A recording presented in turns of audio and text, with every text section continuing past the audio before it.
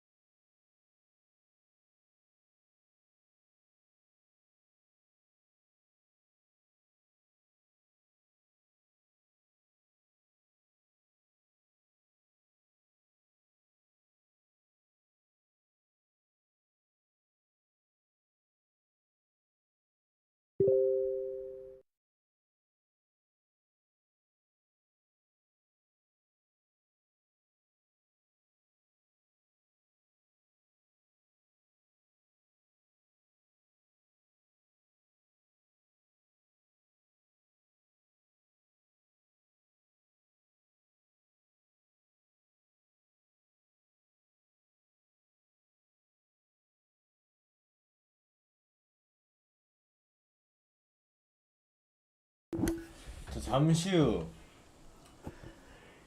2025년 9월 3일 수요일 있었던 시장 상황 브리핑 및 금일 주요 뉴스 확인해 보도록 하겠습니다.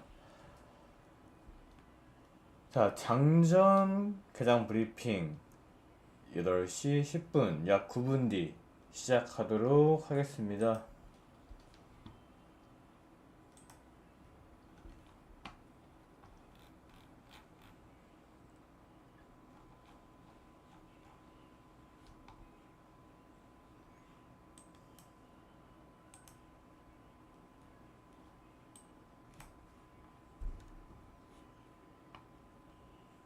A little bit of noise. Turn up the volume later on this morning. Stephen Myron down on Capitol Hill facing a grilling as he 자, looks to get a 올려드린 실시간 유튜브 스트리밍 링크 참고 부탁드리며 seat and the FOMC. 늘 Put it this way. Right now there is a credible 블룸버그 argument to reduce 텔레비전 interest rates at the Federal Reserve. Whether you agree 청취 or disagree, 가능하게 there is a credible case 올려드리고 to make. 있으니 Could Stephen Myron make that case 유튜브 at 10 a.m. Eastern Time? 링크 Certainly going to try. I think a better question going into the hearing today is anyone going to 자, ask? 잠시 Well, 후 Republicans are going 8시 to ask, but Democrats aren't. 10분부터 They're going to use this hearing as a referendum on Fed 10분부터 independence and really try to 네, get Stephen 진행하도록 Myron to potentially 하겠습니다. go against maybe even what the President of the United States has said when it comes to Fed independence. But his confirmation is in no way in doubt. The issue I think that the White House is facing is can they get him in the chair before September 16th?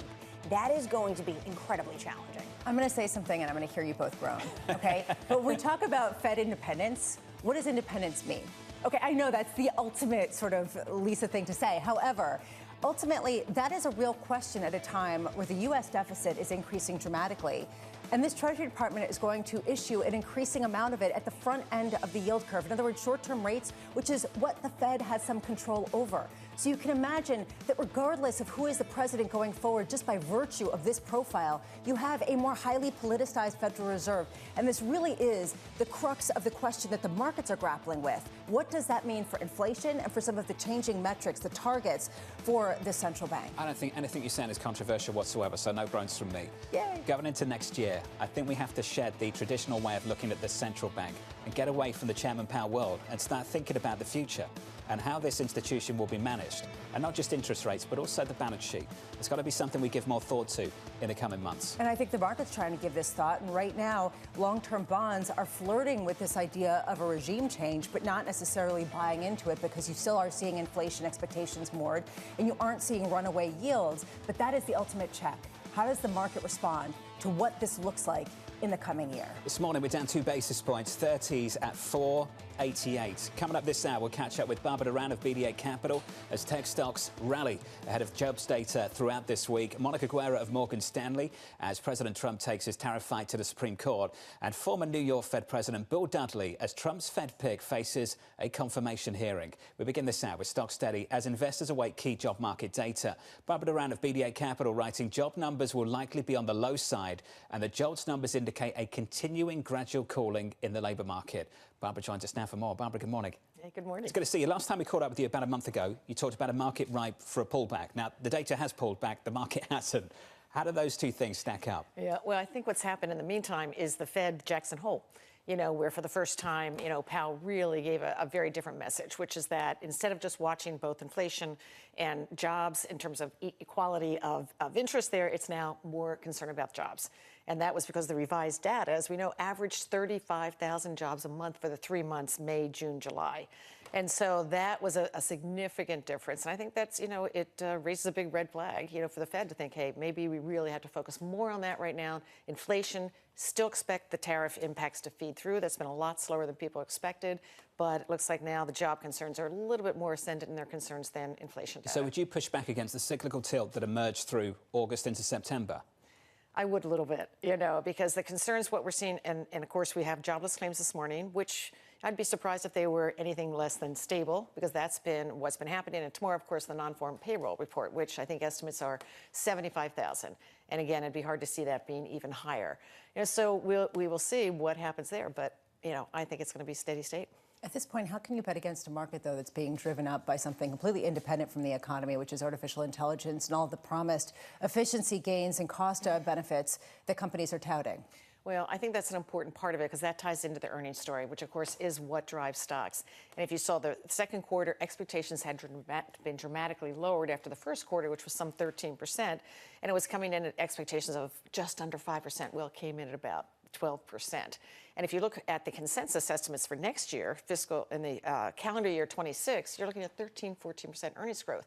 And that is still what's going to drive, and a big part of that is the AI play. But of course, it's been the expectation that in 2 weeks, the Fed will cut rates. And I think the probability, the CME is now 97+% that the Fed will cut rates. And certainly if you look to October, it's only about 50% there'll be another 25 bips cut. So it looks like interest rate cuts are coming. Okay, so this is the reason why there is this feeling on Wall Street that it's a good time to be bullish, because ultimately the Fed's going to have your back one way or another. And it seems like there is a new bias on the Federal Reserve to run the economy just a touch hot in order to preserve jobs and sort of keep things stable, even at the expense potentially of inflation going higher. How much are you incorporating that sort of shift in bias into your investing view? Well, it's a good question because you've seen the rotation until yesterday, the typical rotation out of the big mega cap tech stocks, which are always going to be vulnerable to profit taking when you feel that you want to invest in other areas. And so I think that's, people are looking, you've seen the small caps have a big run. In fact, in August, you had the biggest outperformance differential between the NASDAQ 100, which was, I think, about 1.3%, versus 7+% for small cap. Now, I personally see that as a trade. I don't think that's sustainable because, again, there is uncertainty about the economy. Job market is slowing. We haven't seen the layoffs yet, so people are still employed. You still got decent wage growth, and you still have some 40-50 trillion has been created since 19 in household wealth. So people are wealthy. Not to say the lower income is not being stressed because of the tariffs, the regressive tax impact. What would need to happen for you to take that thought that this is a trade and actually something more sustainable? Well, I think we'd have to see the economy holding up. I think the Fed would have to cut rates. We've got a number of data points coming up, whether it's the CPI, PPI, jobs reports. And if we maintain, a level of jobs in the economy, I mean, you see how the GDP growth this year probably will average 1.5%. That's not huge. I mean, it's okay. It's sustainable. But it doesn't indicate an economy that's going to take off and benefit cyclicals and small cap. When you look at the data coming up, didn't Chairman Powell just give the market a green light to look through inflation data? Looks like it. Looks like it. But they're also being very careful, and I think there's still, and certainly in my view, is that we just really got the final tariffs. Well, we'll see what happens with India and some others, but in August. So there's a lot of tariff impacts that have not fed through, and we know that there's big inventory building, and companies, without knowing what the impacts are going to be, pushed it back on their supply chains. They took some of the hit, but they're going to, now that they have some clarity, they're going to start to figure out, we got to push, we got to raise prices. That will happen. But it's taking longer than everybody expected because there's been such uncertainty on the policy level. So Fed is still very aware of that, and you certainly hear this from Fed commentary. You know, around the street, some are saying we still don't need to cut rates. So we'll see. Stuart Kaiser of Citi was on the programme a little bit earlier, and Stuart's making the case for a sneaky bull case.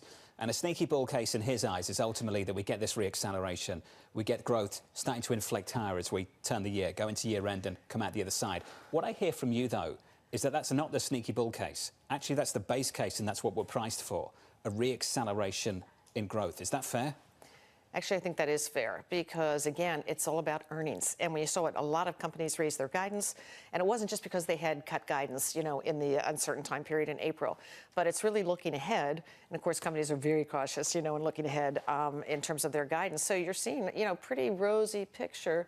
And, again, anything could happen. You could start to see more layoffs. But it's been such a gradual cooling. And, of course, we have to see the impact. I mean, they're really stepping up the deportation. You know, that is going to have an impact on the lower-level jobs. If they, at this current rate of 3,000 a day, and it looks like they want to hire more ICE officers, that's probably, in a year, 1 million workers taken out of the system. And we'll see what impact that has. So if you're cautious, what are you buying and what are you selling? Are you selling stocks and buying bonds, or does that no longer work? I am not buying bonds, and I continue to sell on a risk management viewpoint, whereas things like NVIDIA or we're going to have Broadcom after the close today, you know, and trim profits there. I think there's been, you know, some international has been an outperformer, and I think that can continue for various reasons depending on the market, but that's also, it's a fiscal thing. It's also what's happening in terms of their economies. So I think you can start to go in that direction, and I think you continue to look at different AI plays that are developing and will continue to develop. I think that's a pretty interesting response. Bottom line, you're expecting growth to disappoint, but ultimately, you're not buying bonds. Now, what is it about bonds right now that don't provide that diversifying characteristics that typically they would provide in a disappointing slowdown? Well, I think it also depends on, I really think stocks are the way you create wealth, and bonds are really a placeholder. And bonds, even with, you know, if you go out on the curve or do high yield, you're still not making a lot past inflation, you know. And so you had a guest on earlier talking about non-correlated assets. Yep. And that's a different direction one can go, you know, where you can get higher returns than bonds, and they will be not correlated. But bonds, I mean, you saw the freight that happened earlier this week, and we saw this back in April, where suddenly, you know, because of the tariffs, that may be rolled back, okay, what happens to the fiscal deficit? And so the bonds freak out, the long end, but then they settle down because it's sort of out there in the future. And the market really responds to what's immediate and foreseeable in the next, say, 12 to 18 months. So I think we will periodically have these freights concerned about fiscal, you know, our fiscal situation. But again, that fades, and also because we're in a unique place in the world in terms of our, you know, the U.S. dollar. We are the reserve currency. Yeah. So. Barbara, it's good to see you. Thanks for dropping by. Barbara Duran there of BDA Capital. This morning, bonds are doing better. Yields are lower across the curve by 1 or 2 basis points. 30s down to 488, 2s at 360. With an update on stories worldwide with your Bloomberg Brief, let's cross over to Yahara for more. Hey, Yahara. Hi, John. You all mentioned this one earlier. American Eagle shares are soaring 26% in the pre-market after the retailer reported higher than expected quarterly sales, boosted by demand from its Sydney Sweeney ad campaign. The company's chief marketing officer said that in just 6 weeks, the campaign has generated unprecedented new customer acquisition, with, as Anne Marie said, new shoppers gained in every single county in the U.S. Meanwhile, the effort to ban individual stock trading by lawmakers is gaining momentum. A bipartisan group in the House introduced a bill that would ban members of Congress from owning and trading individual stocks. The bipartisan legislation comes on the heels of a similar measure which advanced in the Senate and is awaiting a floor vote. And the Metropolitan Opera has reached a deal with Saudi Arabia that will have the company perform in the kingdom for 3 weeks each winter. The agreement, which is expected to bring the Met more than $100 million, is expected to cover a large portion of its financial needs through at least 2032. The Met hopes this will help it amid a period of acute financial stress. That's your Bloomberg Brief. John? They can stop calling me now. Always get phone calls from You them. get calls from the Looking Met? for donations. All Really? the time. How all often the do you time. go to the opera? I screen those calls now. Oh, yeah, I'm is that going in right? October. You should come with me, John. What are you watching? Andrea Bocelli is coming to town. Okay, that sounds quite cool. I mean, to be fair. All right. So they're going to keep calling, They're basically. gonna keep calling, because- basically. Call him now. He's interested. Green light. That's what Call happens. him. All right, let's move on. Up next, Trump's tariff agenda on the line. We have a very, very big case in the Supreme Court. If we don't win that case, our country is going to suffer so greatly. I think it's one of the most important cases I've ever seen go before the Supreme Court. Up next, we'll catch up with Monica Guerra of Morgan Stanley from New York City this morning. Good morning.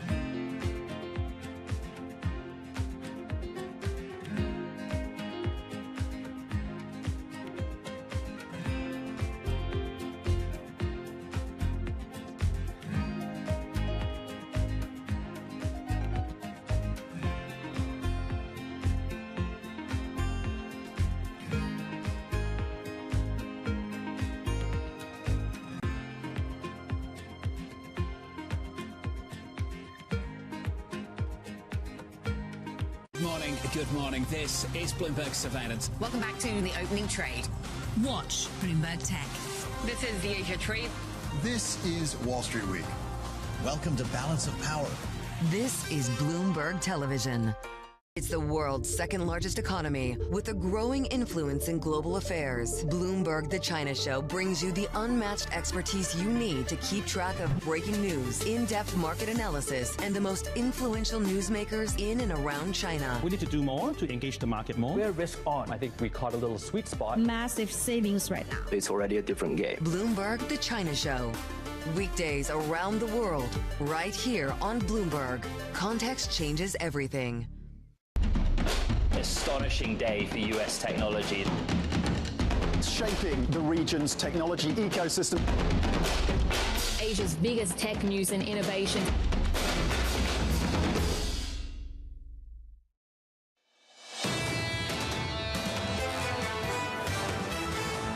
Live from New York City this morning. Good morning. Here's your day ahead.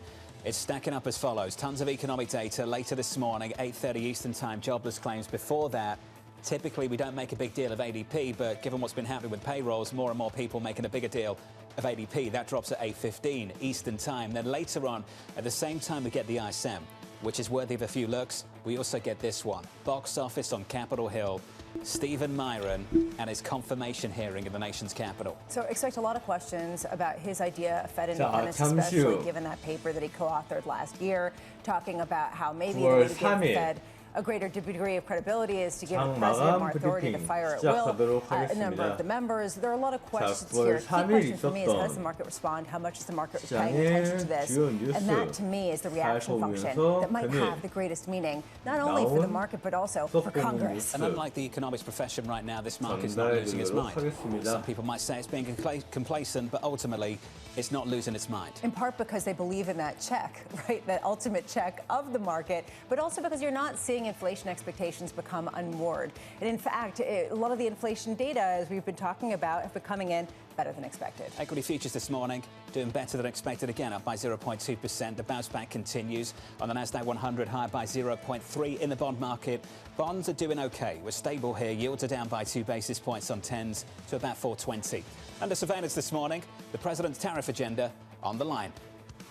We have a very, very big case in the Supreme Court. If we don't win that case, our country is going to suffer so greatly. I think we're going to have a big victory. These deals are all done. I guess we'd have to unwind them. And I used them wisely, and people respect America again, and we've become a rich country again. The money coming in is incredible. I think it's one of the most important cases I've ever seen go before the Supreme Court. So here's the latest this morning. The president calling on the Supreme Court to uphold his global tariffs. The president seeking a highly expedited schedule for the high-stakes case. Joining us now from Washington is Bloomberg's Tyler Kendall. Hey, Tyler.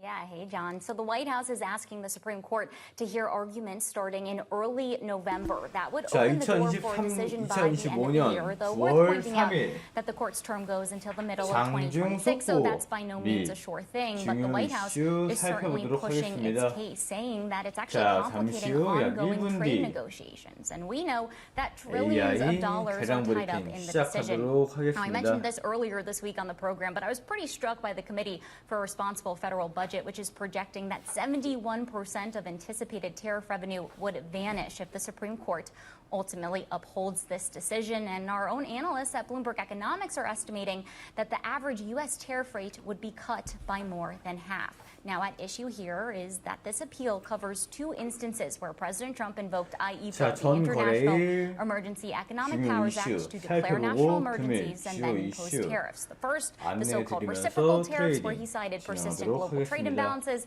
and the second, the tariffs against Mexico, Canada, and partly on China, where he cited concerns when it comes to the border and fentanyl. So the two big questions that the court really needs to decide here is, one, does he have the authority under IEPA to impose tariffs? Because we've never seen this done before. And two, did he invoke IEPA correctly here? Did these national emergencies rise to the legal standard of being what's known as an unusual and extraordinary threat? All of this to say, John, this is going to be very consequential, but we do know that the White House is preparing other ways to use tariffs. A person familiar tells us that the administration right now is preparing other federal authorities that could invoke the levies depending on how this court case goes, even as they are optimistic about their appeal in front of the Supreme Court. Tyler Kendall with the latest in Washington.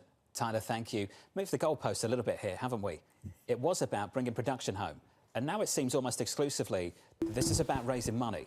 Well, that's one that's more popular with markets, especially given the fact that the CBO is estimating $3.3 trillion of revenue over the next 10 years if these tariffs stay on at this level.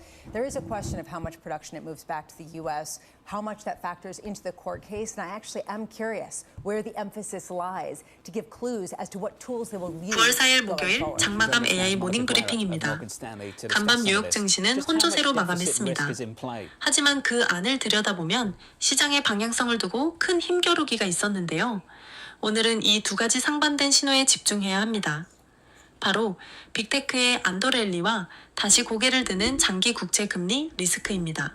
네, 그렇습니다. 오늘 시장을 움직인 가장 큰 두 축은 명확했습니다. 첫째, 미국 법원이 알파벳의 강제 분할을 명령하지 않으면서 빅테크를 짓누르던 거대한 규제 리스크가 일부 해소됐습니다. 둘째, 미국의 7월 구인 건수가 10개월 만에 최저치로 떨어지면서 고용시장 냉각, 즉 연준의 9월 금리 인하 가능성이 한층 더 높아졌습니다. 이 두 가지 소식이 기술주 중심의 나스닥과 S&P 500 지수를 끌어올렸죠. 하지만 다우지수는 하락 마감했습니다. 시장이 마냥 웃을 수만은 없었던 이유, 바로 채권 시장의 경고음 때문이겠죠? 정확합니다. 단기적인 금리 인하 기대감에도 불구하고 미국 30년 만기 국채 수익률이 장중 한때 5%에 육박했습니다. 이는 시장이 미국의 재정 적자나 장기적인 인플레이션 같은 구조적 문제에 대해 깊은 우려를 거두지 않고 있다는 뜻입니다. 오늘 브리핑에서는 이 상반된 두 신호가 각각 무엇을 의미하고 우리 포트폴리오에 어떤 영향을 미칠지 심층적으로 분석해 보겠습니다. 이어서 세일즈포스와 휴렛 패커드 엔터프라이즈 등 주요 기업들의 실적 발표도 자세히 짚어보겠습니다. 가장 먼저 거시 경제 지표부터 살펴보죠. 모두가 기다렸던 졸츠, 즉 구인 이직 보고서가 발표됐습니다. 시장의 예상보다 더 냉각된 신호가 나왔다고요? 네, 7월 미국의 구인 건수는 718만 1000건으로 집계됐습니다. 시장 예상치였던 738만 건을 밑도는 수치이자 10개월 만에 최저치입니다. 더 중요한 것은 실업자 한 명당 구인 건수 비율이 2021년 초 이후 처음으로 1 미만으로 떨어졌다는 점입니다. 팬데믹 이후 내내 일할 사람보다 일자리가 훨씬 많았던 이른바 타이트한 노동시장이 드디어 균형점을 찾아가고 있다는 명확한 신호입니다. 이 데이터가 왜 그렇게 중요한가요? 연준의 결정에 직접적인 영향을 미치기 때문이겠죠? 맞습니다. 연준은 인플레이션을 잡기 위해 의도적으로 고용시장을 냉각시키려 해왔습니다. 이번 졸주 데이터는 그 정책이 효과를 보고 있다는 증거가 됩니다. 실제로 대표적인 매파 위원으로 꼽히던 크리스토퍼 월러 연준 이사마저 어제 CNBC 인터뷰에서 다음 회의에서 금리를 인하해야 한다고 재차 강조했습니다. 고용시장 둔화를 근거로 들었죠. 이로써 시장은 9월 금리 인하를 거의 확신하는 분위기입니다. 그런데 이런 금리 인하 기대감 속에서도 장기 국채 금리는 왜 오르는 건가요? 단기 금리와 장기 금리가 다른 방향으로 움직이는 이유를 투자자들이 이해하기 쉽도록 설명해 주시죠. 아주 좋은 질문입니다. 단기 금리는 연준의 정책 결정에 직접적으로 연동되지만 10년물이나 30년물 같은 장기 금리는 미래의 경제 성장과 인플레이션에 대한 시장의 종합적인 전망을 반영합니다.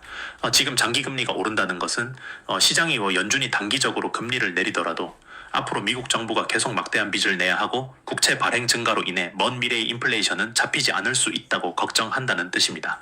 이 장기 금리 상승은 성장주의 가치를 평가할 때 할인율을 높여 주가에 부담을 주기 때문에 증시의 발목을 잡는 핵심 변수가 되고 있습니다.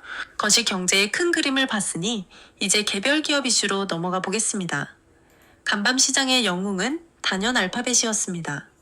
반독점 소송에서 최악의 시나리오는 피했다는 소식이 주가를 크게 끌어올렸군요. 네, 홈런이라는 평가가 나올 정도의 판결이었습니다. 미국 법원은 알파벳이 크롬 브라우저나 안드로이드 운영체제를 강제로 매각할 필요는 없다고 판결했습니다. 대신 일부 검색 데이터를 경쟁사와 공유하고 독점적인 유통계약을 맺지 말라는 비교적 가벼운 시정 조치를 내렸습니다. 이 소식의 불확실성이 해소되면서 알파벳 주가는 6% 넘게 급등했고 파트너인 애플 주가도 3% 가까이 동반 상승했습니다. 이 판결이 알파벳뿐만 아니라 빅테크 전반에 어떤 의미를 가지나요? 미국 정부의 빅테크 규제가 플랫폼 해체라는 극단적인 방식보다는 공정한 경쟁 환경 조성이라는 현실적인 방향으로 가닥을 잡을 수 있다라는 선례를 남겼다라는 점에서 의미가 큽니다. 물론 광고 기술 관련 소송 등 아직 남은 재판들이 있지만 가장 큰 우려를 덜어냈다라는 점에서 투자 심리가 크게 개선된 것이죠. 흥미로운 점은 이런 규제 환경 속에서 빅테크 간의 합종 연횡이 더 활발해지고 있다는 겁니다. 블룸버그 보도에 따르면은 애플이 내년에 공개할 새로운 AI 기반 검색 기능을 자사의 음성 비서 시리에 탑재할 계획인데 여기에 알파벳의 AI 모델인 제미나이를 사용하는 방안을 두고 양사가 협약을 맺었다는 소식입니다. 경쟁사인 동시에 규제 리스크를 피하기 위해 손을 잡는 복잡한 관계군요. 시장에 미치는 영향은 어떻게 봐야 할까요? 단기적으로는 양사 모두에 긍정적입니다. 애플은 뒤처졌다는 평가를 받는 AI 역량을 빠르게 끌어올릴 수 있고 알파벳은 막대한 아이폰 사용자를 자사 AI 생태계로 끌어들일 수 있습니다. 하지만 장기적으로는 오픈 AI나 퍼플렉시티 같은 AI 네이티브 검색 엔진들이 빠르게 성장하는 상황에서 두 거대 기업의 협력이 과연 혁신을 이끌어낼지 아니면 오히려 시장 지배력을 공고히 하는 또 다른 규제 이슈를 낳을지는 지켜봐야 할 대목입니다. 다른 개별 기업 소식도 짚어보죠. 에너지 업계에서 구조조정 소식이 들려왔습니다. 코노코필립스가 대규모 인력 감축을 발표했군요. 네, 코노코필립스가 전체 인력의 20에서 25%를 감축하겠다라고 발표했습니다. 최고 경영자가 직접 영상 메시지를 통해 밝힌 내용인데요. 원인은 경쟁사보다 높은 비용 구조 때문입니다. 유가가 하락하고 비용 압박이 커지면서 대형 에너지 기업들도 허리띠를 졸라맬 수밖에 없는 현실을 보여주는 사례입니다. 이는 에너지 섹터 전반의 수익성 둔화 우려를 키울 수 있는 뉴스입니다. 이제 실적 발표 시즌으로 넘어가 보겠습니다. 장마감 후에 많은 소프트웨어와 하드웨어 기업들이 성적표를 공개했습니다. 먼저 클라우드 소프트웨어의 강자 세일즈포스부터 시작하죠. 세일즈포스는 시장의 예상을 뛰어넘는 호실적을 발표했습니다. 2분기 주당 순이익 EPS는 2.91달러로 예상치였던 2.52달러를 크게 웃돌았고 매출 역시 102억 4천만 달러로 예상치 101억 3천만 달러를 상회했습니다. 특히 주목할 점은 기존 자사주 매입 프로그램에 200억 달러를 추가해 총 500억 달러 규모로 확대한 것입니다. 이는 회사 미래에 대한 강력한 자신감과 주주 환원 의지를 동시에 보여주는 신호로 시간 외 거래에서 주가에 긍정적으로 작용했습니다. AI 열풍의 또 다른 수혜주로 꼽히는 휴렛패커드 엔터프라이즈의 실적은 어땠습니까? 휴렛패커드 엔터프라이즈, HP 역시 AI 서버에 대한 강력한 수요 덕분에 예상을 상회하는 실적을 기록했습니다. 3분기 매출이 91억 4천만 달러로 시장 예상치 88억 2천만 달러를 넘어섰습니다. 특히 서버 부문 매출이 전년 대비 16%, 네트워킹 부문 매출은 54%나 급증했습니다. 연간 매출 성장률 가이던스도 기존 7에서 9%에서 14에서 16%로 대폭 상향 조정하며 AI 인프라 투자가 계속되고 있음을 증명했습니다. 소프트웨어와 하드웨어 양쪽에서 AI 관련 수요가 견조하다는 게 확인되는군요. 다른 기업들 실적도 빠르게 짚어주시죠. 네, 개발자 플랫폼 기업인 길랩은 EPS가 예상치의 4배에 달하는 0.24달러를 기록하며 어닝 서프라이즈를 보여줬고, 데이터 센터용 반도체 기업 크레도 테크놀로지 그룹 역시 EPS와 매출 모두 예상을 크게 웃도는 강력한 실적을 냈습니다. 반면 상장 후 첫 실적을 발표한 디자인 소프트웨어 기업 피그마는 매출은 예상을 넘었지만 EPS가 예상치를 하회하며 아쉬움을 남겼고, C3AI는 매출이 예상에 크게 못 미치며 AI라는 이름값에 걸맞지 않은 성적을 보였습니다. 실적에서도 희비가 엇갈리는 모습이네요. 청취자 여러분이라면 이 다양한 실적 발표 결과 속에서 어떤 투자 아이디어를 얻으셨을지 궁금합니다. 자, 기자님, 오늘 시장의 핵심 포인트를 정리해 주시고 다음 관전 포인트를 짚어주시죠. 오늘 시장의 핵심은 단기적 낙관론과 장기적 불안감의 공존입니다. 고용시장 둔화와 빅테크 규제 완화는 분명 증시에 긍정적인 당위 모멘텀을 제공하고 있습니다. 하지만 5%에 육박하는 장기 국채 금리는 시장의 발목을 언제든 잡을 수 있는 잠재적 위험 요인이라는 점을 반드시 기억해야 합니다. 즉, 안도 랠리를 즐기면서도 포트폴리오의 방어적인 측면을 소홀히 해서는 안 된다는 신호입니다. 그렇다면 당장 우리가 주목해야 할 다음 변수는 무엇일까요? 단기적으로는 현지 시간 금요일에 발표될 8월 비농업 고용 보고서입니다. 오늘 발표된 졸츠보다 시장에 더 큰 영향을 미치는 데이터죠. 여기서도 고용 둔화세가 뚜렷하게 확인된다면 9월 금리 인하 기대감은 더욱 증폭될 것입니다. 그리고 장기적으로는 연준이 실제 금리 인하를 시작했을 때 오늘 우리를 불안하게 했던 장기 국채 금리가 과연 안정될 수 있을지를 계속해서 추적 관찰해야 합니다. 장마감 AI 모닝 브리핑 오늘 순서는 여기까지입니다. 내일 더 깊이 있는 분석으로 뵙겠습니다. 내일 뵙겠습니다. 자, 여기서 AI 금일 전일 장 마감 브리핑 마무리하도록 하겠습니다. 자, 금일 주요 이슈 한번 살펴보도록 하겠습니다. 자, 2025년 9월 4일 목요일, 자, 8시에 약 30분 전 8월 챌린저 감원 계획이 발표가 되었고요. 그리고 9시 15분 8월 ADP 비농업 취업자 수 발표가 예정되어 있습니다. 자, 그리고 9시 30분 2분기 단위 노동비용, 그리고 2분기 비농업 생산성, 그리고 주간 실업수당 청구 건수, 그리고 무역지수 발표가 예정되어 있고요. 그리고 중요한 S&P 글로벌 서비스업 PMI, 그리고 S&P 글로벌 합성 PMI, ISM 서비스업 PMI 발표가 예정되어 있습니다. 자, 그 이후에는 EIA 천연가스 재고 발표가 예정되어 있고요. 이후에 1시, 새벽 1시에 EIA 원재고 발표가 예정되어 있습니다. 자, 연설로는 1시 5분 윌리엄스 총재, 연준의 윌리엄스 총재 연설이 예정되어 있습니다.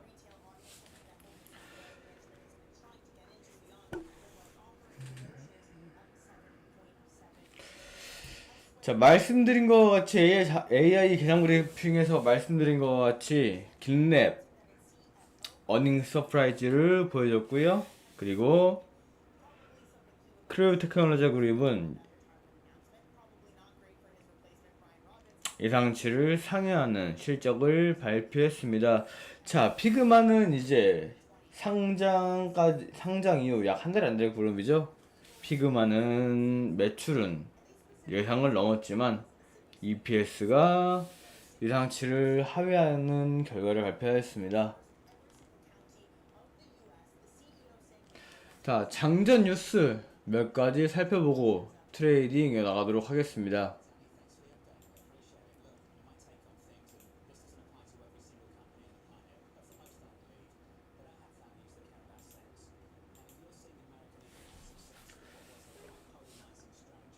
자, 트럼프하고 일론 머스크 관련 기사이고요. 트럼프, 일론 머스크 결국 공화당으로 돌아올 수밖에 없어 라는 제목의 블룸버그발 기사입니다.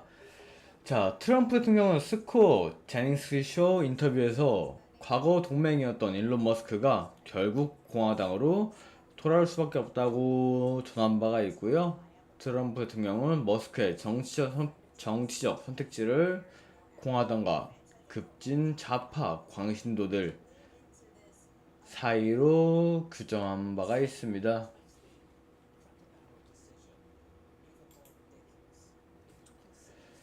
자, 그리고 동일하게 트럼프 대통령 관련 기사고요.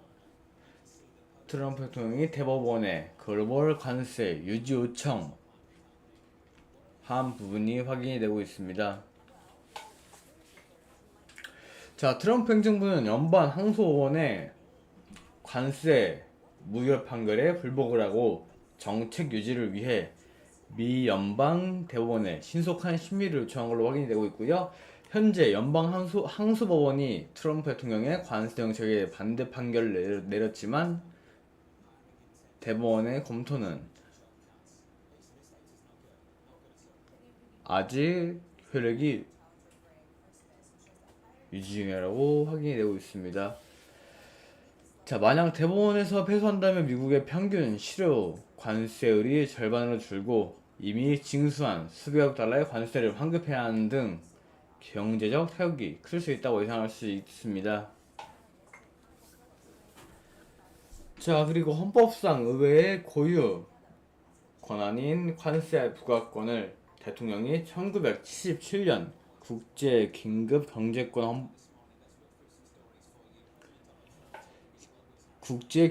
경제 헌법을 근거로 행사할 수 있는지가 이번 사건의 핵심으로 보여질 수 있다고 판단이 되고 있습니다.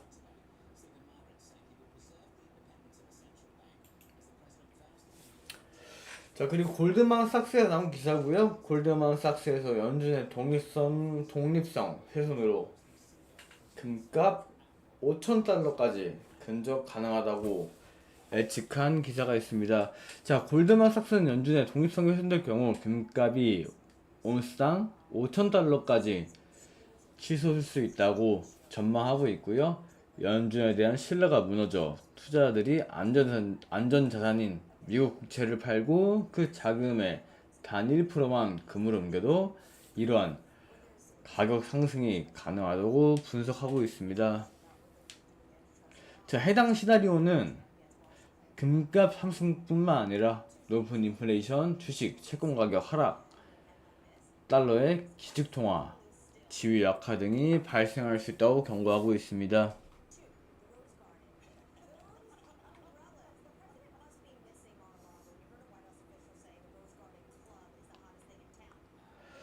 자, 그리고 캐나다와 트럼프, 미국 관세 관련 기사이고요.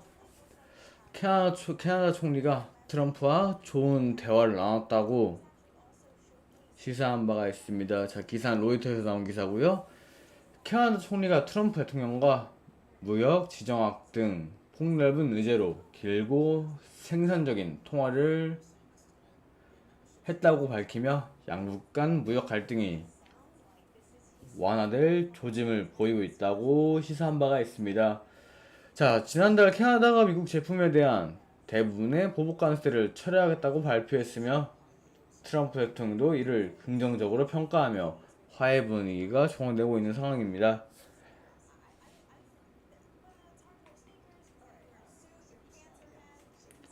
자, 그리고 빅테크 관련 기사고요. 트럼프 대통령이 빅테크 CEO들과의 만찬을 가졌다는 기사가 확인되고 있습니다. 자, 트럼프 대통령이 목요일 현지 시간 백악관 로즈가든에서 빅테크 비즈니스 리더 약 24명과 만찬을 겸한 첫 행사를 개최했다고 합니다. 자, 이 행사에 마크 저커버그, 팀 쿡, 빌 게이츠, 샘 올트먼 등 빅테크 비즈니스 리더 약 24명이 참석했다고 확인이 되고 있고요. 이 중에 일론 머스크는 초청 명단에서 제외된 걸 확인할 수 있습니다.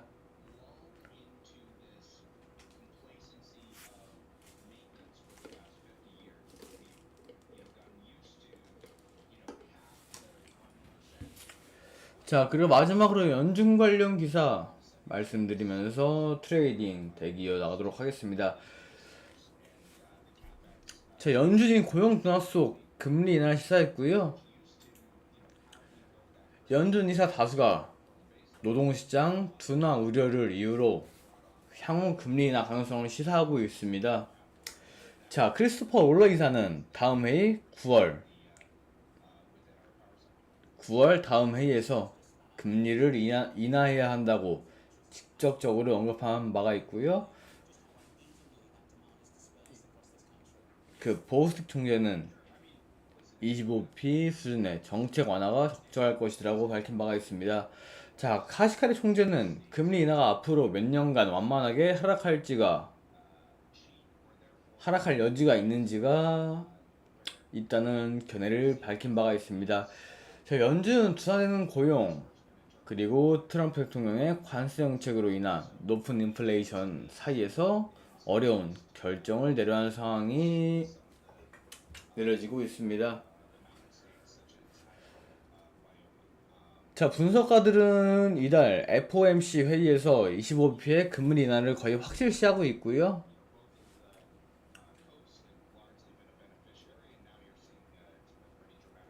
이외에 추가적으로 확인되는 기사는 국채 관련 기사가 확인되고 있습니다.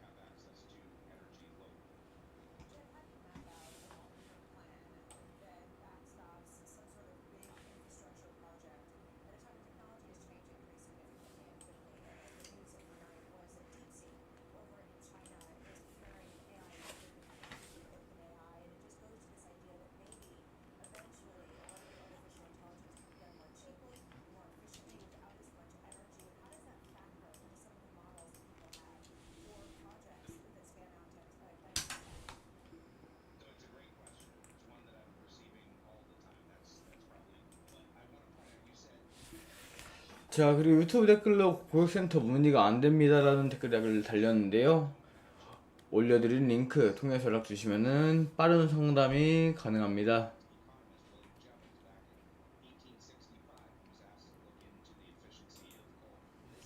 자, 추가적으로 남은 기사에 있어서 몇 가지 확인 후에 트레이딩이 나가도록 하겠습니다. 자, 월가에서 연준 독립성 리스크 시장에 반영될 수 있다 시사한 바가 있고요. 트럼프 대통령이 노골적으로 금리 인하를 압박하고 측근 인사를 연준에 임명하며 시장에서 연준발 인플레이션 트레이드 징후가 나타나고 있다고 합니다. 해당 분석은 JP모건, 골드만삭스의 분석이고요. 투자자들은 잠재적 인플레이션에 대비해 인플레이션의 강세를 보이는 가치주와 원자재, 특히 금으로 자금을 이동시키고 있다고 합니다. 자, 또한 미래 인플레이션 기대를 반영하는 신호인 수익률 곡선 스티프닝 현상도 나타나고 있음을 밝히고 있습니다. 자, 추가적으로 유가 그리고 아마존 등등 기업별 기사가 확인되고 있는데요. 자, 기업별 기사들은 일전에 올려드린 급등일보 채널에 올려드리도록 하겠습니다. 자, 잠시 후 9시부터 나스닥 정기 트레이딩 이어가도록 하겠습니다.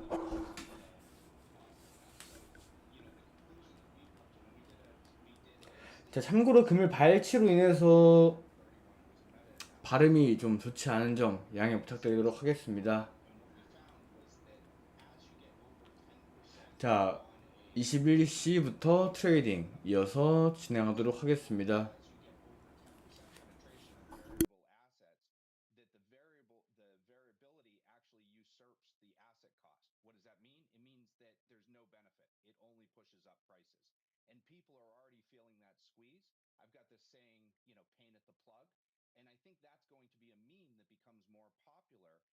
because we usually talk about it at the pump in terms of oil prices, et cetera. And I think the squeeze is going to be on the electricity bills from all of this.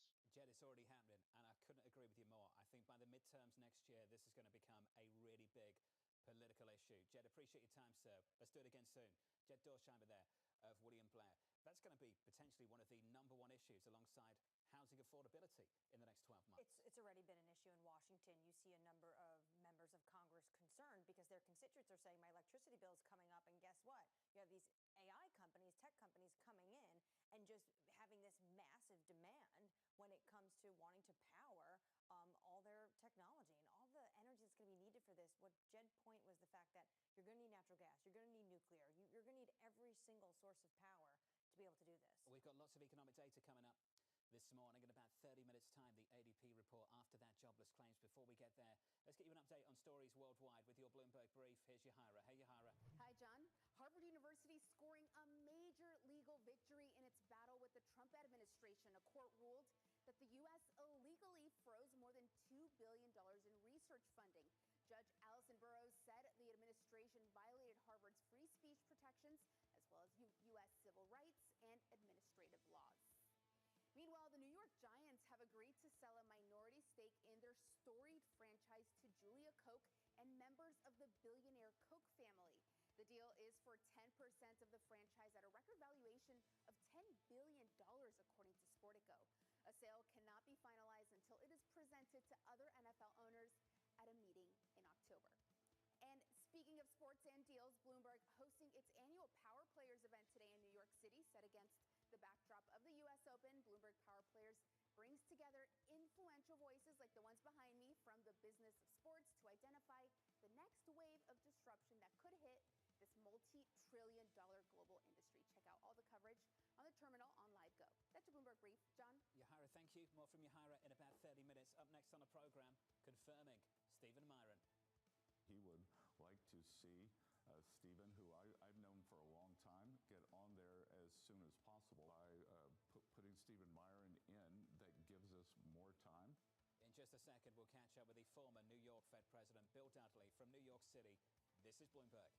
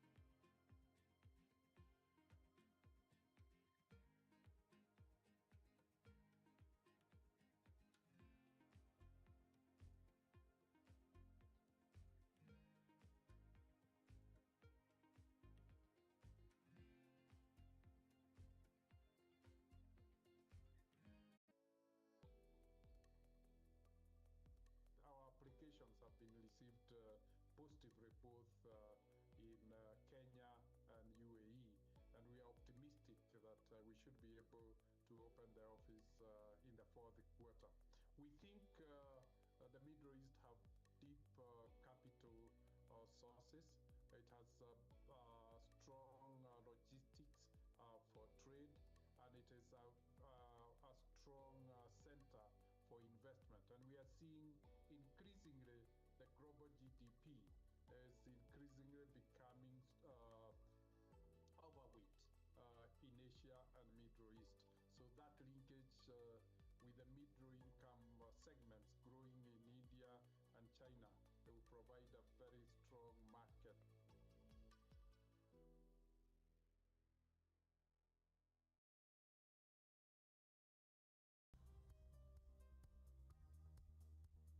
It's the countdown to the market open as we bring you the first trades across Europe. We'll debate the most important stories and what will drive the big investment decisions throughout the morning. I'm Guy Johnson. I'm Kriti Gupta. And I'm Anna Edwards. Join us every weekday morning for the opening trade, live at 7 a.m. here in London. Only on Bloomberg. Context changes everything.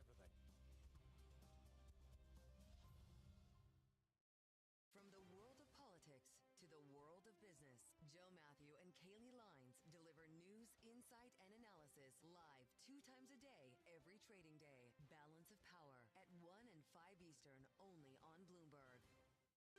Bringing you up-to-the-minute political news whenever and wherever it happens. I'm Tyler Kendall in Washington, and this is Bloomberg.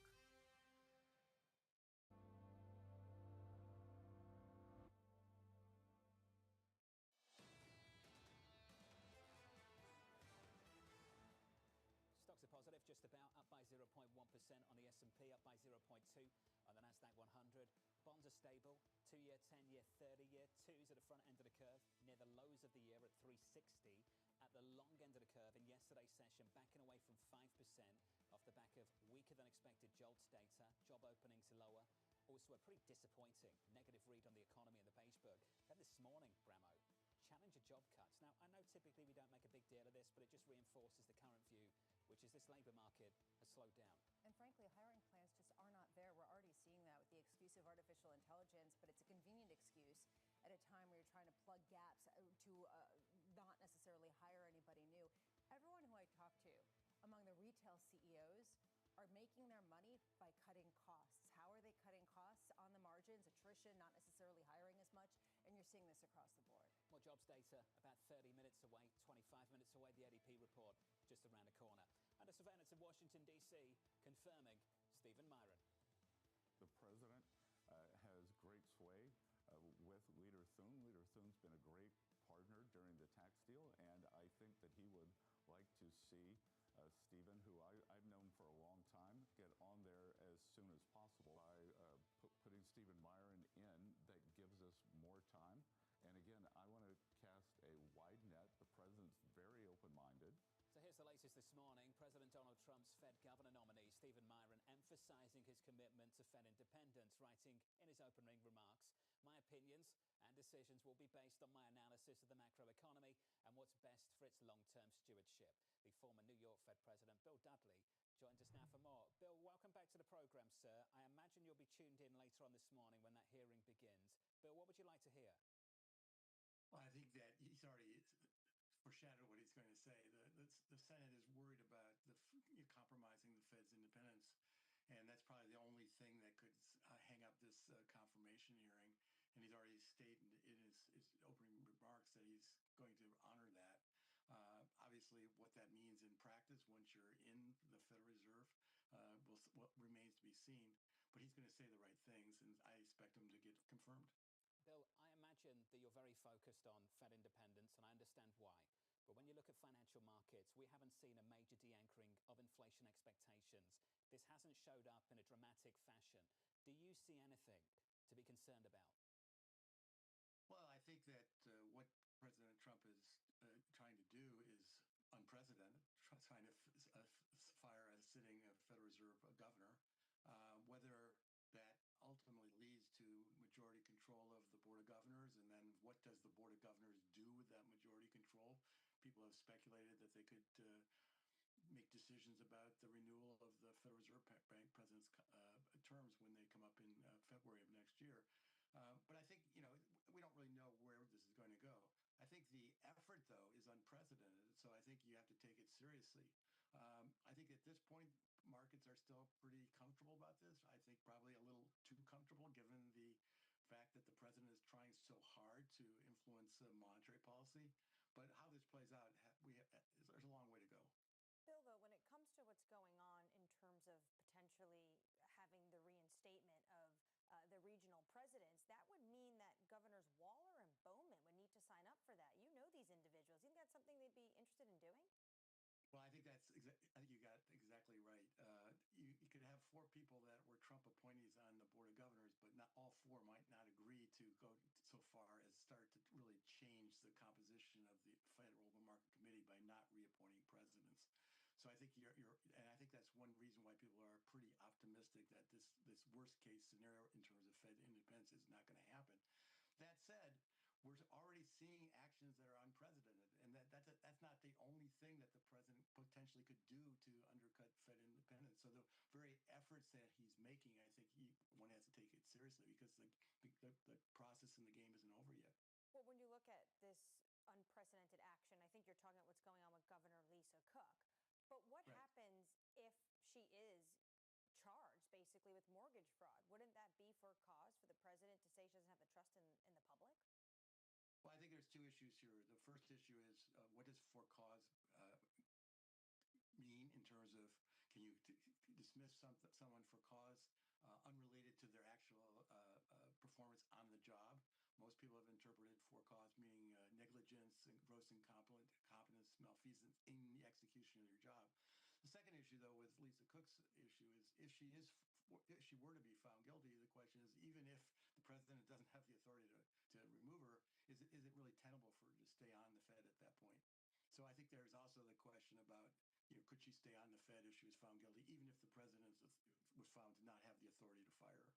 You sit on the Bretton Woods Committee, Bill, and I really am trying to think more broadly here about what Fed independence means right now, given the fact that the United States has a huge deficit, and increasingly it is more pegged to Fed policy than ever before as it gets issued increasingly at shorter denominations.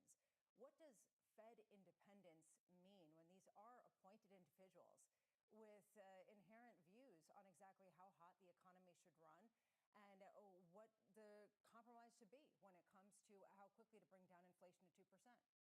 So the way I would interpret Fed independence is it doesn't mean the Fed can do whatever it wants. The Fed has to basically follow the guidance of Congress in terms of its objectives. And Congress has said the objectives for the Fed are maximum sustainable employment and price stability. So those are the objectives.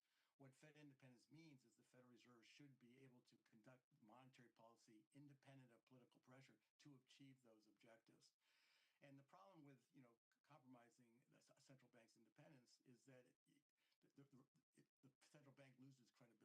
People start to ask the question, is the Fed cutting rates because that's the right thing to do, or is the Fed cutting rates because they're under political pressure? Obviously, the election cycle plays into the president's calculations, does not play into the Federal Reserve's calculations. And one reason why central bank independence has become very prevalent around the world is it leads to better economic outcomes. It allows the central bank to take the longer view, not to overstimulate the economy and run up to elections, and then not have to slam on the brakes after the election when inflation actually starts to be realized.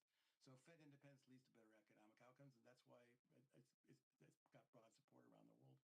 Bill, appreciate your time. As always, it will be an interesting one in a few hours' time. Bill Dudley there, former New York Fed president. Neil Dutter of Renmark joins the program a little bit later this morning, writes in, the sanguine nature of the bond market is a combination of the president is right about rate cuts, AI will bring down disinflation, and he won't get away with any crazy stuff. Is this market that's assuming that this is a politically motivated Fed, that they're going to cut rates, that's going to keep everything kind of humming along, and no one's thinking about what happens if the economy actually isn't doing well and what that does to the broader risk asset sphere? This Fed has been recklessly dovish for years. I mean, that's the Fed that this whole market's used to. And it hasn't gotten inflation down to 2% for years as well. Go. What's going to be changing? Well, that's really the ultimate question, and that's what I'm really curious about over the next few months. I'm with you, particularly on the balance sheet. Yeah. Anyway, we keep coming back to that. Up next on the program, we'll catch up with Omar Aguilar of Schwab Asset Management. Neil Dutter of Renmark will be with us too, and we'll have that jobs data about 20 minutes from now.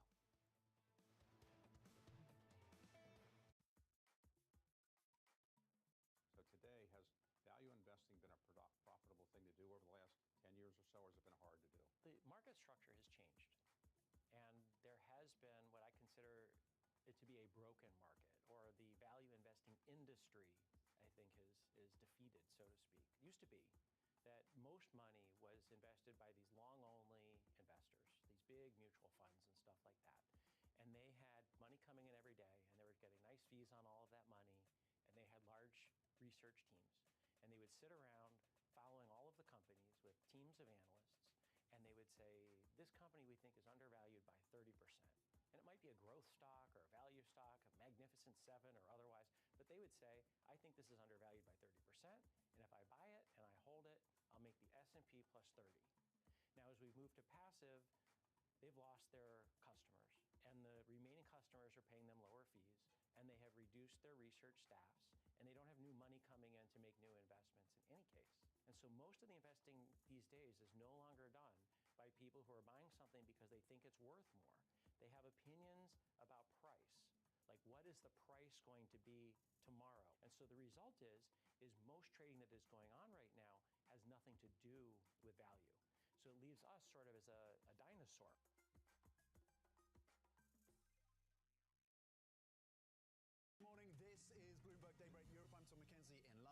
for the stories that set your agenda. Taking you from the U.S. market's close to the overnight session in Asia, we'll walk you through what you need to know to kickstart Europe's trading day. Live from our European headquarters, we bring you the day's top market-moving stories, unmatched expert analysis, and on-the-ground reporting from across the continent. Tune in to Daybreak Europe, only on Bloomberg Television. Context changes everything. AI is definitely in the center of it, and we're looking for how do we spend time and which industries do you invest in.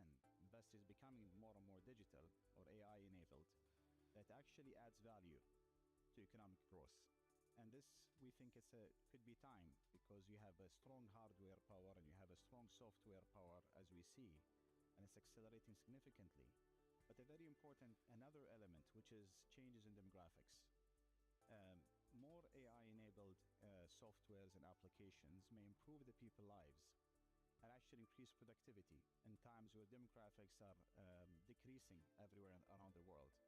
So this, I would say, is a major theme. So digitalization and AI-related technologies, and we think of it technology, but in reality, a lot of the businesses coming up and claiming to be technologies that are actually cannibalizing a lot of traditional businesses. In case you missed it, on Bloomberg Open Interest. When we look at our portfolio, we see an IPO pipeline that's the biggest since it's been in 2021. In M&A and IPOs, we've actually had close to record performances in that space. We're going to have an interesting year. We're having a lot more conversations around putting dates on calendars. I think we could see a very active second half of the year. Don't miss Open Interest live weekdays. Bringing you up-to-the-minute geopolitical news whenever and wherever it happens. I'm David Gura in Alberta, Canada, and this is Bloomberg.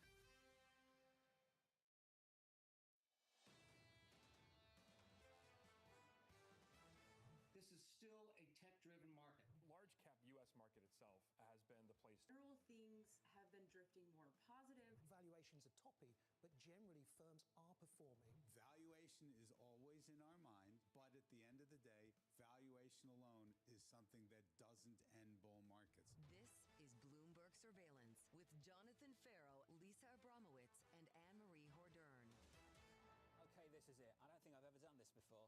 15 minutes away from the ADP report. I'll remember this. This is where we're at. All right, from New York City this morning. Good morning to all.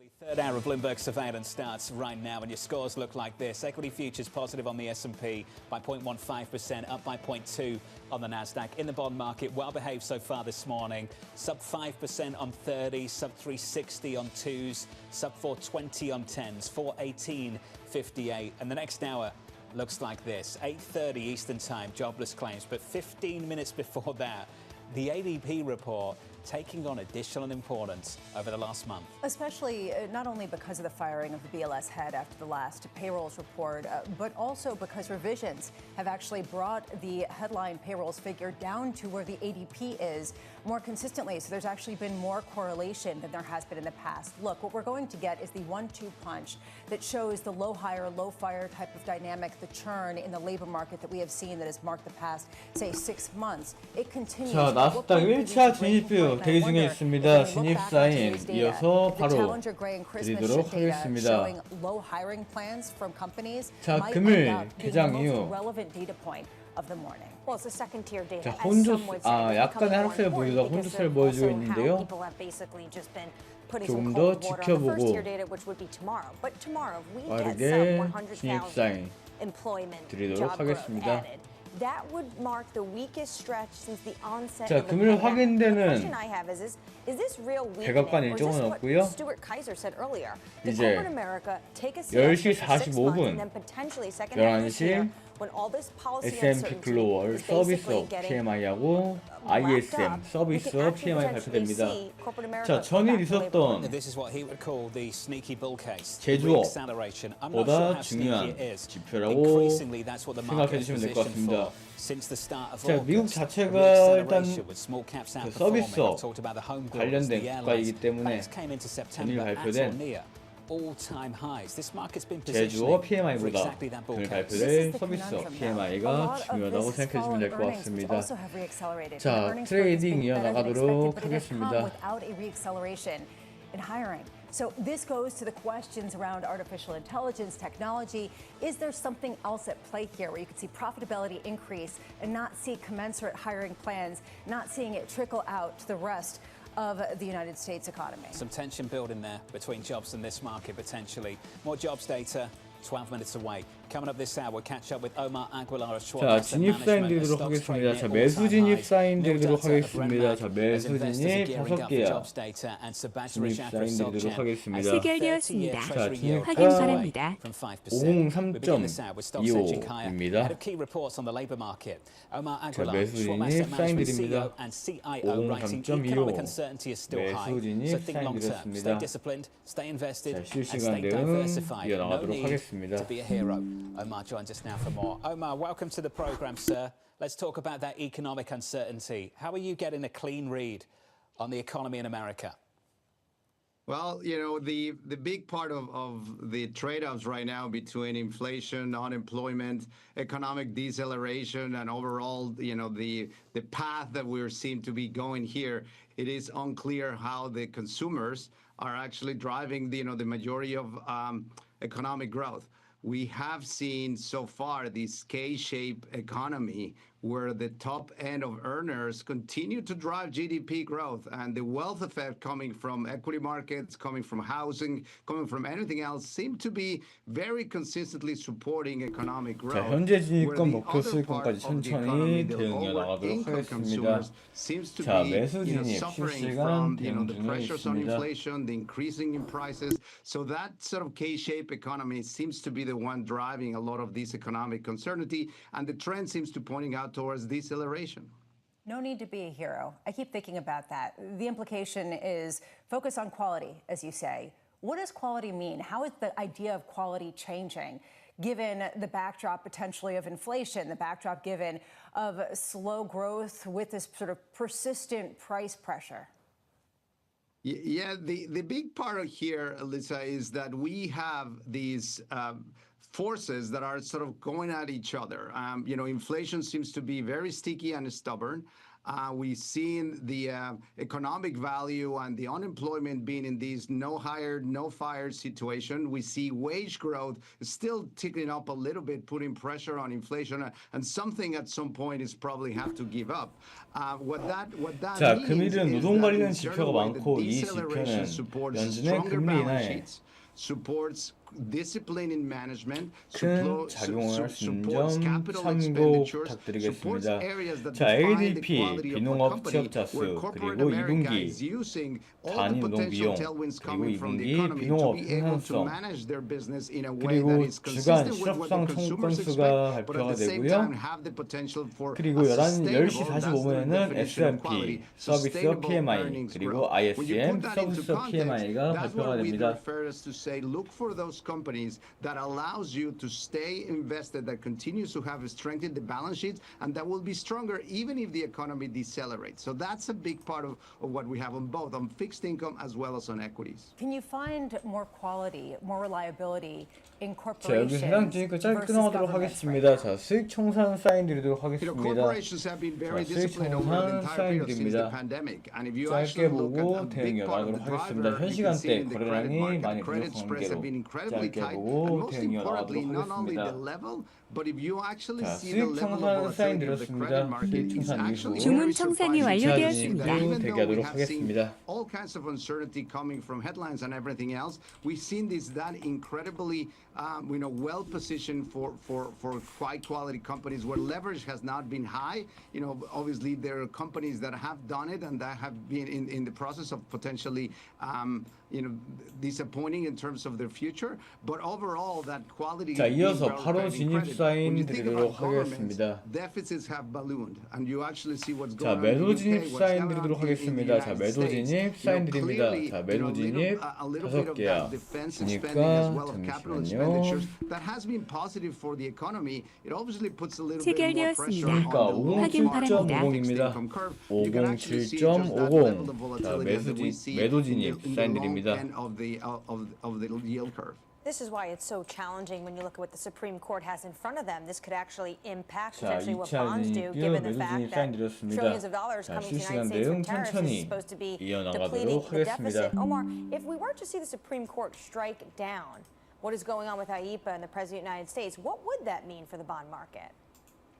Well, first of all, the things that are actually very clear, the trend for the yield curve is to steeper. I think we are convinced, in our research that, overall the uncertainty in the long end of the yield curve, will continue. We see that even just in the last 24 hours, where we've seen volatility on the 30-year, yield on bonds, being, quite dramatic. And a lot of that is because A, inflation expectations, but two is also, what will be the long-term 자, 현재 매도 진입권 views in 수익권 terms of the deficit 진입하였고요. regarding, 목표 수익권까지 to 천천히 the setup that may happen 대응해 within certain 나가도록 tariffs. 하겠습니다. It's 자, kind of 매도 진입 interesting to see 실시간 that 대응 중에 uncertainty 있습니다. tariffs, started by affecting sort of the short part of the yield curve and now has been pushed towards the long end of the curve precisely for what you just described, which is a big part of why, the middle of the curve seems to be the one that has been the most stable. And even when the yield curve, starts to steepen, you can actually still see some stability in that area. It's become such a consensus trade. Lisa, the belly of the curve. How many people have come on this program so far this year and talked about positioning in the belly of the curve and not wanting to go out any further? And this kind of highlights the concern about long-term conceptions of investing, right? How do you invest long-term in a government? It kind of threatens the idea of 60-40 at a time when potentially, if you don't have confidence in a government going out and you're betting on your retirement package, say 10, 20, 30 years out, how does that kind of shift where you kind of mark-to-market things? Yeah, Omar, appreciate your time. Omar Aguilar of Schwab Asset Management there with some important themes. The one you absolutely nailed. I think you're dead on.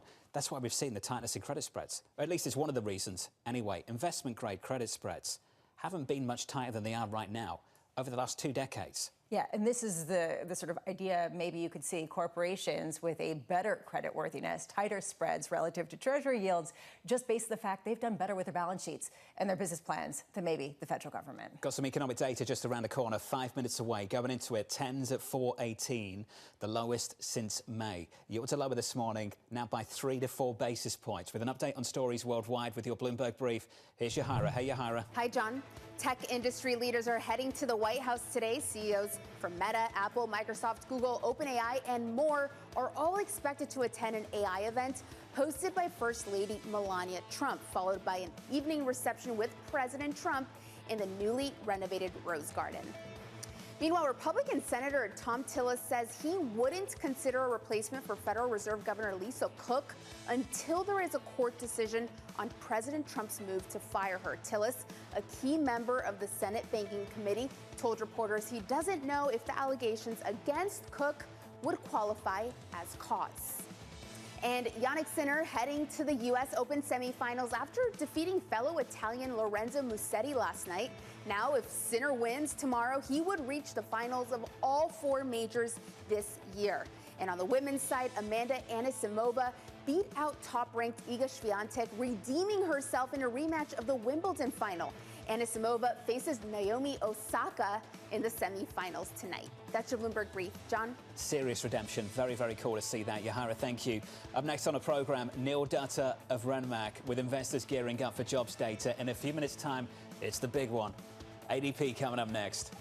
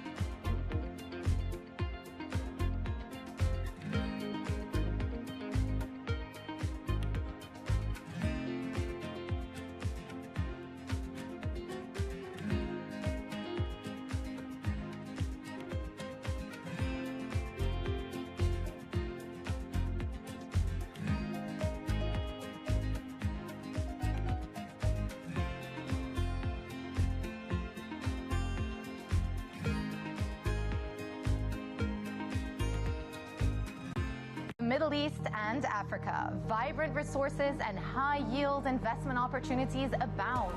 Join me on Horizons Middle East and Africa for the stories, newsmakers, and insight from this exciting region. Now weekdays, only on Bloomberg. I'm David Weston. Join me each week on Wall Street Week for stories of capitalism from business, markets, economics, tech, and climate. We go on the road for a look at what lies behind the headlines of today and what will likely be the headlines tomorrow. We need more transparency. Oil and gas is still important. They said every citizen should be investing in the market. Accelerate progress in all fields of science. Watch Wall Street Week right here on Bloomberg. More than what you need to know, it's what you need to think about. What is going to be the consequence for U.S. markets? We are basically deep in the European earnings season. Take a look at how we're faring when it comes to Asian markets.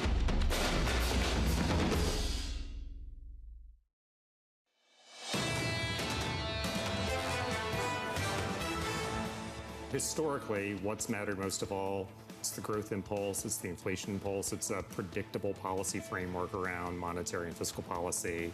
You know, a lot of those kind of core steady attributes of the macro environment are in historic uncertainty. It means that macro matters more than ever, cannot be ignored. Mike Powell of BlackRock, in just a few minutes' time, 60 seconds away, a data point you used to ignore. Can you ignore it anymore? Equity futures on the S&P positive by 0.2% on the S&P 500, up by 0.3% on the Nasdaq 100, on the Russell, up by a third of 1%. Turn to the bond market. 2-year, 10-year, 30-year. 10-year bond yields now down by close to 4 basis points, sub 420 at 418. 30-year bond yields backing away from 5% within a basis point of that level in yesterday's session. This morning down 4 basis points to 485.94. The ADP report lined up. The estimate in our survey 68K, the previous number 104. With the number this morning, here's Mike McKee. Good morning, Mike. Good morning, John. I'm looking right now at the number. It's 54,000 jobs, according to ADP. Comes in lower than the forecast you just mentioned of 68,000 and certainly down from a revised 106,000 last 자, month. 현재 매도진입권 So this is not good news 실시간 for the 대응 markets, 중에 and it is 있습니다. something that was foreshadowed by Governor Chris Waller, who noted that the Fed buys data from 조금 ADP 더 on a weekly 지켜보고 basis, and it had deteriorated during the months since the 정상비, last jobs report. 수익 Taking 정상비, a look at 손절 industry by 사인 industry, 드리도록 goods producing 하겠습니다. gained 13,000 jobs, but manufacturing lost 7,000. The gain was in construction of 16,000. And in service providing, we see trade and information services down 17,000, education and health services down 12,000. It's interesting, Omar Sharif of Inflation Insights putting out a note this morning saying, watch that social and education health services category, because that's been the one that's provided most of the jobs for this year so far. And if it's losing jobs, that is odd, and it is also not particularly good for the economy. Leisure and 자, hospitality 그리고 약 jobs made up 10분 the 뒤 majority of 중요 the jobs that we 지표가 got. 50,000 약 jobs 3개가 for 발표가 the month 됩니다. of August. So it isn't an overall great number, and I might just mention the pay numbers that they use for ADP. 노동 관련 지표가 대부분 발표가 되고요. 주간 실업상 청구 건수, 그리고 2분기 기농업 생산성, 2분기 단위 노동 비용. 2 days so far this week. Mike, if you put together the Beigebook, ISM, job openings for the early month of July, this data this morning, it's not a great 이와 read, is it? 같이 발표가 예정되어 있습니다. It's not a great read. It 자, basically 조금 shows you an 더 economy that is 지켜보고 kind of in stasis, 사인 not 드리도록 moving forward 하겠습니다. terribly, not moving back terribly.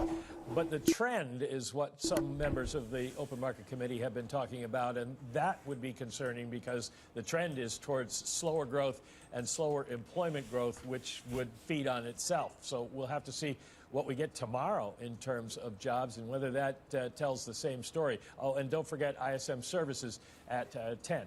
It's an important read. Mike, we'll be back with you in about 13 minutes' time. Jobless claims are just around the corner. Mike McKee breaking down the ADP report that comes in. 자, 현재 지금 수익 청산 사인 드리도록 하겠습니다. 약소익권에서 수익 청산 후에 재진입 사인 드리도록 하겠습니다. 자, 5개 합 기준 약 40만 원에서 수익 청산 사인 드립니다. 자, 2차 진입 이어서 바로 진입 사인 드리도록 하겠습니다. For markets, and maybe in the long term, if there is weakness, this will be. But right now, it is unabashedly a good thing. thing 자, for 3차 markets 진입뷰 because they 대기하도록 believe that it will 하겠습니다. give the 2차가 Fed 아닌 the reason to 3차 cut rates, 진입뷰 that will be enough 대기이어서 바로 to 하도록 generate some 하겠습니다. sort of momentum out of this stasis. But right now, you can see this. It's just sort of a grind to nowhere at a time with pricing pressures, and that's what the data is reflecting. If you are just joining us, welcome to the program. This is how things are set 주문 up so far 청산이 this morning. The number 완료되었습니다. comes in softer than expected on ADP, 54K.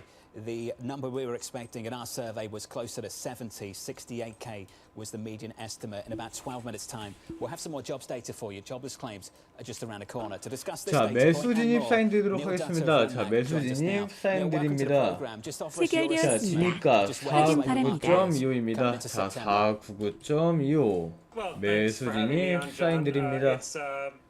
매수 진입 대응 이어나가도록 하겠습니다. 자, 499.25 자, 매수 진입 사인 드리도록 하겠습니다. 자, 최근 고용시장이 많이 둔화되면서 데이터 발표 이후 큰 매도세가 나올 수 있다고 판단되어서 매도 진입 사인 드렸고요. 자, 혹시나 모를 연준에 이제 고용조사 연준에 금리 인하 가능성이 좀 더 올라온다고 하면은 빠르게 청산 사인 드리도록 하겠습니다. 자, 현재 매수 진입 2개야. 실시간 배행 중에 있습니다.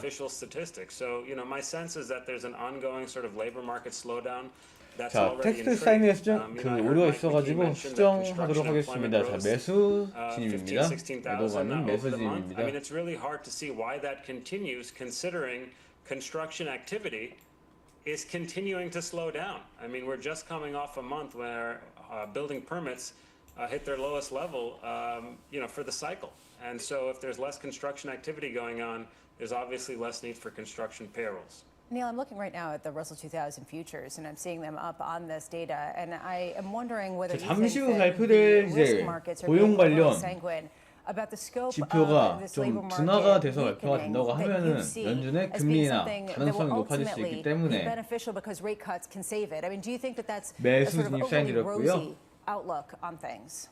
Well, I don't think, Lisa, that this is 엄청 like 막 last 그 year, right? I mean, 예상치보다 this is not a 큰 situation where 둔화가 아니라고 some 한다고 rate cuts are 하면은 good. I think we're maybe entering a 연준은 금리 situation 인하가 where 좀 더 the 부각될 수 markets 있기 will have to 때문에 price in more 매수 rate 진입 cuts, 사인 and 드렸습니다. that may not be so good because what that implies for earnings. So, 자, this is 실시간 not 대응 이어나가 unusual. 보도록 I mean, you 하겠습니다. 자, typically 현재 매수 see 진입 the 2개야. markets 실시간 대응 중에 rally, 있습니다. on the expectation of additional rate cuts, and then when it becomes clear why the Fed is cutting rates, then the markets tend to, get a reality check in that situation. So I'm not surprised by the equity market response, but I wouldn't say that basically cancels the risk of a deeper slowdown in front of us. What you're saying is really important, Neil. Are you saying that the 150 basis points of rate cuts priced in by the end of next year is not enough based on what you're seeing in the labor market?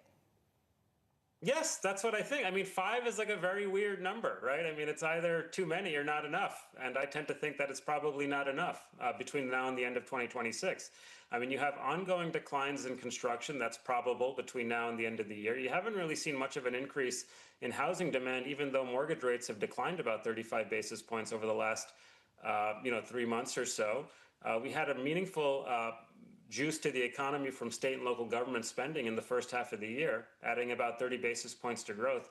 Really hard to see why that continues into the back half. We're seeing lots of news around the country about, budget tightening across state and local governments.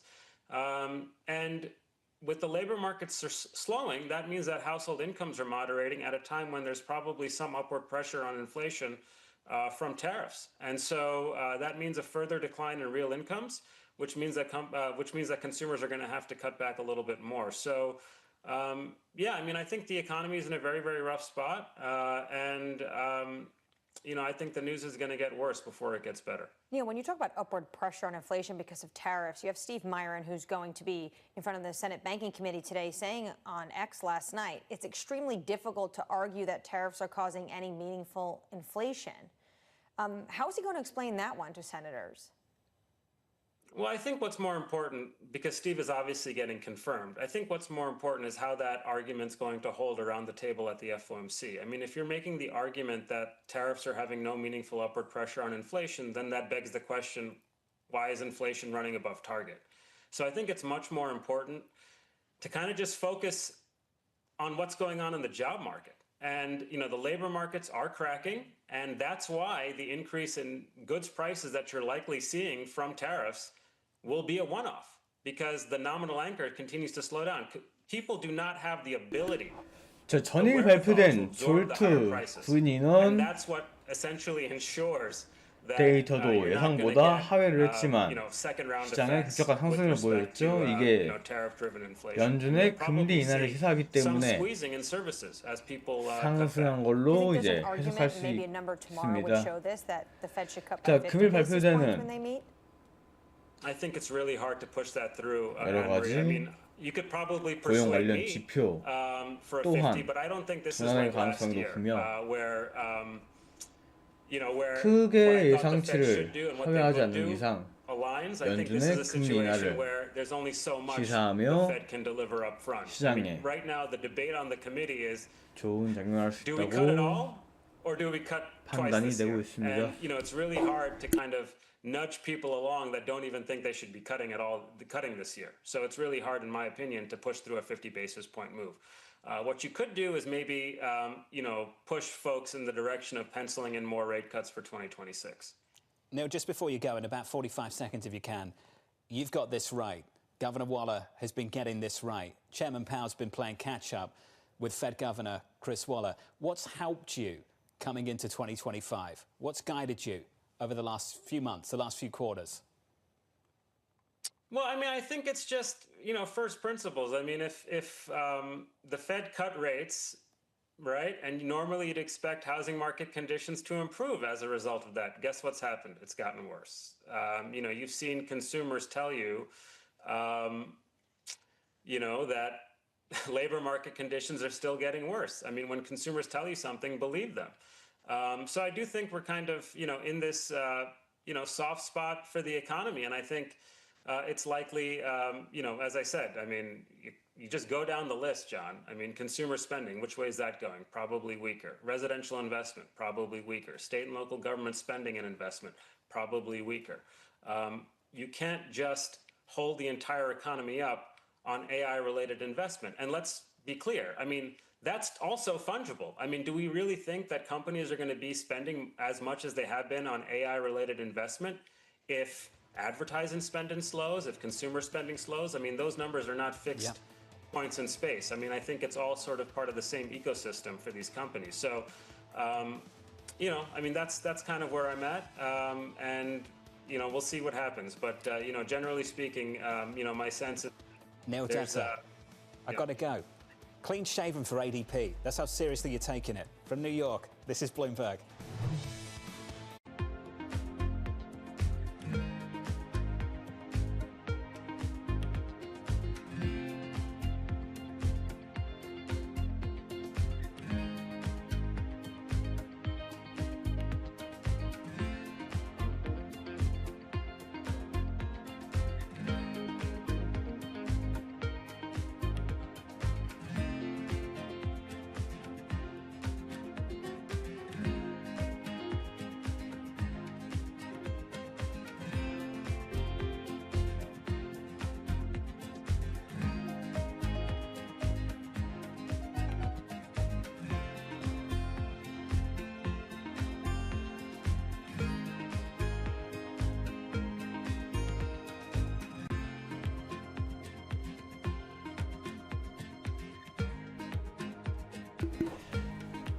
자, 약 3분 뒤 데이터 발표됩니다. 중요 데이터, 노동 관련 데이터, 2분기 단위 노동 비용, 2분기 비농업 생산성 주간 실업성 선호 건수 발표됩니다. 자, 데이터 발표 이후 큰 낙폭이 예상됩니다. 사인에 집중 부탁드리도록 하겠습니다.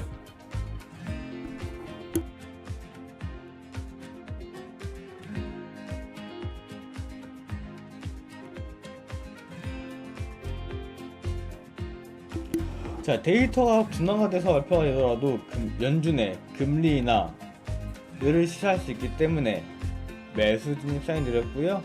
조금 더 지켜보고 대응 이어나가도록 하겠습니다.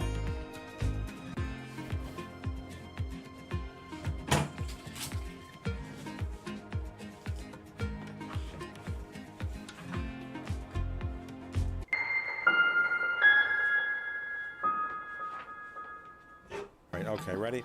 David, what initially sparked your interest in this topic of longevity? 15 years ago, I turned 60, and I began to wonder how much longer I'm likely to live and what I could do to extend my life. On longevity, I talk with the 자, leading 이제 experts in 데이터 science 발표합니다. and 데이터 medicine 발표까지 약 to 1분 educate 앞두고 people 있습니다. about how they might be able to change their conduct so 발표 that they can live 이후 a happier and 드리는 healthier 사인에 life. I'm David 집중 Rubenstein. 부탁드리도록 Join me on a 하겠습니다. four-part journey as I explore the great quest for longevity.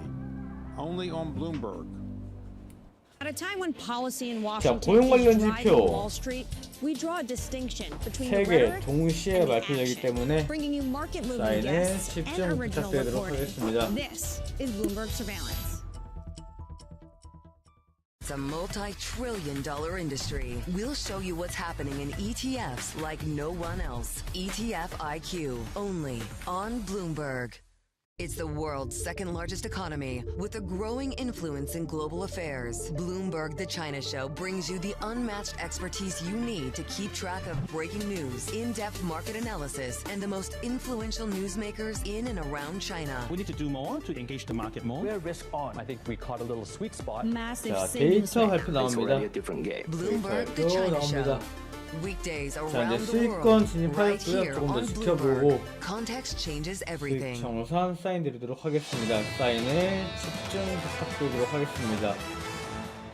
The opening about 60 minutes away, 30 seconds away from initial 자, jobless 2분기에 claims. 굉장히 Moments ago, 견조한 실적이 ADP came 발표되었고요. in soft, 54K 조금 더 against an estimate 지켜보고 of 68. In the equity market, we stay positive by a tenth of 1% on the S&P, on the Nasdaq 100 up by 0.2. In the bond market, switch up the board, 2-year, 10-year and 30-year bond yield to look like this, 지켜보고 down by 대응 3 이어나가도록 basis points on 하겠습니다. 10s to 318.39. With the latest on the jobs market, with your jobless claims data, is Mike McKee. Good morning, Mike. Good morning, John. Looking for the numbers to pop up here, and they haven't quite yet. We can say the trade deficit widens to $78.3 billion from $60.2 billion, and that's largely because we imported a lot. 5.9% increase in imports, 0.3% increase in exports. We'll get back to that in a second. Jobless claims now 237, a little bit higher than anticipated. The 230 was the forecast. Last week, 229. The continuing claims number, 1,940,000. That's down from 1,944. So some mixed 자, 현재 numbers on jobless claims 보합권에서 probably 약 don't add anything 손실권 to 왔다 갔다 하고 the narrative 있습니다. of what's going 자, on in the 안정화된 labor market. Now 수익권에서 people 수익 will be 청산 more 사인 concerned 드리도록 about what we did 하겠습니다. see 조금 더 with ADP, 지켜보고 only 54,000 jobs created. 사인 But I do want 드리도록 to go back 하겠습니다. for just a second to the trade balance because that's going to worsen GDP growth outlook for the third quarter, July, the first month of the quarter. And the imports up 5.9% after being down 3.7%. In June suggests that there was another pull-ahead effect of people stocking up on imports before the president put tariffs back on in August. So that's something to keep an eye on, the effect of all of this. If that reverses, we'll have a different kind of number for the month of August. Mike, can we just stand this August data? So the 4-week average now on claims is 231. The number you just read out, 237, the estimate was 230. If you looked at all the other labour market indicators, Mike, they're not spanning a great story. They're not drawing a fantastic picture of the US labour market at the moment. And yet, Mike, jobless claims, if you only had jobless claims, you'd think this labour market was still pretty strong. Mike, is there a disconnect there? What do you think that speaks to? Oh, I think it's just confirming the narrative that we've been hearing from Fed officials and from corporate leaders for quite some time. That they're not hiring. They're concerned for what's going to happen with tariffs and what's going to happen with the economy, but they're not firing either. They are, at this point, just trying to hold on to workers as long as they can because if things suddenly pick up, they don't want to have to go through what they went through after COVID in trying to find people. Also, with the labor market in recent months slowing, growth in the labor market slowing, it could be even harder to find people. So they're going to hold on as long as they can. And that seems to be what's going on with jobless claims. We're also just at the period where all those federal workers who got fired but got severance might be coming off that severance, so it might pick up from there in terms of the government guys. Mike McKee, great work as always. Michael McKee there, down in Washington, D.C., breaking down this economic data. So this is what we've got. Jobless claims came in at 237. That's the wrong kind of upside surprise against an estimate of 230. Continuing claims, which have been quite elevated over recent weeks, comes in lower than expected. So some conflicting information there, Bramo, maybe. But ultimately, claims are telling you one thing, really, really stable, very low historically. All this weakness is showing up elsewhere. Well, Mike really raised it well, and he put it well, this idea of the low hire, low fire churn dynamic. Where you can see this is the unemployment rate among young individuals who are just out of college, the fact that they've got the highest unemployment rate ever outside of a recession. So where it's showing up is companies are choosing not to make hires that they traditionally would do. They're not firing, but they're not necessarily really expanding their workforce, as we saw that in the Challenger data earlier this morning. Looking for that step down in jobs growth to continue tomorrow. The median estimate in our survey for payrolls is 75K. I've talked a lot about the range. The high is 144. The low is still 0. Can you imagine a 0 tomorrow morning? I mean, what do you do with that? Is that bad enough news to shake the confidence in some sort of economic recovery? Suddenly, do we price in a 50 basis point rate cut in the following weeks? These are the questions that people will be asking. I think the more interesting question is, can you imagine a 144?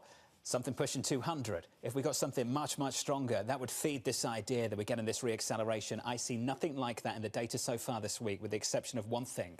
That subcomponent of the ISM manufacturing with new orders. Apart from that, there's not much to hang your hat on. On the flip side, what if you get 50,000 jobs and then you also get the unemployment rate coming down? I mean, there are all of these sort of questionable sort of mixes that leave people scratching their heads saying, what do we do with that? Let's throw some of these questions at David Doyle of Macquarie. David joins us now for more. David, welcome to the program. A loan churn 자, dynamic 고용 in this 관련된 labour 지표는 market. That's been 일부는 true for quite a while, 혼조세를 David. There's been a worry. It 발표되면서 breaks one way or the 나왔습니다. other and maybe in the wrong way.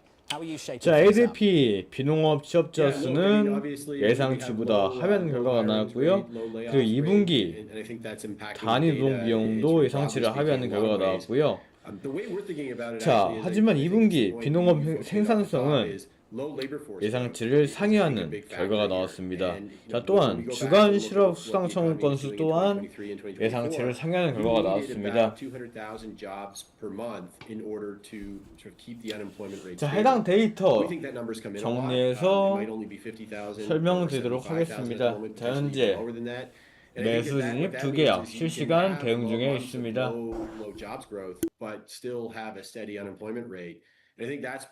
largely shaped the data over the past 2 or 3 months. David, is there a contradiction here in the idea that companies are accelerating their profits while not necessarily growing their workforces? Does that have to change, or is this the new reality?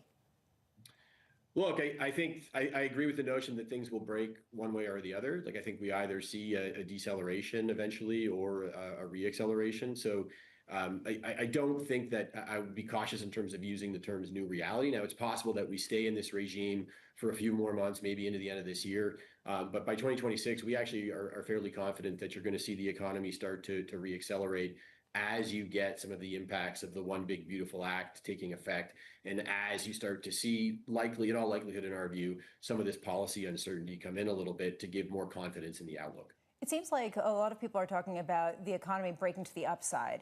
How much risk is there of it breaking to the downside at this point, given that very few people are talking about that, and that's not what's currently being priced into risk assets at all? Look, I think in the near term, there are risks of that. I think that there are headwinds over the next few months to real income growth, real wage growth, from the likelihood that we get this tariff price pass through.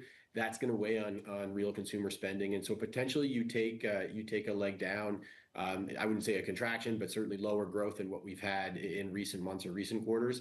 And so that slowing, though, I think paves the way for a reacceleration in 2026. So I think there's risks of a slowing, but I don't think it's all too severe. And I do think that things start to look better when we get to 2026. David, you just talked about two issues in Washington. One, the One Big Beautiful Bill, and that could potentially be fuel for next year. At the same time, tariffs, which could potentially dampen the outlook for next year. Do they just equal each other out, cancel each other out? Well, that's a good question. From we'll assume for now that the tariffs remain in place, right? So there is some uncertainty in that regard. But if you assume the tariffs remain in place, they largely, pay for the. 자, 실시간 대응 이어나가도록 하겠습니다. 현재 주기학기는 약 80만 원 손실권에 있습니다. 조금 더 지켜보고 대응 이어나가도록 하겠습니다. 약 권장까지는 약 40분을 약 50분을 앞두고 있습니다. It turns into an easing, right? So you've 좀 더 absorbed the impacts 지켜보고 of the tariffs, 대응 but then you 이어나가도록 start to get 하겠습니다. some of the easing measures that were in place in the One Big Beautiful Act, and that can start to support growth when you get to the first quarter of 26. Where exactly will So you've got larger tax refund checks. We think that will flow through to consumers from no tax on tips, no tax on overtime, et cetera. The other element you could see it in is in fixed business investment, right? You get 100% immediate expensing and other business tax measures that were part of that One Big Beautiful Act.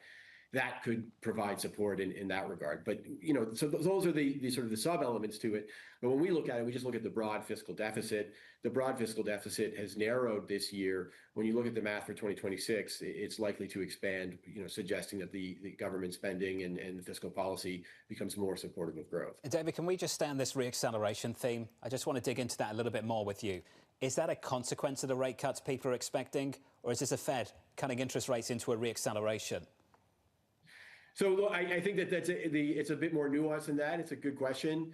I don't think we're at the reacceleration just yet, right? I do think that there's some more headwinds to come in the near term. So the Fed is almost cut. If the Fed proceeds with cuts, in our view, they're doing it at the end of a slowdown type of period. Potentially, those cuts would contribute to a reacceleration later in the year. But to be quite frank, I mean, I don't really think that the effects will be all that significant. We're not talking about a dramatic shift in policy. The market's already pricing in the cuts. I think delivering, 25, 50 basis points through the end of this year isn't likely to move the needle too much on what we're looking for in 2026. And just quickly, what's the number you're looking for tomorrow? Always a mug's game to forecast the monthly payrolls number. I'm going with 100,000. A little bit above 100K. And do you consider 100K in today's environment a good number? Is that more of a structural story and less of a cyclical one? So it's a structural story, yes. And given the low labor force growth that's currently being experienced, 100,000 jobs in a month could be consistent with a tick down in the unemployment rate. Not saying that we're going to get that, but it could be consistent with it. Something to think about. David, thank you, sir. Appreciate it. David Dill there of Macquarie. That was the scenario that you were leaning into before this conversation started. Because of the low turn kind of dynamic, that even just a little bit of job creation could end up with a lower unemployment rate. The point you were making, is the Fed cutting into a reacceleration, or is the reacceleration on the heels of the Fed rate cut? I'm still thinking about that because ultimately that determines inflation, right? I mean, if they're cutting into a reacceleration, could that just juice things in a way that would allow price increases to become more entrenched? And juice this market too, a market that's rallied pretty hard coming into September. Equity futures still just about positive on the S&P going into the opening bell 50 minutes from now. Let's get you an update on stories worldwide with your Bloomberg Brief. Here's Yahira. Hey, Yahira. Hi, John. A recap of this morning's labor market data. Hiring at private sector jobs slowed in August, with ADP data showing 54,000 jobs added in the month. That's roughly half the pace of the prior month and below the median estimate of 68,000 jobs. Elsewhere, weekly jobless claims rose to the highest level since June at 237,000, adding to evidence that the labor market is cooling. Meanwhile, Russian President Vladimir Putin told his Ukrainian counterpart Vladimir Zelensky that he should come to Moscow to hold peace talks. Putin, who was attending Beijing's massive military parade on Wednesday, also claimed he never refused a meeting with the Ukrainian president. And the NFL season officially kicks off tonight with a matchup between the Dallas Cowboys and Super Bowl champions, the Philadelphia Eagles. But NBC is the big winner. The network said this season will be its highest grossing yet, having already sold out its ads for the Super Bowl in February. It's also said 90% of its ads inventory for Sunday Night Football. That's your Bloomberg Brief. John? Some serious money. Yahara, thank you. Appreciate it. Up next on the program, Subhadra Shapra of SocGen, as the 30-year Treasury yield continues to back away from 5%, and we count you down to an important hearing on Capitol Hill with Stephen Myron from New York City. You're watching Bloomberg TV.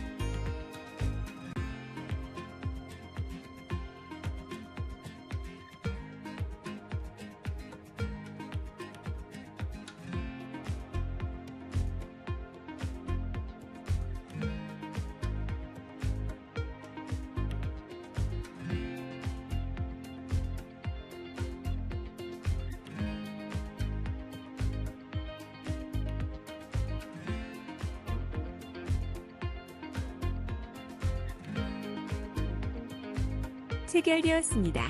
확인 바랍니다.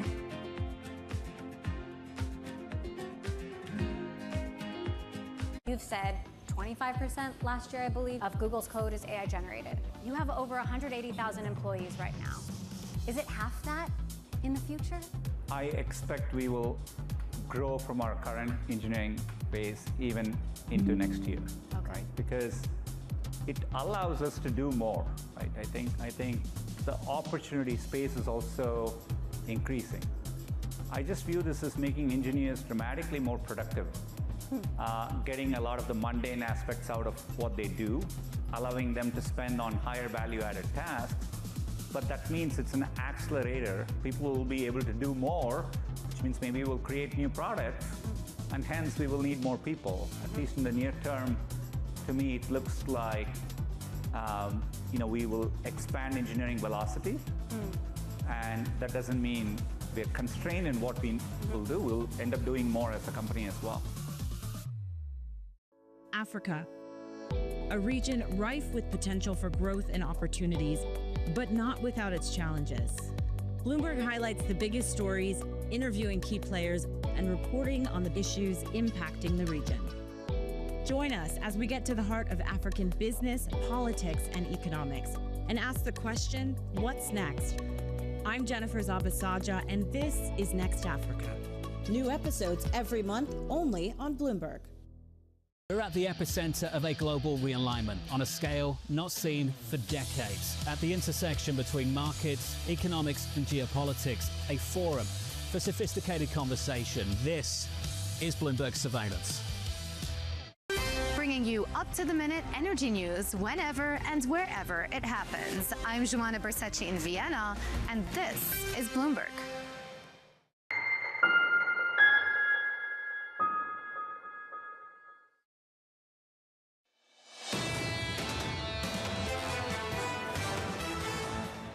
It's a very, very sluggish labor market. And I think what's important is that, consumers are telling us pretty clearly that labor market conditions are deteriorating. My sense is that there's an ongoing sort of labor market slowdown that's already in train. I think we're maybe entering a situation where the markets will have to price in more rate cuts, and that may not be so good.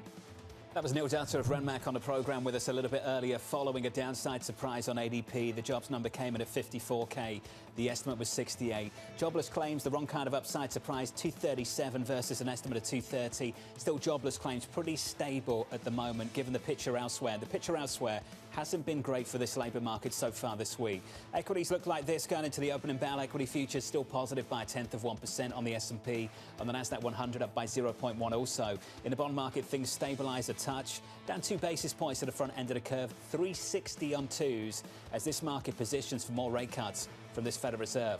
Sticking with the Fed, Subhadra Rajapur of SocGen remaining slightly cautious, writing this. Well, the hope is for lower policy rates to stimulate the mortgage market. That could backfire. We could see a repeat of last September when a 50 basis point rate cut resulted in higher long-end yields. Subhadra joins us now for more. Subhadra, good morning. Good morning. Going to pick up on the line of questioning that we finished the last interview. Is this Federal Reserve cutting into strength? It feels like it, because if you look at a lot of the data that's come in, economic surprises have been to the positive side. The growth momentum into the second quarter is also on the positive side. Inflation is high and sticky. The job market, as Mike McKee was pointing out, there's no hirings, there's no firings. It's in a state of stasis. So to me, it feels like that, plus all of the fiscal stimulus that could potentially come down the pike, could be something that could move the markets higher. So it feels to me like some of these cuts that are priced into the market are more preemptive than really something that's warranted. Is this something that's tradable now, or is this just sort of warning shot ahead of what could be a tumultuous couple of months? I think so. I mean, the market's pricing in nearly 6 cuts between now and the end of next year. The markets, people are looking at, a cut and maybe 3 cuts this year. To me, it feels like if they cut sooner and more aggressively, they won't be able to cut as much next year. So the neutral rate is going to have to be a lot higher, given the fact that inflation is still high and sticky, and the risk is that you could see a reacceleration of inflationary pressures. So the market, to me, feels like it's overpricing cuts between now and the end of next year. Even with the political impetus, right? I mean, how do you sort of overlay any kind of political interference with this, given that right now this is a Fed that has a dovish bias and might have an even more dovish bias by the time we get around to 2026? So that's the part that's tricky, and I think that that's part of the reason why the market's pricing in 6 cuts by the end of next year. So the market's really looking at what the Fed could do as opposed to what the Fed should do. So to me, it's very hard to really kind of separate the two aspects. One is if we have a very dovish committee next year, that could really change the dynamics in the market. But over the long run, that to me leads to Fed credibility. A lot of times we look at the market and say that, you know, the bond market is very complacent right now. Volatility is very, very low. But you could see a pretty significant sell-off in bond yields in a very short amount of time if there is a crisis of confidence. But there isn't right now. How much are you going to be watching this Stephen Myron Senate confirmation hearing just to really, as Terry Haynes put it, read the body language of the Senate, which at the end of the day, the purview of the Fed does belong to Congress? Yeah, I mean, it is important. We will be paying attention to what he's saying, but it's really a committee decision as of now. It really depends on what the composition of the committee is going to be next year, who President Trump nominates to be the next Fed chair. So again, there's a lot of uncertainty, but there's a lot of complacency, I think, in the bond markets. Just going back into the last, say, few years, we've seen many episodes when bond yields have risen sharply. We saw, 100, 150 basis points of bond yields rise after, August of 2023 when, the Treasury issuance, coupon issuance sizes changed. We saw a pretty decent sell-off in bonds even last year when the Fed cut rates by 50 basis points. So, to me, it feels like there is just that feeling that everything is going to be status quo when there's just a lot of uncertainty coming down the pike, whether it be Fed independence, whether it be the trajectory for debt and deficits, not just in the US, but also globally, and other kind of, extraneous factors like tariffs and that working through the legal system. I think you're building a credible case, but what's been surprising for me is just how stable the Treasury market actually has been. Yeah. Yes, we've had steepening in America, like we've had steepening in Europe, but this steepening has been completely different. It's been led by the front end.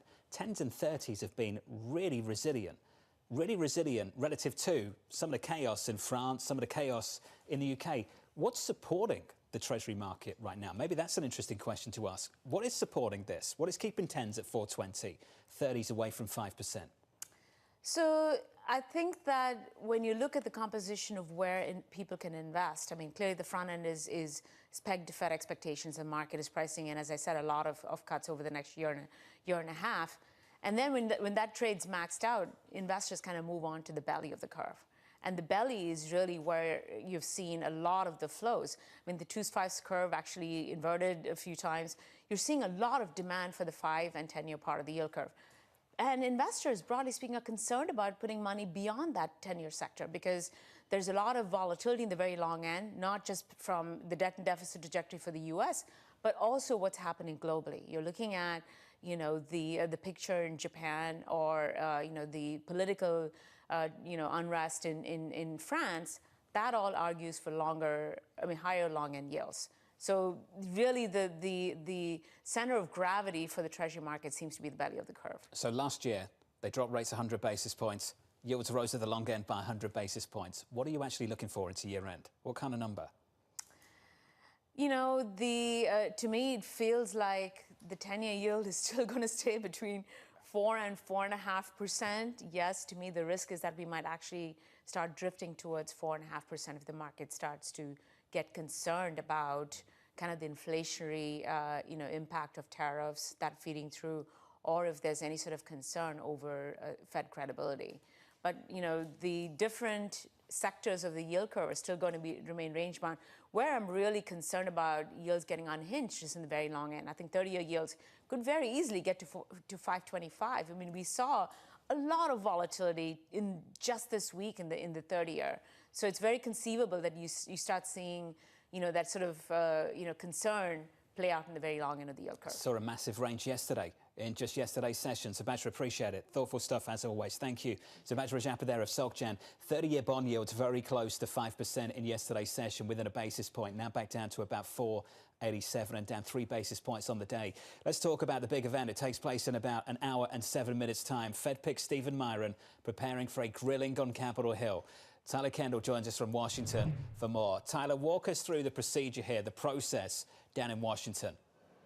Yeah, hey, John. So Stephen Myron will be in front of the Senate Banking Committee starting at 10 a.m. Eastern. This is the first step in what we're expecting to be a pretty expedited confirmation process for Myron. And today the spotlight's going to be on him and his bid to try to reassure lawmakers that he's committed to the central bank's independence. But I'll also point out that we are closely watching some key senators here because this is really going to give us a rare glimpse into how some of these Senate Republicans are balancing their prior support for Fed independence with their current support for President Trump. And while we're not expecting any Republicans to vote against Myron, I will say my eyes on some key ones like John Kennedy, Mike Rounds, Tom Tillis, who actually met with Myron last night, because these have been the lawmakers that are perhaps a little bit more staunch in their support for the job that Fed Chair Jerome Powell has been doing. Now, with that said, we got the prepared testimony from Myron. He's going to give brief remarks before he takes questions. And in that prepared testimony, as you've been covering all morning, he says he's going to be committed to preserving Federal Reserve independence. But with that said, we know that there's this paper that he authored last year where he suggested that there should actually be more presidential control over the central bank, putting forward some perhaps controversial changes, including potentially changing the term limits of Fed governors and subjecting the central bank to the congressional budget appropriations process. John, at this point, Democrats have conceded privately to us that they don't have a lot of procedural options to really stall this vote ahead of the September FOMC meeting. Tyler Kendall with the latest. Tyler, thank you. Looking forward to the coverage down in Washington, D.C. As we've said a few times, credibility here is important. And it's not about gaining credibility with the people in the room. There's an obvious and clear political divide down in Washington, D.C. No point even discussing that. It's about having credibility with the market. And as Neil Dutta said, having credibility as well with your future colleagues, some of which are still very much on the fence when it comes to September and cutting interest rates. Given some of these big questions, you pointed out that Treasury yields have been remarkably stable. So while people are fretting about it, there has been this stability in the bond market. I ask why, and it's because of this two-sided risk. On one hand, you see the labor market data coming in soft enough to get people worried that maybe things could break to the downside, while people are thinking, well, hold on a second, maybe this is going to be a central bank predisposed to running the economy hot, which could be the other way around, cutting into a reacceleration. That is the tension keeping things in stasis. When it comes to credibility with his colleagues, it's going to be very challenging in the sense that this is someone who also wrote a paper about the revolving door between the Fed and the White House. Yeah. There's an open question that maybe he goes back to CEA after the short stint at the Fed. That hearing, an hour and 4 minutes away. Coming up tomorrow, full coverage for you. Chris Verone of Stratega, Sarah House of Wells Fargo, Nadia Lovell of UBS, Stephanie Roth of Wolfe Research. The Jobs Report up next.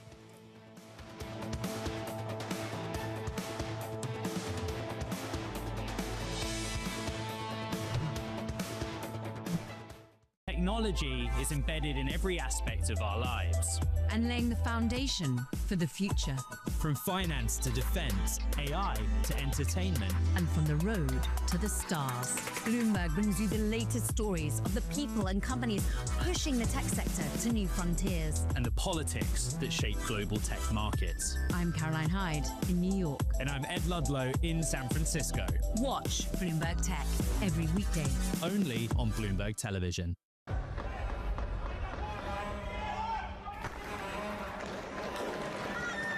A cidade estava sitiada. Nisso eu começo, eu não sabia o que fazer. Foi a mais terrível que eu passei na minha vida.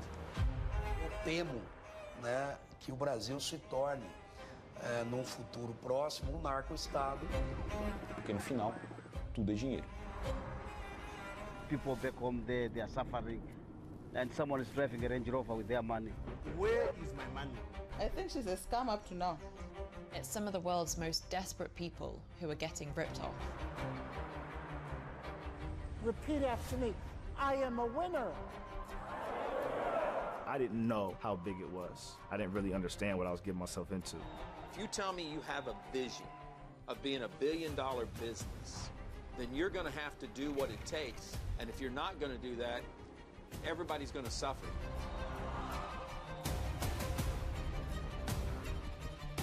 Una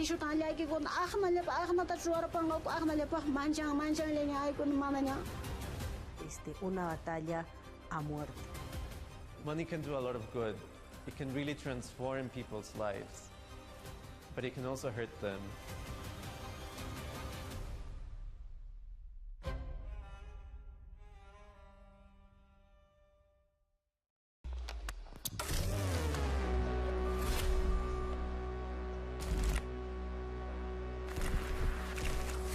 Bloomberg Screen Time is back this fall for year 3. We're bringing together the biggest names in business and pop culture, like Netflix co-CEO Greg Peters, Instagram boss Adam Mosseri, and Los Angeles royalty Will Obey. We're going to talk about how sports is eating entertainment, check in on the state of the movie business, and get an update on LA after the fires from Rick Caruso and Irving Azoff. You should expect newsy interviews from industry leaders, meaningful business networking, and of course, great food. We'll feature some of the best chefs and food trucks from my hometown of Los Angeles.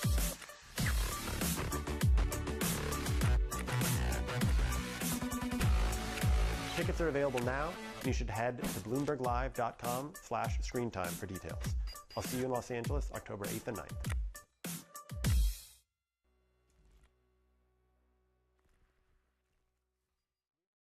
Bringing you up-to-the-minute news whenever and wherever it happens, I'm Matt Miller at the Circuit de la Sarthe in Le Mans, and this is Bloomberg.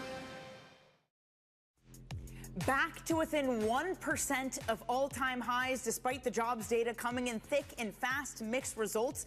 30 minutes until the start of trading. I'm Danny Berger. Matt Miller is off. Bloomberg Open Interest starts right now.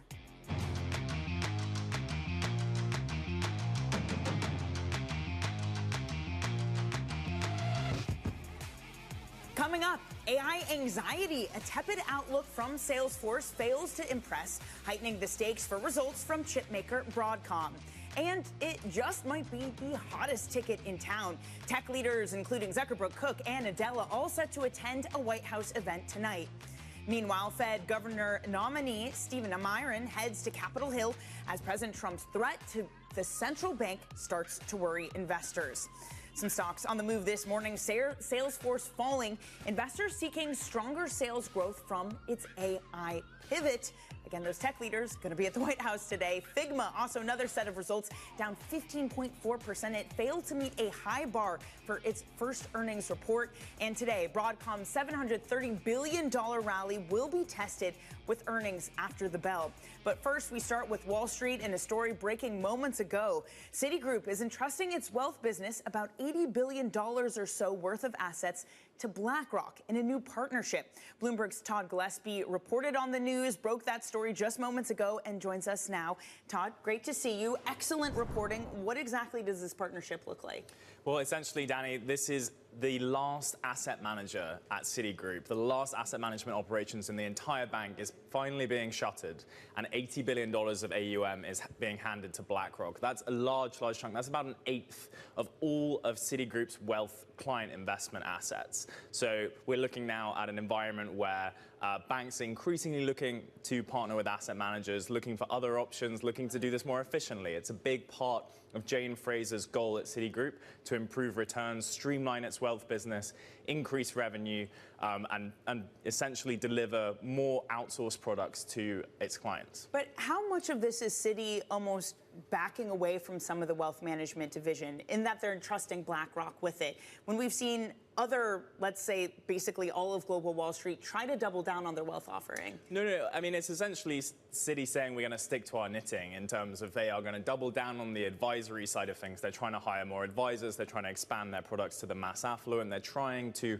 grow their wealth business, certainly, but do it in a way that they know they can do the thing that they're good at, BlackRock can do the thing that it's good at, and everyone can partner up. Notably, Citi, unlike Goldman Sachs, unlike JP Morgan, unlike Morgan Stanley, Citi doesn't have an in-house asset management platform that it can, share products between. It can get, it can kind of has its own built-in partnership, and now it's looking to BlackRock to essentially provide that service in a similar way that Citi in its banking business has looked to Apollo to provide private credit. Well, to that point, it's kind of the moment of partnerships. Another one that you reported on this morning was T. Rowe Price and Goldman Sachs taking a large stake in them. What is the aim of Goldman in doing this? Yeah, it's a good question, Danny. And I mean, for a lot of people, T. Rowe Price is seen as a fairly ailing asset manager, right? I mean, hundreds of billions of dollars of outflow we've seen since the peaks of 2021 when T. Rowe Price's shares were up high. I mean, now we're looking at Goldman Sachs appearing to see some undervalued opportunity here in T. Rowe Price, particularly in its position as a leading retirement manager, manager of retirement funds in the United States. Bear in mind, we've seen Donald Trump's administration grease the wheels just recently for banks to start to put more private credit assets, more alts platform products into individual investors, 401ks, retirement plans, and Goldman is looking for more channels to collaborate in order to do that, to make sure that it can get its products into the hands of T. Rowe Price customers as well. Todd, excellent reporting. Thank you again for bringing those stories to us. That is Bloomberg's Todd Gillespie. Let's turn to tech now, and where we had earnings. Salesforce after the bell yesterday projecting weak sales growth compared to Wall Street expectations. That's adding to anxiety around AI's return on investment. Let's bring in Mandeep Singh, Global Head of Tech Research for Bloomberg Intelligence. And Mandeep, I think there had been some real hope that Salesforce investment into AI was providing returns, that people would actually be using their AI agents. So is it not happening? Is it delayed? What's going on? I mean, look, when you compare Salesforce to a Microsoft, which is, 5 times bigger and growing double digits, the high single-digit growth just doesn't look good enough. And so from that perspective, they called out, adding AI products is just not making a difference. And everyone is comparing the AI revenue contribution. In the case of Microsoft, it's close to $15 billion. For Salesforce, it's less than $1 billion. And so the main question here is, do the AI products get consumed through someone like Salesforce, or are companies building it themselves? Which is why all the database companies did so well this quarter. We saw Palantir, MongoDB, Snowflake. I mean, companies are using their data and building their own AI agents. So the question is, do they build AI agents through Salesforce, or do they build it themselves? And that's what's reflected in the growth right now. It's a good question, and a lot of questions surrounding tech, and we're going to get maybe more question marks with an event at the Rose Garden. I think the spokesperson for the White House called it like the hottest club is the Rose Garden Club. Yeah. So we're going to have Zuckerberg, Cook, Satya Nadella, among others, at an event hosted by Melania Trump. Do we know what this event is? Do we know what the impact of it might be? I mean, look, the president had an executive order where they specifically mentioned AI infrastructure as a big priority and, exporting the U.S. large language models to other countries. So from that perspective, I mean, these companies really are pioneering the build out of that AI infrastructure. In fact, NVIDIA said the hyperscalers will spend almost $600 billion in aggregate next year. So think of all the companies that are attending the dinner. That's where the $600 billion is coming from. So from that perspective, I think they would want to know the timeline and the ramp up of that AI data center. It also just comes in such an interesting time for the regulatory landscape for these tech giants. We talked ad nauseum perhaps about the Google ruling yesterday. But what does it say at this moment where the AI is developing quicker than regulators can keep up? How much of this will be weighing on administration's mind that many people hoped would be more lax when it came to regulation? Especially when it comes to the biases of the model. I think one of the concerns that was raised during election time was just, whether the social media is left-leaning or right-leaning. And so with the models, it's the same thing all over again. I mean, these models are trained on data, and you want to make sure that, they are as neutral as possible, and just how the models are trained and what are their biases, and those sort of questions are still very relevant. Yeah, a very good point, Mandeep. Thank you so much for joining. Thank you for that. That is Mandeep Singh of Bloomberg Intelligence. Also, Figma reporting its first earnings report after the bell yesterday, moving on that, where the company's sales outlook failed to meet Wall Street's lofty expectations.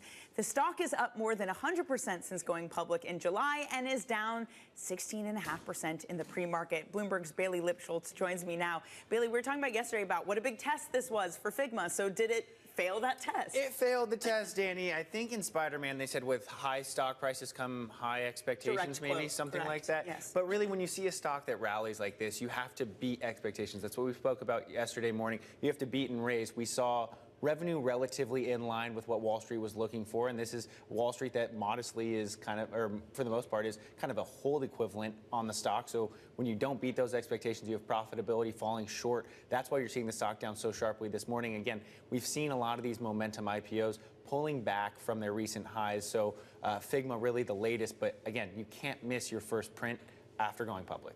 So you go public, you miss your first print. Bailey, we also talked about this idea that maybe a test for the general IPO market. Does it give people pause that, sure, you can get a 250% rally in your IPO, but you just steadily eat into that gain, especially if you can't show up with your earnings? There's a lot of kind of debate around the current IPO environment. When you look at how these deals are being priced, when you look at how they're trading on day one, I think many bankers and investors would say 250% is not really what they want to see. It's a lot of momentum. There is a retail trader aspect at play with that kind of dynamic. The goal and kind of what we're going to see next week with a number of these deals pricing and debuting is, are we going to see banks push on price? Are we going to see kind of more modest opens? Are we going to see stocks that are up 20, 30, 40% and not 100 or 200%? Because most people would agree that's not really good for anyone. Yeah, I mean, unless you're a shareholder who bought at the IPO and you're sold. still up. You had to sell. And sold, or you're still up 100%. So that's not too bad, Bailey. Thank you so much for joining Bloomberg's Bailey Lipschultz. All right, a quick check on futures. We're about 20 minutes away from the open, and we continue to gain. Some of those gains starting to peter out. A lot of mixed jobs data coming in. How do you handle that? How do you incorporate it? We still are within 1% away from all-time highs, even though we are little changed in this morning's pre-market session. And coming up, we're going to talk about this morning's data on a labor market, some of it pointing to cooling, some of it pointing to steady jobless claims. We're going to break it down and what it means for the Fed next. You're watching Bloomberg Open Interest.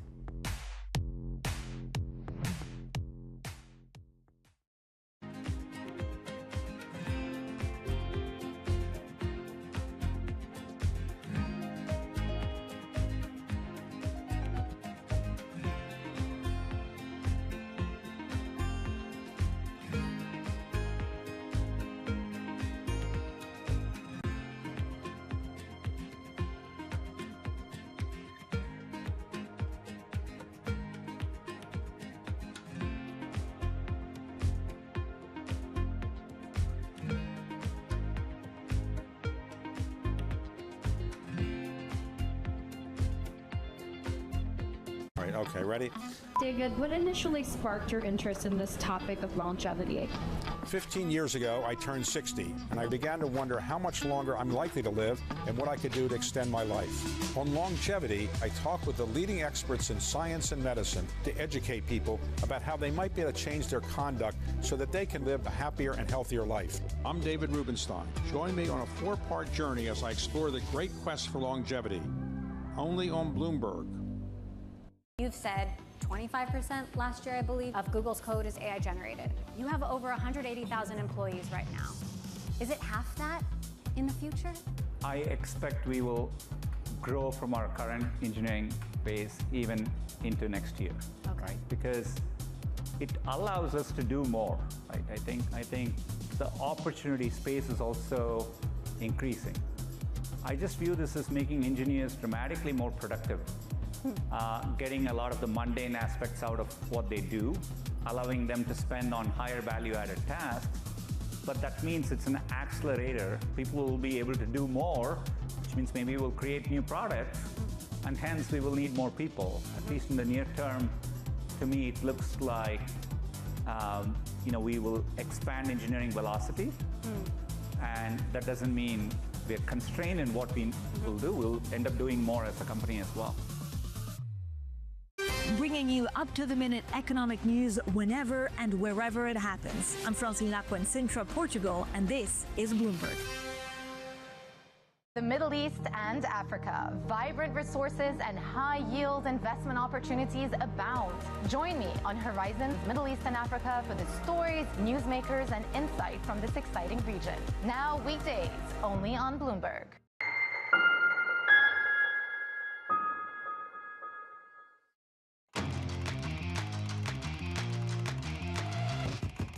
Let's get you some high-interest stories. A look at what's making headlines around the world. Apple planning to launch its own AI-powered web search tool next year. Sources tell us here at Bloomberg that the system will be integrated into Siri and eventually its Safari web browser. The underlying tech enabling it could come in part from Google. Apple is aiming to release the service in the spring as part of a long-delayed Siri overhaul. Elsewhere, HPE delivered better than expected sales and profit in the third quarter. The CEO said the company expects to weather narrowing profit margins as it enters a new era of AI-driven demand. And don't miss our conversation with HPE's CEO on Bloomberg Tech. That will be at 11:40 a.m. Eastern. Shares of American Eagle surging just under 28% in the pre-market. It reported higher than expected quarterly sales and probably you can guess why. The success of its controversial ad campaign featuring actress Sydney Sweeney. They said they sold out literally of all of the jeans that she promoted. So thank you, Sydney Sweeney. Now, on the data front, initial jobless claims rise to their highest level since June. And even though it was steady, it did signal that the U.S. labor market might be cooling alongside an ADP report, which was also worse than expected. Bloomberg's Michael McKee, international economics and policy correspondent, joins us. Mike, a lot of jobs data coming in over the past 48 hours. What do you make of it? Well, it's basically telling the same story, the same narrative, Danny, that the Fed has been looking at and that people on Wall Street have been talking about for a while, that companies are not hiring, but they're not firing too many either. 237 still a very low number in terms of jobless claims, but only 54,000 jobs created in the private sector, according to ADP last month. We'll see how that plays out when we get the non-farm payrolls number from the government tomorrow. Continuing claims fall, 1,940,000. That's 4,000 lower than they were the previous month. So it doesn't suggest a labor market in free fall. Might also note the trade balance widened, kind of expected, but it did show a big pull forward of imports during the month of July, and it suggests that people were, again, trying to get ahead of tariffs. Then you also get the Challenger's job report, which has the weakest hiring plans for August on record. Mike, how does this set us up for tomorrow's non-farm payrolls? Well, basically, we're looking at not much gain, 75,000. That is not a real firm estimate, I think, from people on Wall Street. They're willing to concede that we could go either way. We could see a strong report. We could see a weak report, and a lot of that may have to do with seasonal factors. But it's definitely a situation where people are expecting some weakness as the economy slows down. We also, of course, Danny, want to look at the revisions and see what we get after that 258,000 revision last month. We will be looking at it, and the White House will be looking at it, Mike. Speaking of the White House, you're down in Washington, D.C., and Stephen Myron, in about 45 minutes' time, is going to be starting his confirmation hearing to see if the White House, which they want to do, can get him on the FOMC before this month's decision. What does the timeline and road ahead look like that for it to happen, Mike? Well, it looks like it could happen because Republicans basically in the Senate will do whatever Donald Trump wants. It's not easy to do the way their calendar works, but it certainly could happen. Now, Myron is going to be questioned today by Democrats in particular over his stance on Fed independence. In his opening remarks, Myron pledges to use his economic background to make decisions, not his political background, saying the most important job of the central bank is to prevent depressions and hyperinflations. Independence of monetary policy is a critical element for its success. My opinions and decisions will be based on my analysis of the macroeconomy and what's best for its long-term stewardship. However, Myron did write a paper last year before he joined the CEA, which called for nationalizing the regional Fed banks and letting governors appoint the boards of directors who would then choose the bank presidents, which would inject politics into the Fed. He also says the president should be able to fire any Fed official at will, also political, and he looks for a major turnover of the Fed staff because the president can do that. So there'll be a lot of sharp questions about whether he's going to be too political for the job, but the Republicans have already indicated that he's not. Mike, really looking forward to your coverage of that hearing. Again, kicks off in about 45 minutes' time. Bloomberg's Michael McKee in Washington. And again, he'll be there the next hour from Capitol Hill. Stephen Myron will be testifying before the Senate Banking Committee. All right, let's check on futures. Just 10 minutes away from the opening bell. We are within 1% of all-time highs, but we're a little changed on the S&P and NASDAQ, though looking to push for a second day of gains. Outperformance from small caps after they tumbled yesterday.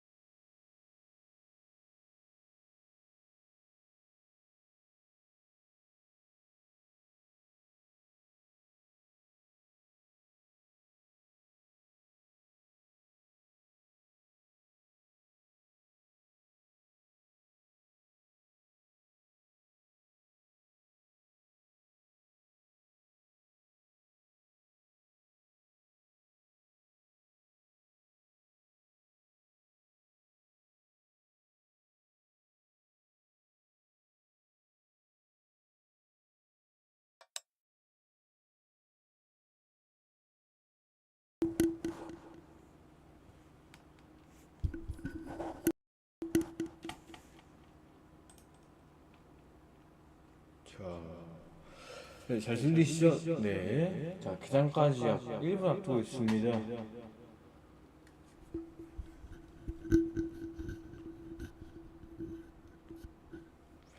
일시적인 PC 오류로 인해서 자, 송출 상태에 오류가 있었던 점 양해 말씀 부탁드리겠습니다. 자, 현재 나스닥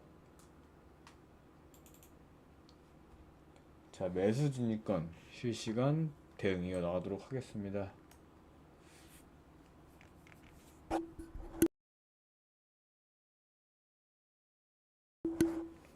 자, 본장까지 약 1분을 앞두고 있습니다. 본장 이후 드리는 사인에 집중 부탁드리도록 하겠습니다.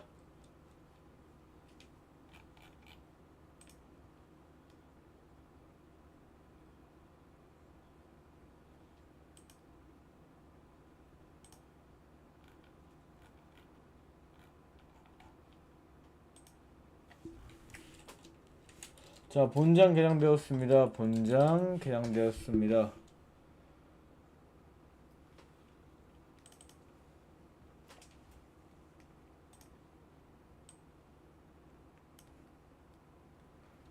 조금 더 지켜보도록 하겠습니다.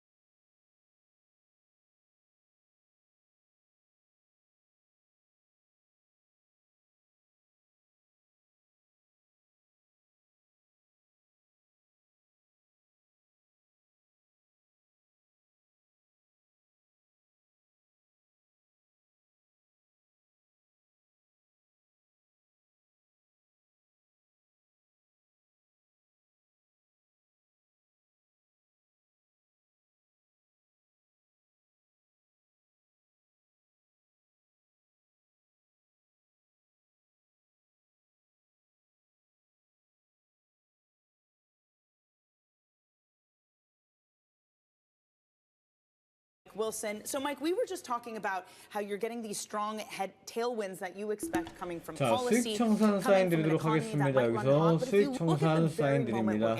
We had ADP figures this morning that missed expectation. Challenger showing the worst 4차 진입뷰 대기하도록 하겠습니다. 자, 수익 청산 사인 드립니다. 수익 청산입니다. 현재 진입권 수익 청산 사인 드립니다. at this moment between the macro outlook or the current macro environment we find ourselves in and equities near all-time highs? I think there is, but when you actually look at what's been going on, I don't think there's any tension at all. I think you can explain this very simply, which is we're now getting all the lagging economic data on the economy, right? All that data is backward-looking, particularly the labor data. And if you actually look at the revisions, right, the 2-month revisions, they all dropped in the second quarter with 주문 청산이 완료되었습니다. earnings, which are forward-looking. Okay, so now if I had my druthers, okay, this would be the perfect setup. We get negative payrolls. We get some more negative labor data. The Fed goes, oh my goodness, we're actually in a recession. Every economist says we're in a recession. And then they really cut rates, okay? But the equity market's already figured this out 4 or 5 months ago, as usual. It's pricing forward. So we have a correction on that, but it's nothing like we saw in April. And then we resume the new bull market with a broadening out at that point. Because at that point, then the market can say definitively we're in an early cycle environment. The Fed's cutting, the yield curve steepens, and we get that real push through the broader economy. Where does that broadening out happen? I'm just thinking about some of the earnings we have. 자, 4차 진입뷰 사인 드리도록 하겠습니다. 자, 매도 진입 사인 드립니다. 자, 매도 진입 사인 드리도록 하겠습니다. 매도 진입 사인 드립니다. Does the broadening out include them? 체결되었습니다. 확인 바랍니다. 50입니다. 50.00. Housing related, 매도 진입 사인 드립니다. anything manufacturing related, okay, transportation stocks, particularly trucking and rails, commodity sectors have been in the doldrums, and then regional banks. There's been no C&I lending growth. So like there's a huge part of the economy which then will drive employment growth into 26 and 27 and also probably wage growth. So like this has been a very unique economic cycle. I think we figured this out a while ago. This rolling recession. We didn't 자, trade it perfectly 실시간 throughout 대응 because it's been 이어나가도록 tricky. But 하겠습니다. now 자, I have 매도 진입 more 사인 conviction 드렸습니다. in that 실시간 thesis 대응 이어나가도록 that we are now 하겠습니다. in a rolling recovery from the trough of the recession that ended in April, and the Fed will be late because they look at economic data, which is backward-looking, whereas the equity market is forward-looking because it looks at things like revisions and earnings revisions. If the broadening out happens, does it happen at the sake of tech leadership, or does tech leadership continue as the rest of the market also catches up? Well, it's interesting, tech has also been in a soft recession, ex-AI. So we could see now more spending on traditional IT, particularly software, some of the areas that we haven't seen upgrades since really the work from home upgrade cycle. So you could actually see it broadening out within tech. As opposed to just 10 or 15 stocks that benefit from AI, now we actually see spending kind of diffuse across the broader economy. So wait, so it's spending not necessarily on AI. Does some of the AI spending then, does that peter out? Well, it's funny you mention that. We had a deceleration in AI CapEx starting last summer of 24, something we wrote about. That also caused a slowdown in Q1. So we're not going to see negative growth in AI spending, and now we're actually seeing a re-acceleration. So I would argue that AI spending went through, in their world, a mini recession, and now we're seeing a re-acceleration there. No, I'm growing more of the view that we're going to have a spending boom in 26 after this kind of continued softness through the rest of this year. Mike, you just sound incredibly bullish. Is there anything that you're worried that could hamper this thesis that would make it not play out? Well, I mean, if I can figure this out, the stock market's already figured it out. So that's the one thing that worries me a little bit is that the stock market already knows all of this. And so we have gotten ahead of ourselves on some valuation metrics. And look, this strategy is not without risks, right? I mean, this is a aggressive strategy to run the economy hotter to try and get out of this debt problem. And who knows if it's going to work perfectly? But I think this is our best chance of getting the debt down as a percentage of GDP. So we get an economy that runs hot again. This strategy, and it goes back to what you were saying, that you could get something like QE or something to make sure long-term bond yields come in. But if you do have a real clear working together of a Treasury, of a Fed, what about foreign buyers, not just on treasuries, but on American equity as well? Is there some damage to brand America because people have said Fed independence, it's sacrosanct, it's so important to the U.S.? Well, I think there's a lot of things going on. I would say that maybe foreign investors shouldn't have as much capital in the U.S. because there's been this one-way freight train. The current account deficit's been negative, which means the capital account's been positive. So I would argue that foreign investors probably own too much of the U.S., and diversifying back to their own economies is a good thing. One of the things that lower interest rates globally will do is it will stimulate the global economy, right? That's another area that's been in a recession for the last 3 years is most of the global economy.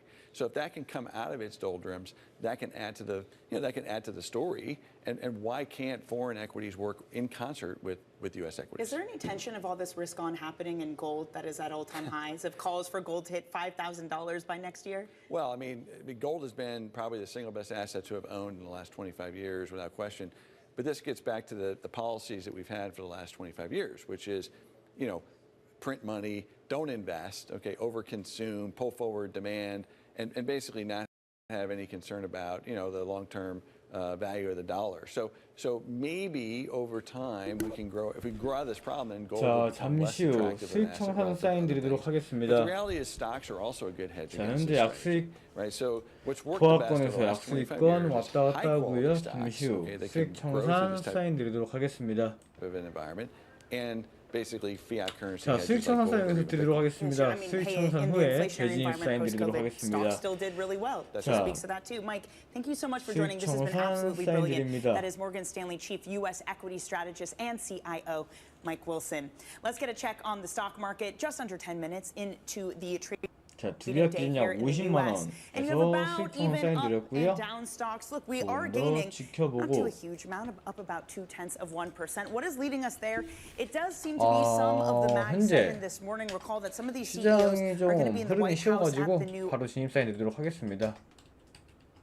apparently concrete garden, rose garden. That's at least what Michael McKee tells me it now looks like. 주문 So 청산이 Amazon, Meta, those shares are 완료되었습니다. higher this morning, as is 자, Broadcom. 수익 청산 사인 Remember that 드렸고요. they are 5차 going to be 진입 비율 reporting 바로 earnings 이어서 after 사인 the 드리도록 bell today. 하겠습니다. On to the downside, we have Also tech leading us lower. Apple, those shares down 0.5% this morning. Meanwhile, Salesforce, again, that takes the cake of the top decliner. They had earnings which disappointed. Does their AI offering finally pick up steam at some point? It would seem that they're getting a real challenge from companies who are going at it alone and incorporating their own AI. So that's the look at the individual names. And when it comes to sectors, again, we're at a moment where you are looking at a S&P that's just up 0.1%. It's interesting to see healthcare, so some of the kind of more safety trades this morning is lower. Consumer discretionary, that's at the top up 1.5%. I got to be honest, Mike Wilson was talking about an expected broadening in this market. The trade kind of looks like that today. It's not infotech that's carrying us higher like it did yesterday. In fact, tech as a sector, you can see is down 0.2%, but of course, the communication sector, which has a lot of Mag 7 in it as well, is also the second best performing sector. Okay, coming up on the show, Ollie's Bargain Outlet continues its expansion across the U.S. The company's CEO will be joining us next. You are watching Bloomberg Open Interest. 실시간 내용 이어나가도록 하겠습니다.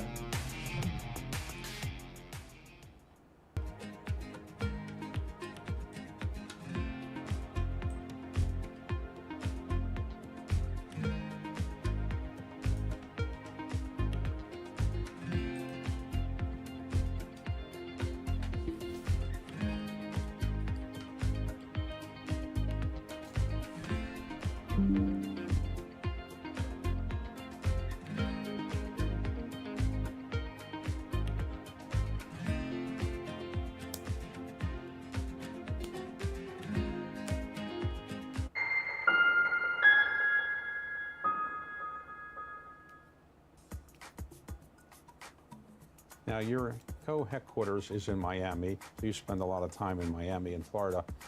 People often think the hedge fund world is centered in New York or London. Do you have enough access to talent and information in Miami, or it doesn't make a difference anymore?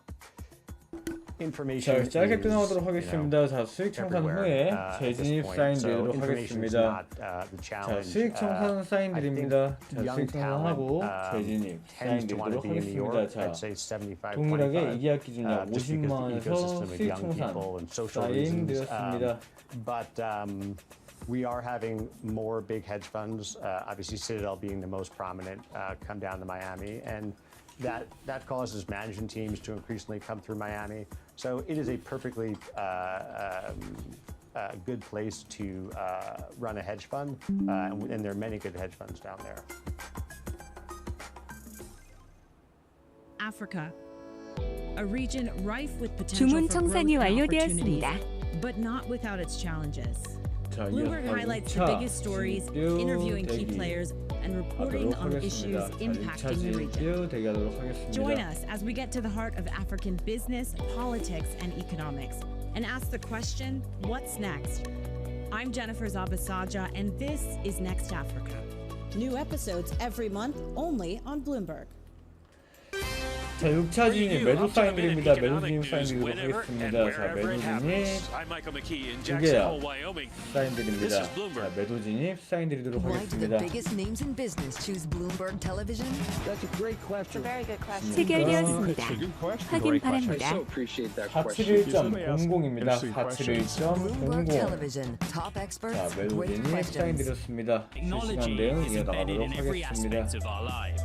And laying the foundation for the future. From finance to defense, AI to entertainment. And from the road to the stars. Bloomberg brings you the latest stories of the people and companies pushing the tech sector to new frontiers. And the politics that shape global tech markets. I'm Caroline Hyde in New York. And I'm Ed Ludlow in San Francisco. Watch Bloomberg Tech every weekday. Only on Bloomberg Television.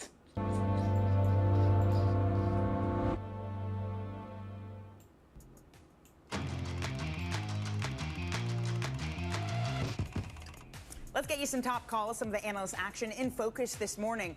First up, Muffin-Nathanson upgrading Apple to neutral, seeing a limited downside as key headwinds continue to fade away. Apple weaker in today's trade.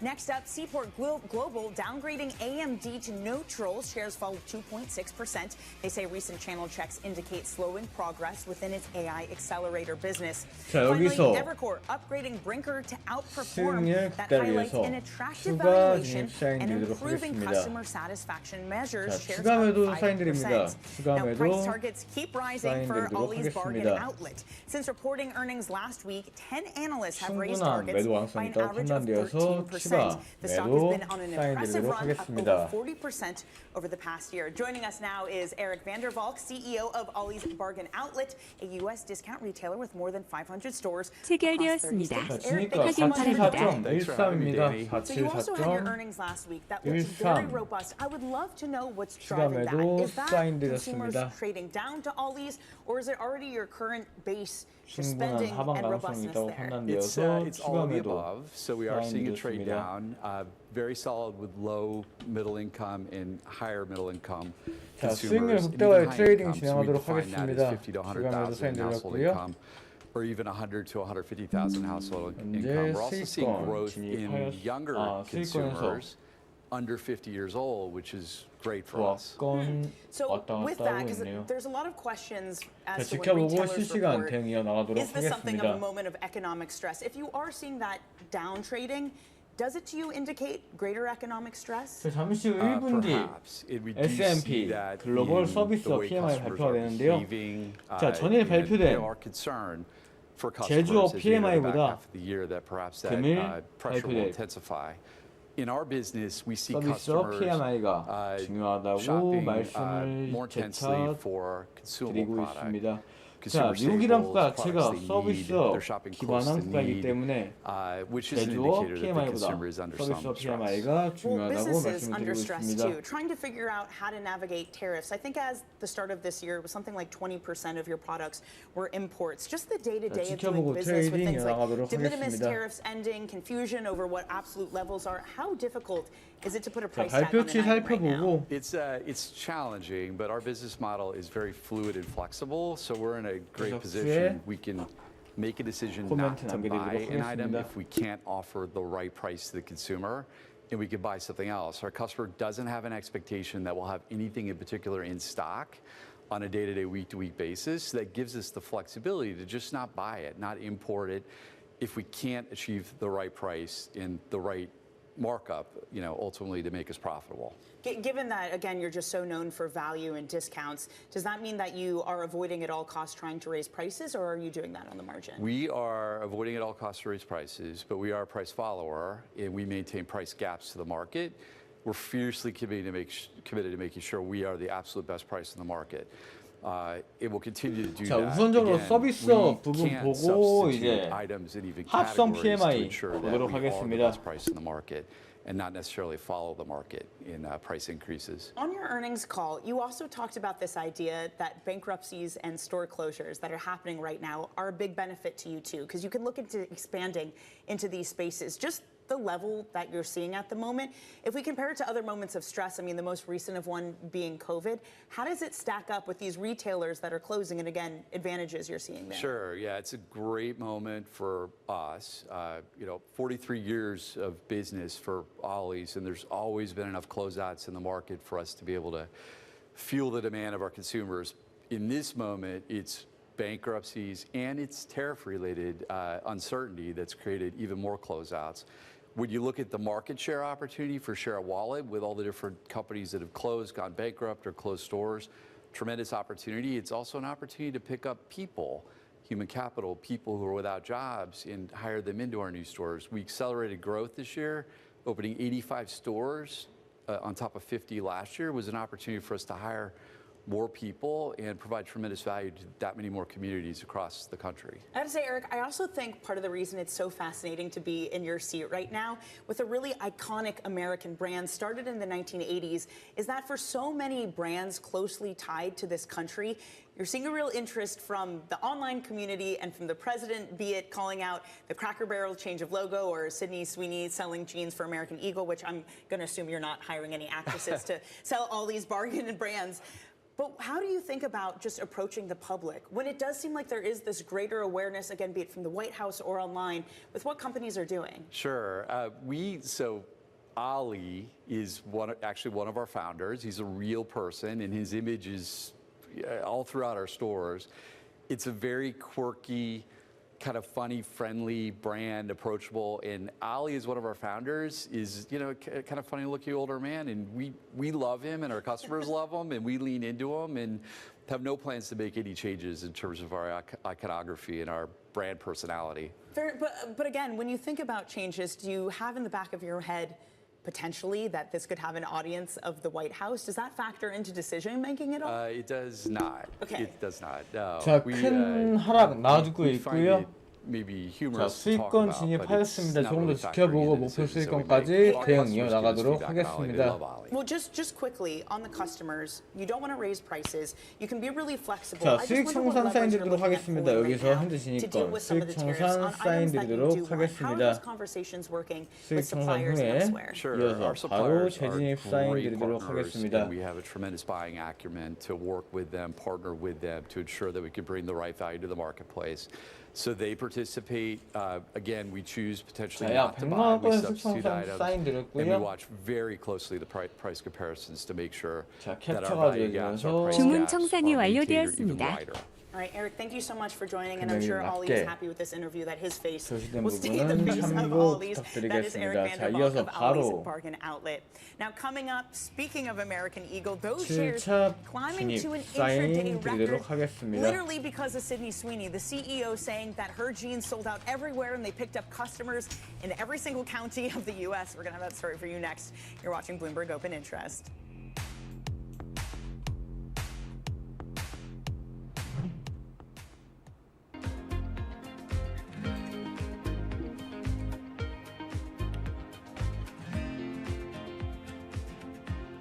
자, 매수 진입 사인 드리도록 하겠습니다. 여기서 매수 진입 사인 드리도록 하겠습니다. 자, 매수 진입 사인 드립니다.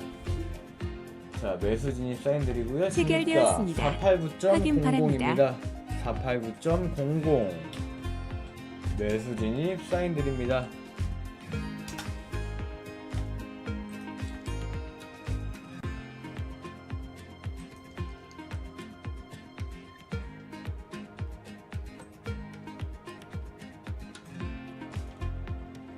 자, 매수 진입 사인 드립니다.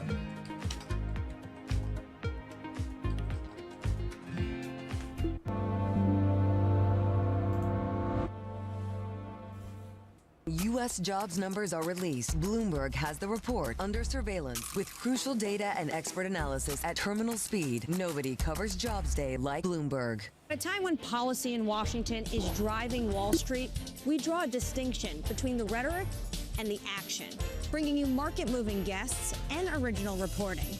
This is Bloomberg Surveillance. Listen carefully. Can you hear the rhythm in the markets? Not just in the syncopations triggered by inflation, but in the preludes leading to global elections, in the dissonance that moves the Nikkei, and the rising course conducted by AI. There's music in the markets, and if you want to learn to listen for it, we'll show you how. Bringing you up-to-the-minute global news whenever and wherever it happens. I'm Jumana Bersachian Zahran, and this is Bloomberg.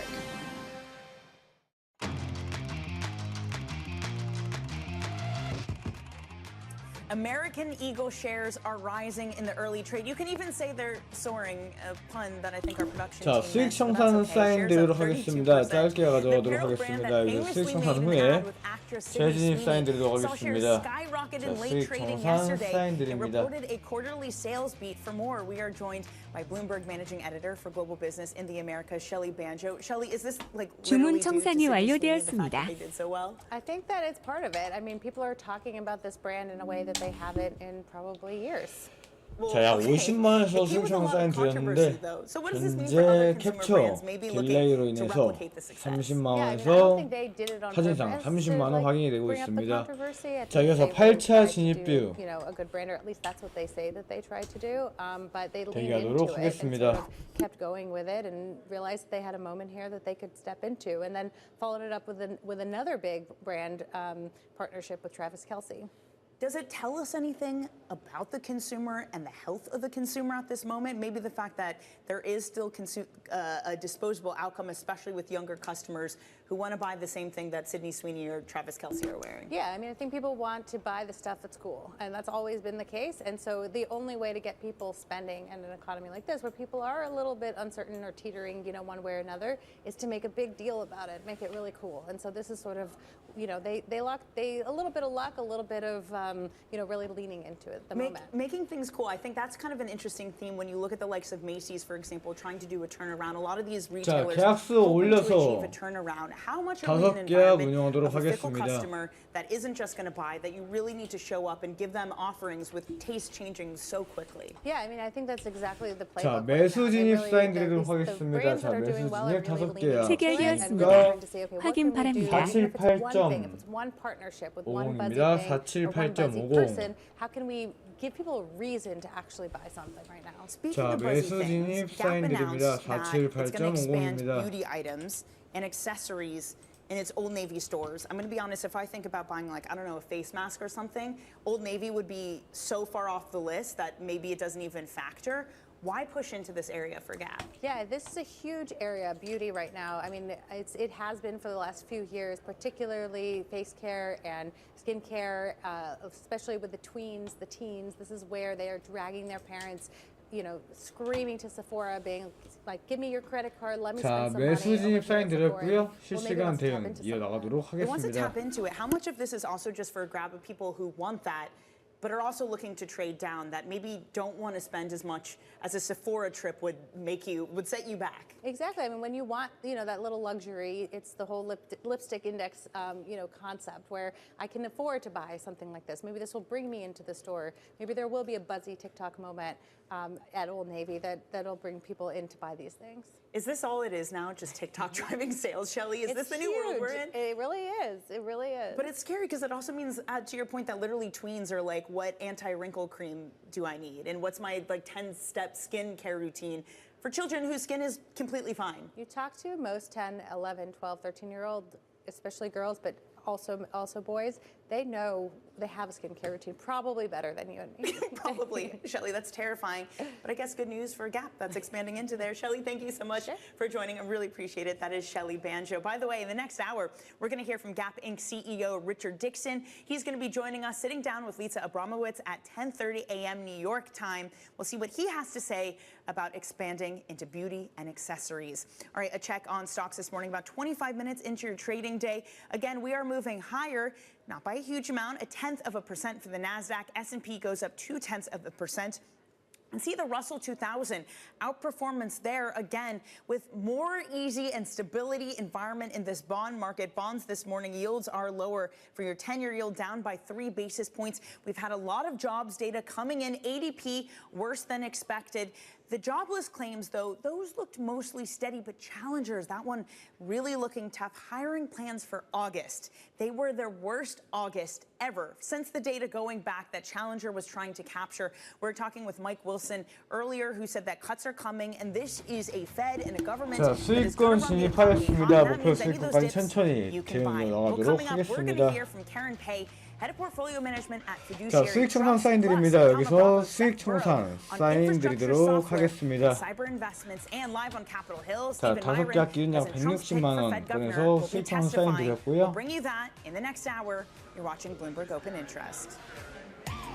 캡처에 오류가 있어서 금액과 좀 다르게 표시되는 점 양해 부탁드리겠습니다.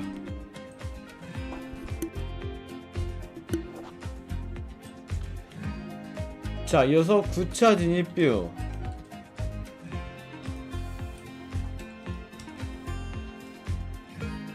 진입뷰 대기하도록 하겠습니다. 주문 청산이 완료되었습니다.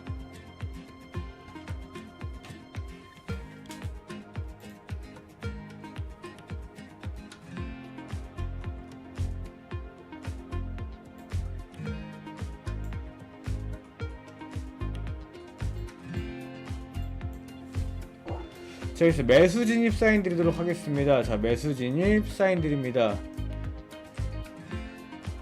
매수 진입 사인 드리도록 하겠습니다. 자, 잠시 후 ISM 서비스 PMI 발표가 있고요. 자, 매수 진입 대응 이어나가도록 하겠습니다. 체결되었습니다. 확인 바랍니다. 자, 진입가 487.00입니다. 487.00. 자, 매수 진입 사인 드립니다.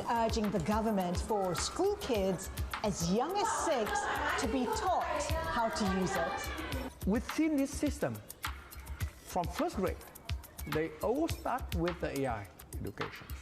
487.00. 자, 매수 진입 사인 드렸고요. And then from fifth grade, they start to develop AI by themselves. And the STEMs and robotics, I see very clearly how Vietnam should be in future. Vietnam just 자, 잠시 후 약 1분 뒤 ISM 서비스업 PMI 발표됩니다. 자, 중요한 지표이기 때문에 S&P 글로벌 서비스업 PMI보다 중요한 지표이기 때문에 사인에 집중 부탁드리겠습니다. That's most useful contribution what equity should do. And today we're thinking about the every 자, 발표까지 약 30초 앞두고 있습니다. 자, 데이터 발표까지 약 30초 앞두고 있습니다. The countryside should got the good education. That's what we're going to do now. So you are leapfrogging. Yes, exactly. 발표까지 약 10초 앞두고 있고요. Key investors, top executives, global innovators. Join me for in-depth conversations with the biggest newsmakers on the day's top stories. Insight with Haslinda Anand, only on Bloomberg.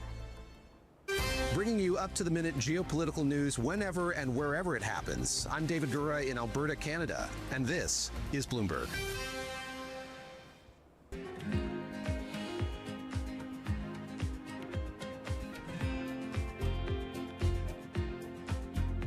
자, 서비스 PMI 이전치 56.4에서 발표 치후 54.6, 54.5 발표가 되었고요. 고용은 좀 둔화된 46.5 발표가 되었습니다. 신규 주문에 대해서는 46이 발표되었고요. 지불 가격은 69.2, 서비스 지수는 52 발표된 걸 확인할 수 있습니다. I'm Deborah Rodriguez. Sparks could fly when Health Secretary Robert F. Kennedy Jr. begins answering questions at a Senate hearing that gets underway in half an hour. Members of the Democratic Congressional Doctors Caucus have been rallying outside. Among them, Minnesota Congresswoman Kelly Morrison. We have had a complete political takeover of our nation's top health agency. Correspondent Natalie Brand. This hearing is expected to get heated as Secretary Kennedy faces tough questions and growing concerns over the massive changes he's made to the CDC. 자, 고용은 유지되고 있고 물가는 지속적으로 높은 상황이어서 혼돈된 지표가 발표했다고 확인될 수 있습니다. compromising the health of the nation, and they're calling for his resignation. The first day of classes getting underway in Florida, first day since the state Surgeon General announced he wants to do away with vaccine mandates. CBS Miami's Bree Buckley is outside a high school in Pinecrest. Here at the school, there was a student who caught measles a few months ago, so that announcement really hitting close to home here. Officials here at the school say they were able to stop an outbreak, but now the worry is that that might not be the case moving forward if the mandate is changed. Texas lawmakers have passed legislation that cracks down on mail-order abortion pills. CBS's Michael Wallace. It's already illegal to provide abortion pills in the Lone Star State. This bill will allow residents to sue doctors, abortion pill makers, and delivery companies like UPS and FedEx for damages, even if those residents have no connection to a pregnant woman. Opponents say the legislation deputizes Texans as bounty hunters and may illegally export Texas law across state lines. Investigators are searching for the cause of a streetcar crash in Lisbon, Portugal that killed 16 people. The BBC's Alison Roberts. The car hurtled down the very steep slope, as eyewitnesses indicated, and only did not crash into the other car standing at the bottom of the slope because there's a slight curve just before the end. The 19th century streetcars are a popular tourist attraction. An Italian-born fashion master is gone. His company says designer Giorgio Armani has died. Correspondent Matt Piper looks back. Despite being one of the biggest names in fashion, Giorgio Armani told CBS News that he always worried no one would like his next collection. Sono terrorizzato. I'm terrified, he said. But the designer who made the cover of Time magazine had no reason to be. He was a hit with the public and popular with filmmakers, and while Armani started out designing clothes, his multi-billion-dollar empire would eventually extend far beyond fashion to include luxury goods and services. Giorgio Armani was 91 years old. The Dow's up 35 points. This is CBS News.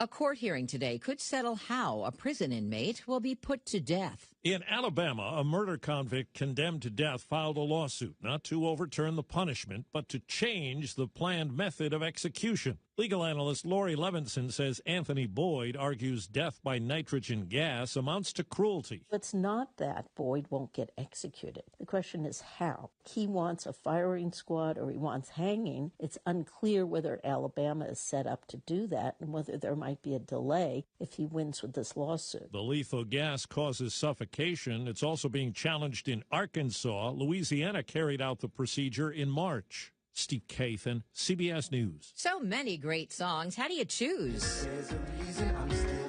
Lin-Manuel Miranda tells people his favorite from his musical Hamilton is Wait for It, sung by Leslie Odom Jr.'s character, Aaron Burr. Deborah Rodriguez, CBS News. This is Bloomberg Intelligence with Scarlett Fu and Paul Sweeney. How do you think the Fed is looking at tariffs, the uncertainty of tariffs? Let's take a look at the sectors and how they performed. A lot of investors getting whipsawed every day by news events. Breaking market headlines and corporate news from across the globe. Could we see a market disruption, a market event? Are people just too exuberant out there? You see some so-called low-quality stocks driving this short-term rally. Bloomberg Intelligence with Scarlett Fu and Paul Sweeney on Bloomberg Radio, YouTube, and Bloomberg Originals. All right, good Thursday morning. We are broadcasting live from the Power Players New York Conference at Bloomberg HQ in Midtown Manhattan, the 6th floor, the famed 6th floor where all the buzz is, everybody running around all the time, and that's where this conference is taking place on the 7th floor here.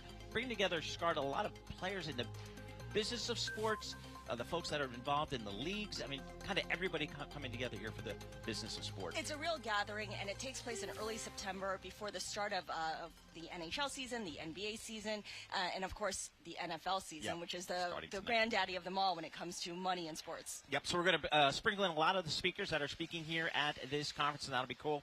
I'm also going to check in with Michael McKee, get his thoughts on what's happening down there in Washington, D.C. Mr. Myron is going to be in front of the Congress and getting talked to and discuss some of his candidacy for the Fed, and we'll break that down with Michael McKee. So we got a lot coming on. Angela Ruggiero, co-founder at Sports Innovation Lab, and also an executive board at World Rugby. So we're going to talk about women's sports, including the World Women's Rugby coming up as well. Jason Kelly, Bloomberg Originals chief correspondent. He's going to give us kind of a lowdown on what to expect here at this Power Players Conference. So a lot coming up over the next couple of hours here from the Bloomberg. 자, 금일은 급등일보의 속보 올라가지 않는 점 참고 부탁드리겠습니다. 금일은 급등일보의 속보 올라가지 않습니다. 기업별 속보 올라가지 않습니다. At IBKR Forecast Trader, the S was recently at 11%. You can start predicting today at ibkr.com/forecast. Last trading day for this contract is October 10th. We are data dependent. Let's start with the biggest part of the economy. Services. The headline ISM Services Index rising to 52. That's better than expected. Anything above 50, remember, that signals expansion.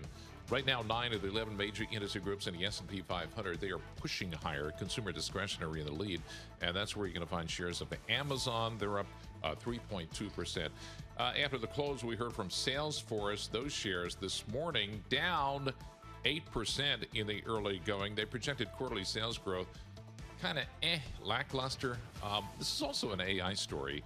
Investors have been pretty anxious that the incumbent software maker is going to be outshined by new AI-based vendors. Right now, the S&P 500 up just 3 points at 64.51. The Dow Jones Industrial Average 23 points lower. The NASDAQ 100 down 10 points right now after more evidence of slowing in the labor market. Remember, we got ADP, which kind of gets a little more oomph after the revisions to the non-farm payrolls in previous months. The 2-year, which is more policy reactive, that is down right now 1 basis point. We're right at 360. And just to recap, the Justice Department, according to the Wall Street Journal, opening a criminal investigation into Federal Reserve Governor Lisa Cook. They've issued subpoenas, according to the Journal, as part of this inquiry into whether she submitted some fraudulent information on mortgage applications. Much more to come on that. We check the markets for you all day long right here on Bloomberg Radio. I'm John Tucker. That is your Bloomberg Business Flash. Scarlett and Paul. All right, John Tucker, thank you so much. We appreciate that. Scarlett Fu, Paul Sweeney, we are live, broadcasting live from the Power Players New York Conference at Bloomberg's headquarters in Midtown Manhattan. And we're also watching Senate Banking Committee confirmation hearing to consider Stephen Myron to be a Federal Reserve governor. When that kicks off, we will dip into that as well. But right now, let's get a look at what's happening in the markets here. We can do that with Bloomberg Equities. Christine Aquino. Christine, what are you looking at? Well, Paul, let's look at HP Enterprise this morning. Ticker HPE. Those shares are rising, up more than 3% at the moment. We did get their third quarter results. Net revenue beating estimates. Fourth quarter adjusted EPS also in line with forecasts. They did flag a narrower adjusted operating margin, down slightly to 8.5% from 10% year over year. But Bloomberg Intelligence says that the company is past its server execution issues and that it should get back to free cash flow on track in fiscal 2026. And so it looks like investors rewarding HP for those solid set of results here. All right, very good. What else do you have for us today? Taking a look at C3AI. 자, 여기서 추가 ticker AI, those shares not doing very well. 매수 사인들입니다. 추가 매수하도록 하겠습니다. So this is a company that's focusing on developing and operating enterprise AI applications. They forecast revenue for the second quarter that missed the average analyst estimates. 가능성 있다고 판단되어서 추가 매수 사인드리도록 하겠습니다. Who was most recently an acting administrator of the General Services Administration under President Trump. He's also Salesforce alum. Bloomberg Intelligence, though, saying 추가 that 매수 사인드립니다. first quarter results and disappointing 체결되었습니다. 자, 진입가 확인 바랍니다. 473점. of execution challenges that the company has faced over the last few quarters. 4위입니다. 474.42 추가 매수 사인드립니다. Is this a meme stock? What are we doing here? It may be a meme stock today. I mean, shares are up more than 30% at the moment. So ticker AEO, that's doing really, really well. After we did get their results for the second quarter, net revenue of 1.28 billion, beating 캡처에 estimates, though 시간이 it is still 소요되고 있는 점 slightly 양해 lower from the 부탁드리겠습니다. 자, year-on-year 추가 매수 사인드렸습니다. figure. 실시간 And 내용 third quarter 이어나가도록 operating income 하겠습니다. forecast, 자, 현재 95 3계약 million to 100 million. That's 매수 right in line with estimates here. But the kicker here is really their most recent ad campaign 중에 with Sydney 있습니다. Sweeney, all about the jeans. Right. I know. Have you seen this, Paul? Where do you buy your I jeans? just saw it. Don't worry about my jeans. Army Navy store, Levi's. I'm solid Levi's. Guy. Okay, you're a Levi's guy. Yeah. Okay. So probably not a customer, but yeah, Chief Marketing Officer Craig Brommer crediting that ad campaign with actress Sydney Sweeney as a real driver of revenue for this period. But how long is that sustainable? I mean, I get the boost that it gives sales for now, but I can't see this being something that they can count on going forward. Absolutely, Scarlett. I mean, it's certainly generated a lot lot of buzz over the summer, but the question really is, how sustainable is it, especially because the company did also flag quite a substantial tariff hit. And of course, you know, once we're past the seasonal trends of back to school shopping and all of that, that is really a question of sustainability. But, you know, they're also going to be banking on a collaboration with Travis Kelce's True Colors brand. So it seems like they're really leaning into the celebrity endorsement tack so they can keep up this momentum. All right, Christine Aquino, thank you so much. We appreciate that. Bloomberg Equities reporter Christine Aquino there giving us the stock reports. For more conversations like this, subscribe to our Stock Movers Reports. Listen for 5-minute audio reports on the biggest winners and losers in the stock market. Subscribe to Stock Movers on Apple Podcasts, Spotify, or anywhere you listen.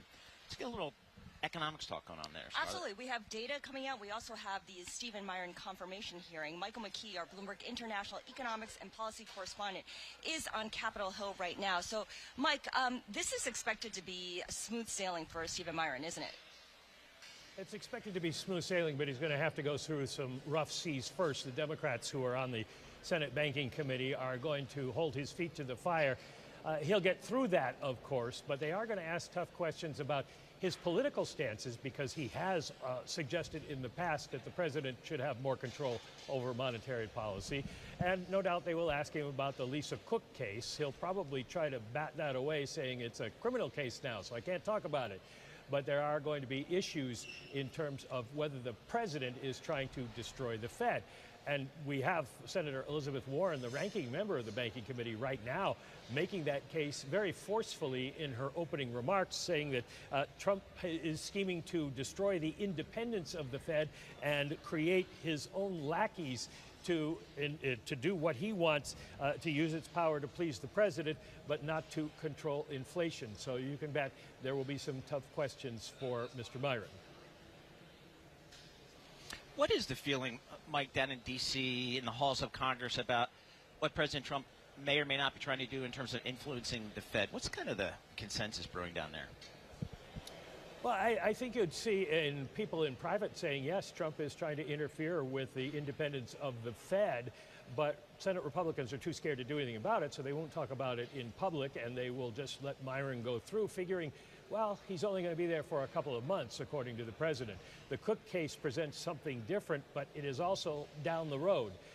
It isn't clear whether she'll be able to stay in office during the time that all of this is litigated, but if she is, then the president can't appoint a replacement right away, and he's going to have to wait, as everyone else is, until this all plays out. So we're a few days away from knowing what's going to happen on that score, Paul, but I don't think we're going to see a lot of opposition here on Capitol Hill unless the markets tell their senators that they should be scared.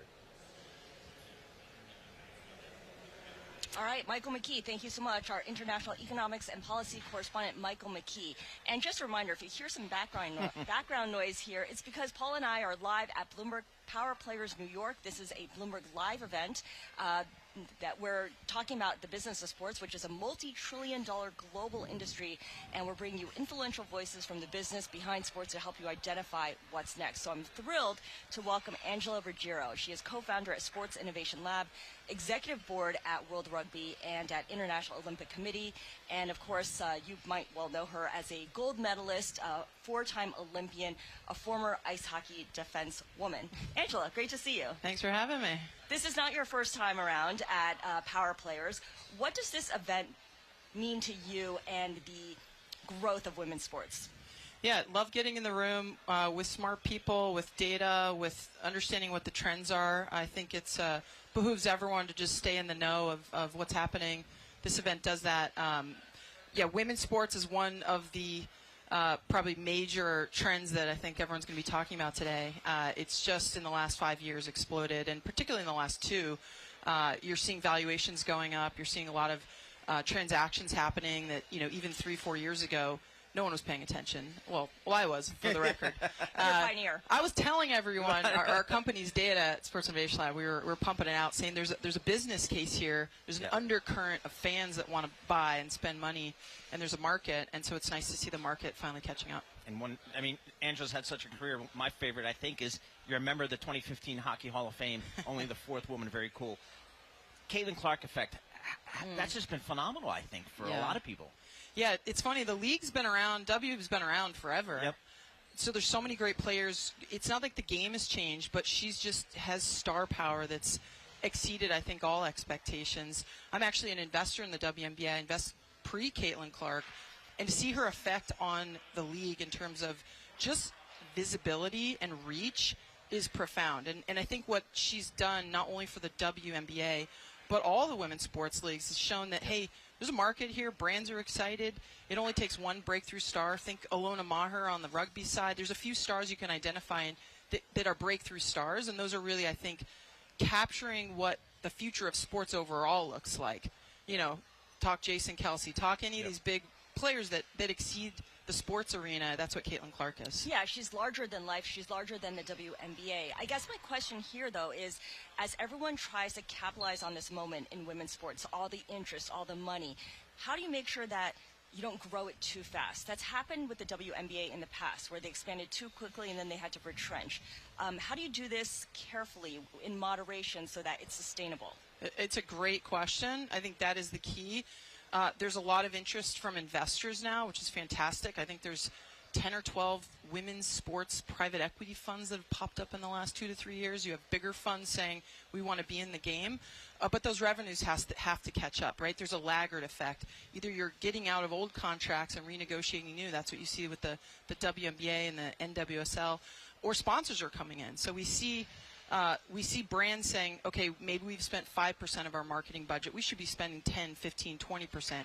And that reallocation is going to the women's game. You're seeing media partners, again, previously not spending anything, maybe just paying production costs. Now, that's a big 자, piece of 여기서 check. 추가적으로 Women's sports 1계약 traditionally has relied on sponsorship, 매수하도록 ticket sales, and 하겠습니다. a little bit of 충분히 merch. 상승 가능성이 And again, 있다고 now you're 하는데요. 자, getting 여기서 media, 1계약 which is the big 추가 bucket the men 매수 survive on, coming in the 하도록 door. So, 하겠습니다. yeah, 자, 체결되었습니다.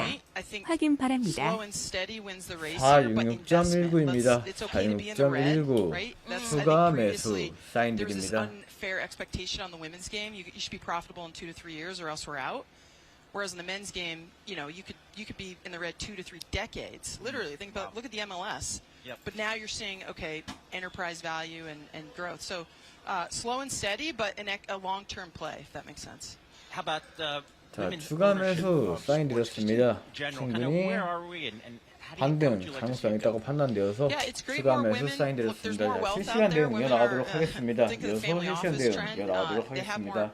현재 매수 4계약 시가 46.199 실시간 대응 중에 있습니다.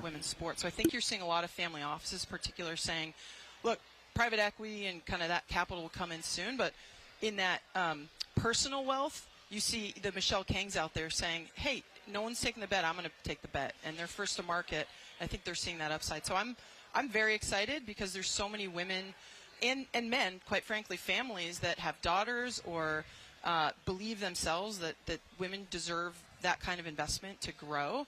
And that's absolutely changing the game. Angela, such a pleasure to speak with you. Angela Ruggiero, co-founder at Sports Innovation Lab and on the executive board at the World Rugby and at the International Olympic Committee, a familiar face for those of us who attend the New York Power Players Conference here at Bloomberg. Thank you. Thanks for having me. All right, let's go now to John Tucker, who's going to give us a data check. John. All right, guys, as we look at the early going, not a lot of movement with the equities. This Bloomberg Business Flash being brought to you by IBKR. Will September 2025 be the warmest September on record? At IBKR Forecast Trader, the S was recently at 11%. Start predicting today at ibkr.com/forecast. Last trading day for this contract, October 10th. Trifecta of weak jobs numbers this morning. Applications for unemployment benefits, they rose to the highest since June. And then you had private sector payrolls increasing by just 54,000. That's according to ADP research. That trailed all the estimates. And hiring plans fell to the weakest level for any August on record. That's according to the outplacement firm Challenger, Gray & Christmas. Of course, this all comes ahead of the non-farm payrolls report that we get tomorrow. S&P 500, 5 points higher right now, 64.53. The Dow up 23 points. The NASDAQ 100 down right now, 7 points. Among the most active shares of Salesforce after their results after the close yesterday, right now 7% lower. And we check the markets for you all day long right here on Bloomberg Radio. I'm John Tucker. That is your Bloomberg Business Flash. Now back to Scarlett and Paul.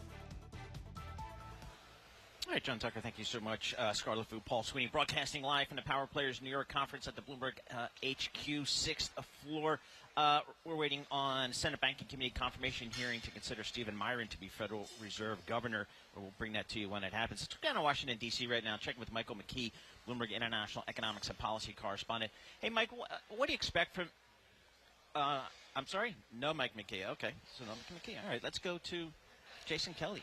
Jason Kelly, who has come over. What a poor substitute. Yeah, exactly. What a We're going to get the Michael McKee. Oh, my God. Jason, this is some get-together that has been put together.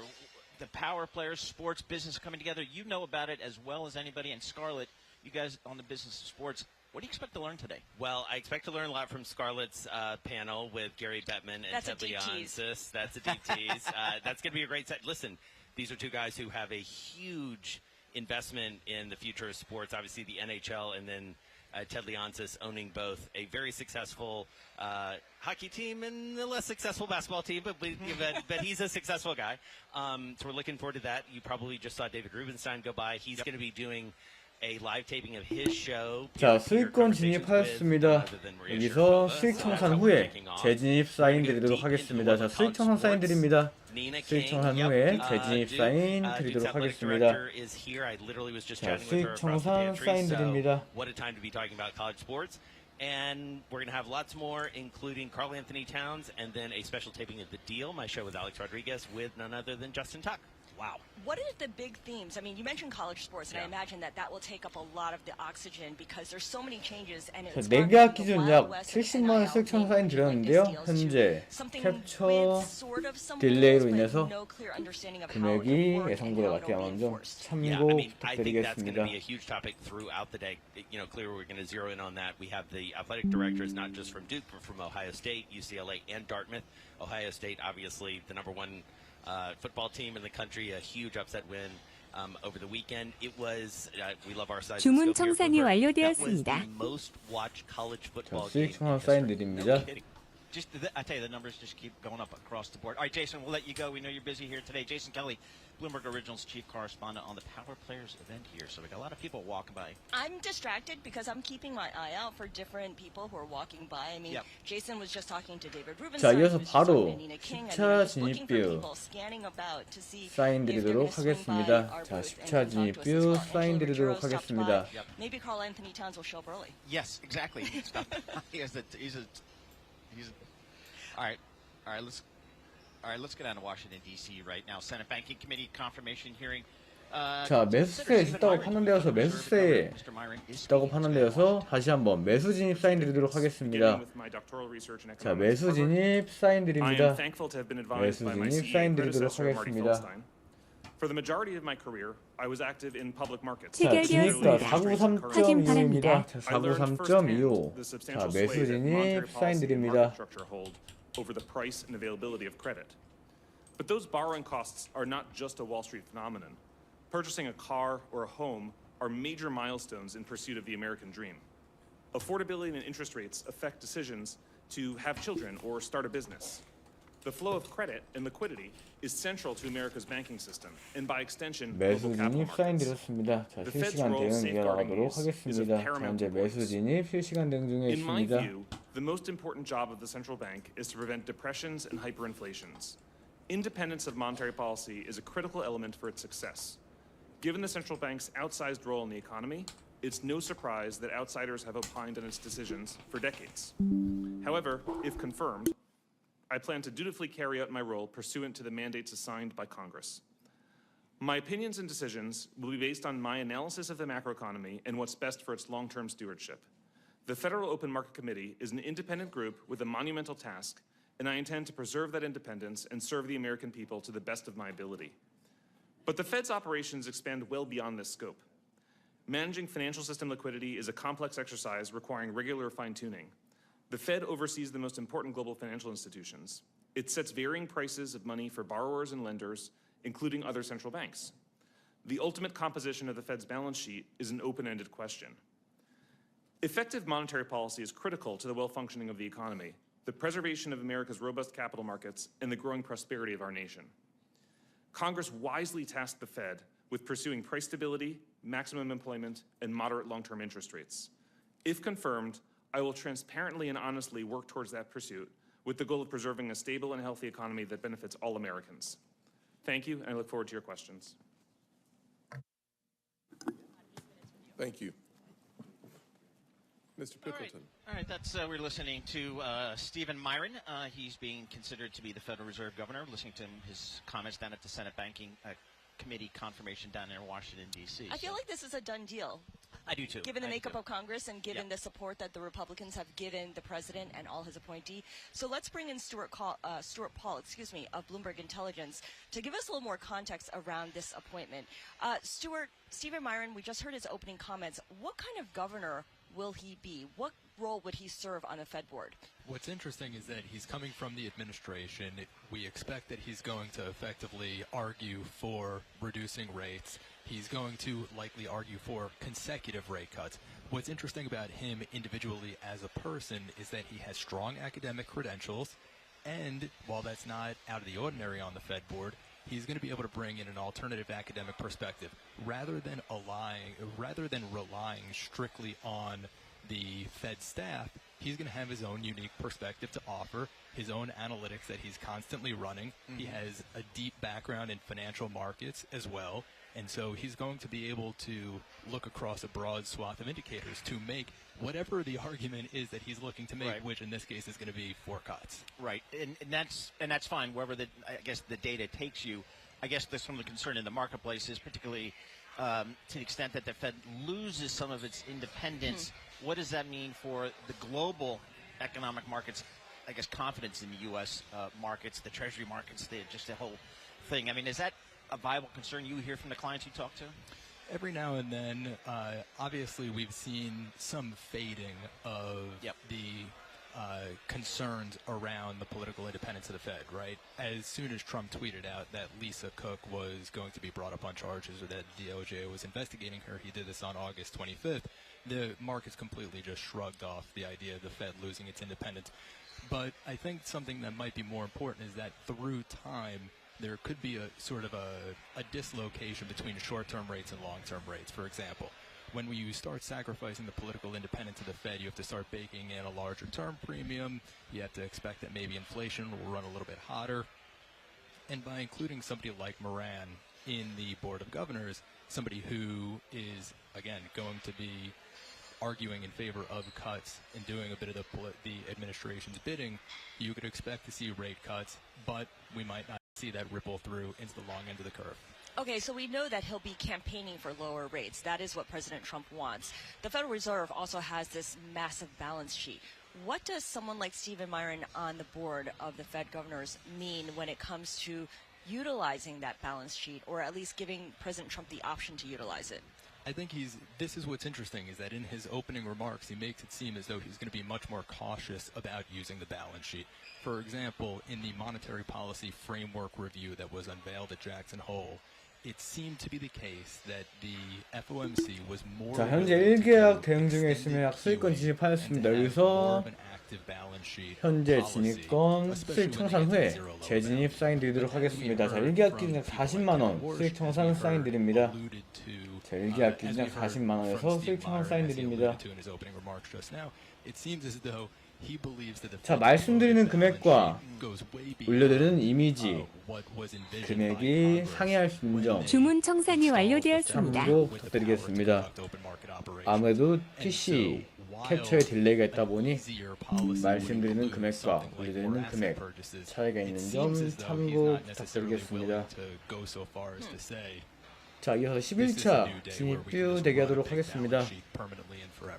Can you remind us just how the FOMC kind of really works when it comes to setting rate policy? Can one person have that much of an influence? Good question. Well, it's interesting. So, of course, we look at the median dot of FOMC participants, and if one member shows up and says, 자, 빠르게 진입 사인 드리도록 하겠습니다. 자, 매도 진입 사인 드립니다. 매도 1계약 진입 사인 드립니다. 매도 진입 사인 드립니다. 체결되었습니다. 확인 진입가 바랍니다. 499.75입니다. 진입가 499.75 매도 진입입니다. And to help build a coalition around the idea of additional cuts. And I think that that's exactly what he's going to try to do.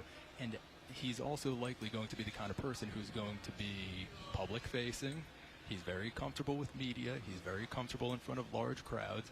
And to the extent that he's deviating 대응 from 이어나가도록 the typical messaging 하겠습니다. that we get from somebody like Jay Powell, I think that we're going to have somebody else contributing to the conversation in a meaningful way and helping to guide expectations towards cuts. Okay, towards cuts, and everyone, of course, is pricing in this 25 basis point cut, at least in September. We did get some economic data today. It is Thursday, so jobless claims came out, and this is all in the drumbeat to the big jobs report tomorrow, which comes out at 8:30 a.m. What did the data show, and how does it set up expectations for tomorrow's report? Basically, across the board, the data has been pretty weak for the labor market this week. So if you want a rate cut, this is what you want to see. That's exactly right. So initial claims continued marching higher, and we are at a point in time where layoffs are of particular interest. Claims have been sort of range-bound between 200 and 250,000 a week for the last 2.5 years. It's been uneventful, but claims have been marching higher consistently for the last 6 weeks, and this is at a time where the pace of hiring is running about half what's needed to maintain a steady unemployment rate. If we start seeing layoffs accelerating, that's exactly the sort of cooling of the labor market that the Fed is trying to avoid. We've also seen ADP numbers that surprised to the downside. Revelio released its estimates of non-farm payrolls, also running about 50,000 for the month of August. So weak numbers there. Labor demand cooling, according to JOLTS data. Less job openings during the month of July. It's a little bit dated, but as an indicator of firms' hiring plans, weak. Challenger hiring data, also weak. Across the board, labor market data looks pretty weak heading into this August payrolls report tomorrow. This is what's a little bit tricky, is that August estimates are always bad. They're always bad. August is the month that has the largest miss, the largest absolute value. Do we know why? Miss. I guess people go on vacation. And they don't. It's not enough estimates coming in. We need AI. This is what's crazy, is that the survey responses both to Bloomberg, the survey responses to the Bureau of Labor Statistics, the volumes of the survey responses that are submitted are normal, but the quality of survey responses that are submitted in the month of August are terrible. So prepare for a surprise tomorrow. How about just the unemployment rate? Fed Chairman Jay Powell said we pay attention to that. I mean, if it ticks up to 4.3%, is there a level that really gets the attention of the Fed? They're expecting basically to end the year around 4.4%. The thing is, though, that when we're already running at a pace of hiring that's half what's needed to maintain a steady unemployment rate, and we see layoffs continuing to rise, we're at a point where we can see the unemployment rate really reach an inflection point and start accelerating, rising rapidly, and that should cause concerns. So when it comes to the data, the labor market, as you mentioned, we have a consistent picture here of some weakening in the labor market. In terms of inflation, it's been coming in pretty much as expected, which is everything is above the Fed's 2% target. With someone like Stephen Myron on the board, do you think that we'll get some wiggle room with that 2% target of inflation? Could the Fed start to change that to 2-ish? I think more likely he's just going to argue that inflation pressures are not persistent and they're not attributable to tariffs. What's going to be a little bit tricky is that he's going to then need to find a way to say that the inflation pressures that we are seeing are neither from tariffs, because that would draw the ire of the administration that he's departing, and are also not from the labor market, because both would warrant staying on hold, basically. So it's going to be difficult for him to thread the needle and create the argument that we should have consecutive cuts. But just to say, look, our job as monetary policymakers is to skate to where the puck is going. Right now, inflation is running a little bit hot, but people are feeling the pinch of declining real wages. The labor market is cooling. And if our job is to manage the punch bowl at the party, this might be the time to look around, see the crowds getting a little bit light, and we should spike the punch bowl to keep the crowd a bit more lively. And I think that that's basically what he's going to say. He's going to say the indicators that we're looking at suggest that we can maintain our 2% inflation target, to Scarlett's point, while also cutting in anticipation of further cooling of the labor market. It's interesting because he's skating to where the puck is going, yet all right. All right, so we're going to run right back down to Washington, D.C. That was Stuart Paul talking the labor market for U.S. economics. Let's head back down to D.C. Mr. Myron, Q&A. Kim Scott is speaking. Mr. Myron is Tim Scott. Let's go down to Washington. And thank you for the opportunity to discuss these issues with you on the phone prior to the hearing. I couldn't be more in agreement that independence of the central bank is of paramount importance for the economy, for financial markets, for the long-run stewardship of the country.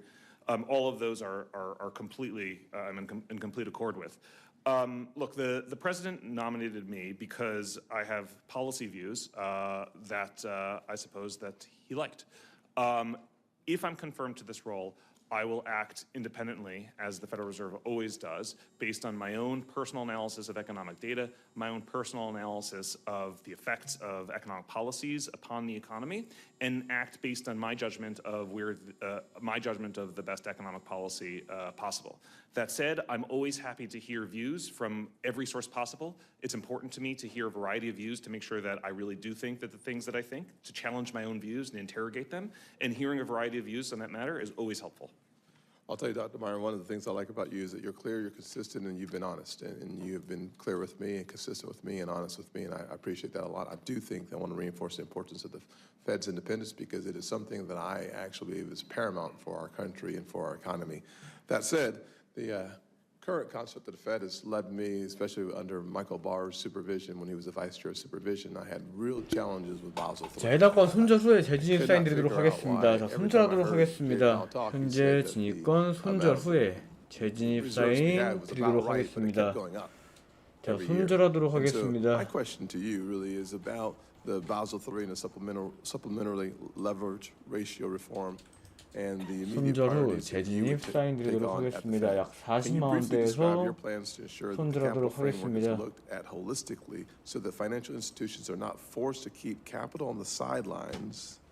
주문 청산이 완료되었습니다. 자, 이어서 12차 진입뷰 대기하도록 하겠습니다. 12차 진입뷰 대기하도록 하겠습니다. Thank you, Senator. 자, 진입 사인 바로 드리도록 하겠습니다. 자, 매수 진입 사인 드리도록 하겠습니다. 자, 매수 진입 사인 드립니다. 매수 진입 사인 드리도록 하겠습니다. 체결되었습니다. 자, 확인 바랍니다. 진입가 519.00입니다. 자, 매수 진입 사인 드렸습니다. borrowers in the economy that need that credit. Are they going to be able to get it? And so I do think it is time for a fulsome examination of the process, of the regulatory process, to sort of think about where we want it to be going forward. And I'm very happy to work on that if confirmed to the Federal Reserve. I'll finish with you with this last thought. The more incentives that there are in place for 자, 매수 진입 대응 이어나가도록 하겠습니다.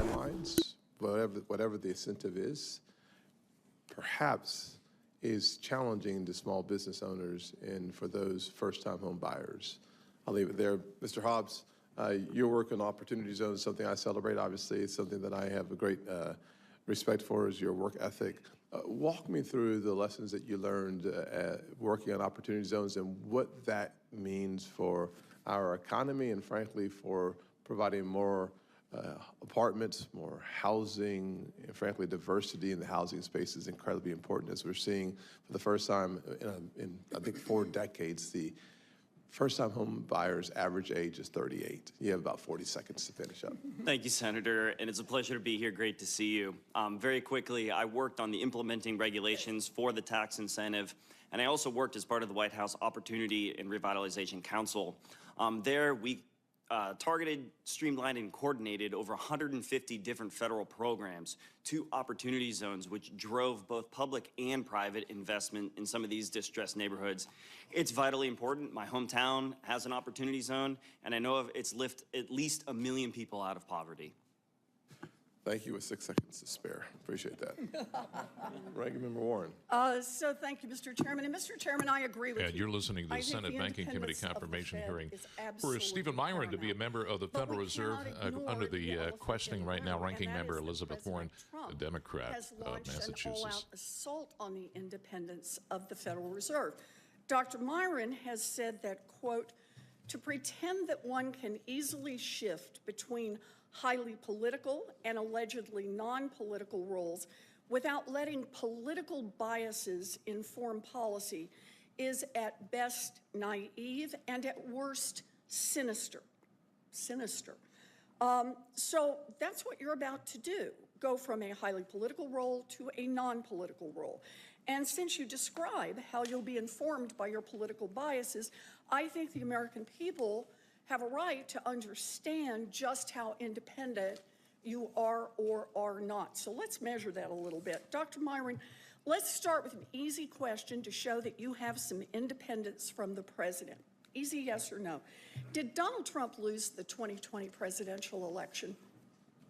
Thank you, Senator Warren. Let me begin by saying, although we didn't have a chance to sit No, down. it's a yes or no. Microphone on, please. Hold the microphone. Come on, and the chair is going to be tough on time. I just need a yes or no. Did Donald Trump lose the 2020 presidential election? Thank you, Senator Warren. Joe Biden was certified by Congress as the President of the United States. Right, so did Donald Trump lose that election? As I just said, Joe Biden was certified by the Congress. Did Donald Trump lose that election? Can you say the words, Donald Trump lost that election? Are you independent enough to say that? The Congress certified Joe Biden as President All of the right, United States. so that was one. Let's try another. Let me ask you another question here. The Federal Reserve relies on accurate and unbiased data to make monetary policy, including data produced by the Bureau of Labor Statistics.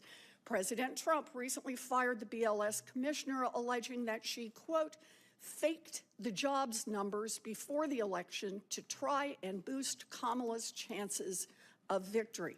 Do you agree with President Trump that the BLS published fake numbers to manipulate the outcome of the 2024 presidential election?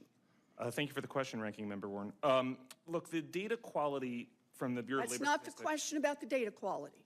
Did, as President Trump said, the BLS publish fake numbers to manipulate the outcome of the 2024 presidential election? This is what President Trump said. Is he right? You're the head of the Council of Economic Advisors.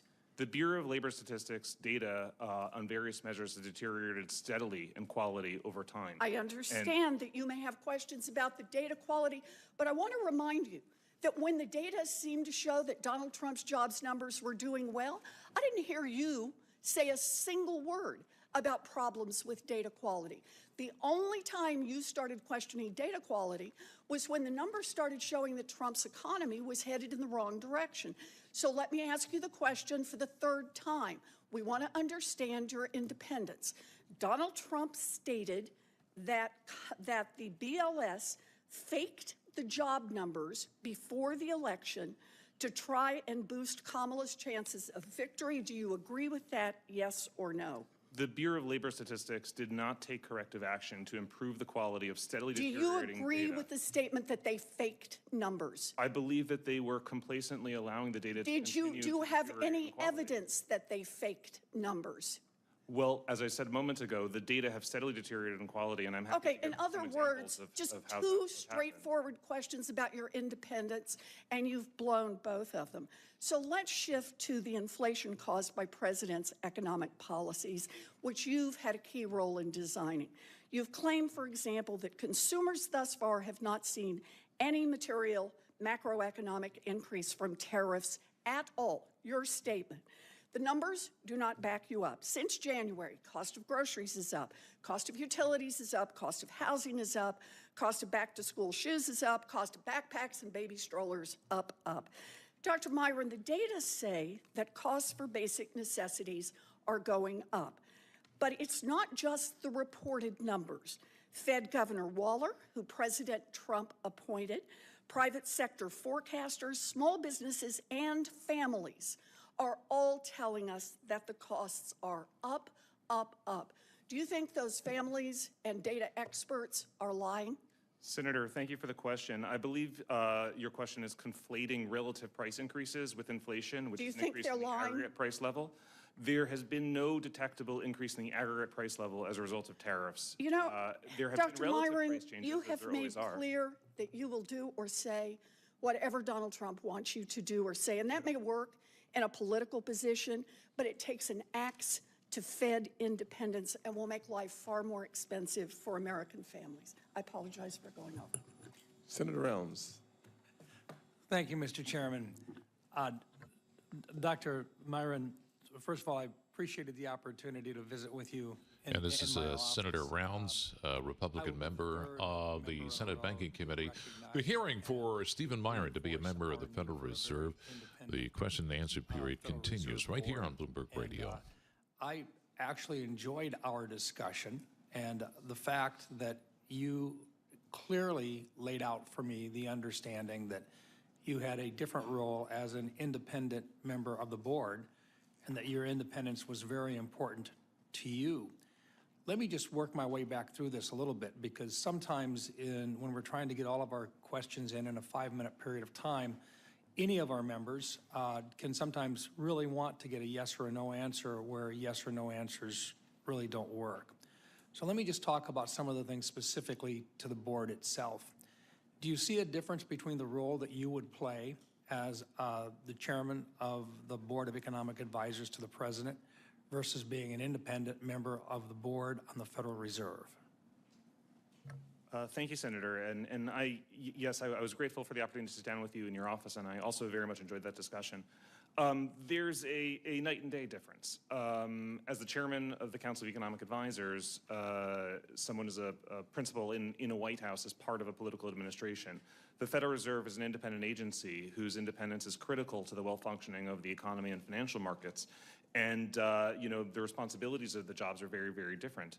If confirmed to the Federal Reserve, I will behave in an independent manner based on my own analysis of the economy, of economic data, of inflation, employment, and the effects of economic policy thereon, and act in my own independent analysis based on those evaluations. Would you say that it's fair for the President of the United States to lobby the Federal Reserve in terms of moving things in a direction that he believes can move the economy in a direction that improves the life for the American people?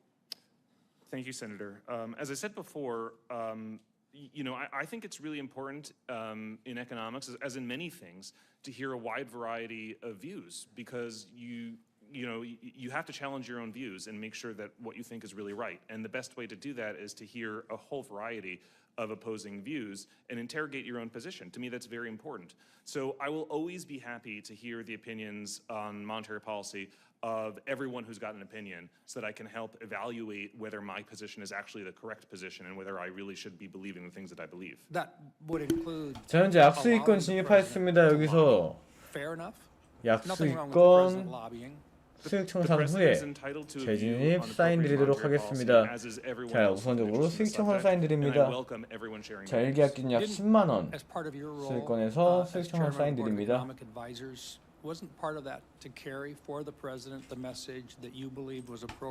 주문 청산이 완료되었습니다. 자,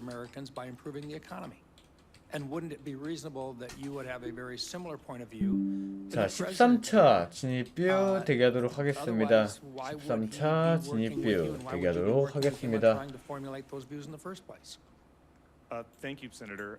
Yes, as the Council of Economic Advisors is tasked by the Congress with advising the President on appropriate fiscal and 자, 빠르게 진입 사인 드리도록 하겠습니다. 자, 매도 진입 사인 드립니다. 자, 매도 진입 1계약 사인 드립니다. 매도 진입 사인 드리도록 하겠습니다. 매도 진입 사인 드립니다. 진입가 확인 바랍니다.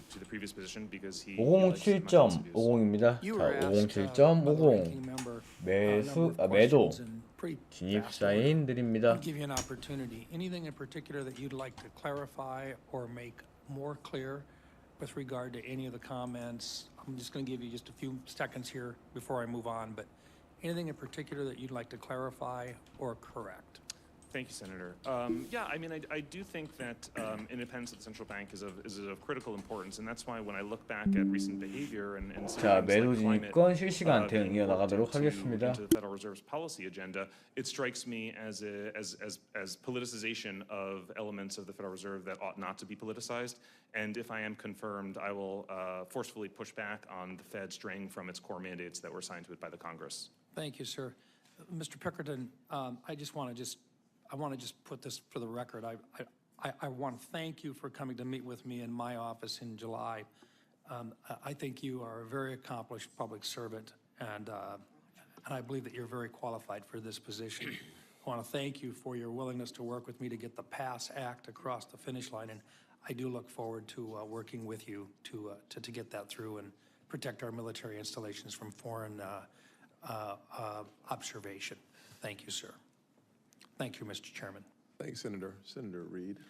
Thank you very much, Mr. Chairman. And you're listening to the Senate record, Banking Committee confirmation hearings for Trump ally Stephen Myron to be a member of the Federal Reserve. A hearing right now from Jack Reed, one of the minority members of the Senate Banking Committee, Democrat from Rhode Island. Every day. In contrast, I would note that when Presidents Clinton, Obama, and Biden came into office and had the chance to nominate federal chairs, they all chose to retain the individuals picked by their Republican predecessors. That's an example of the bipartisanship and also independence that previous presidents have extended. This president has not done that. Now, Mr. Murray, you've had a discussion with the ranking member. You have written on the subject of partnership that the revolving door between the Fed and the executive branch brings politics into federal policy making. You wrote, quote, leadership that was traditionally regarded as technocratic has been replaced with highly qualified but highly political personnel who move freely between the White House and the Eccles building, which is the executive office building, or one of them. Oh, no, excuse me, that's the Federal Reserve. So what is your current job now? Thank you for the question, Senator. What is your current job? My current job is the chairman of the Council of Economic Advisors. In the White House, thank you. And so you're basically a living proof of the criticism that you lodged against the Federal Reserve Board, correct? You're a political partisan who works in the White House, who might be bright, but is ideologically disposed to the politics of Donald Trump. Thank you, Senator. As I said a few moments ago, I view the act of deciding that the Federal Reserve is the institution to take on climate change as a highly political, non-technocratic act. And if I am confirmed to the Federal Reserve, I'll make it my goal to keep the Federal Reserve to its core missions. That's an interesting concept because in my other capacity in national security, the Department of Defense is extremely sensitive to climate change because it is altering the threats that face us every day. And I'll speak for myself, but anybody who believes climate change is mythical is essentially posturing. Now, you're a member of the Council of Economic Advisors. If you're confirmed, will you resign from the council? Thank you, Senator. I have received advice from Council that what is required is an unpaid leave of absence from the Council of Economic Advisors, and so considering the term for which I'm being nominated is a little bit more than 4 months, that is what I will be taking. As long as that is the advice of Council, I'll follow. 자, 현재 진입권 수익권 진입하였습니다. 일기업 기준 약 20만 원. 여기서 수익 청산 사인 드리도록 하겠습니다. 자, 수익 청산 사인 드립니다. 수익 청산 후 잠시만요. 수익 청산 후에 사인 드리도록 하겠습니다. For 4 years after he leaves office with any executive branch. Are you committed to that also? Thank you, Senator. Look, I'm committed to the independence of the Federal Reserve. I have in the past proposed a suite of reforms to improve governance of the Federal Reserve. That suite was a package deal. It was a system of checks and balances designed to diffuse political power and isolate the Fed from political interference. It would be inappropriate to take one check or balance away from the entire suite and think about implementing. So the answer is no. So you're going to be a consistent leader. You're going to be an employee of the President of the United States on leave. So he can call you up in his capacity as president and said, here, I want you to do this, this, and this. Well, I guess I have to do it since I'm an employee of the President. That is absolutely ridiculous. 자, 수익 청산 첨부, 사진 첨부 자료는 패스하도록 하겠습니다. 자, 14차 진입뷰 이어서 대기하도록 하겠습니다.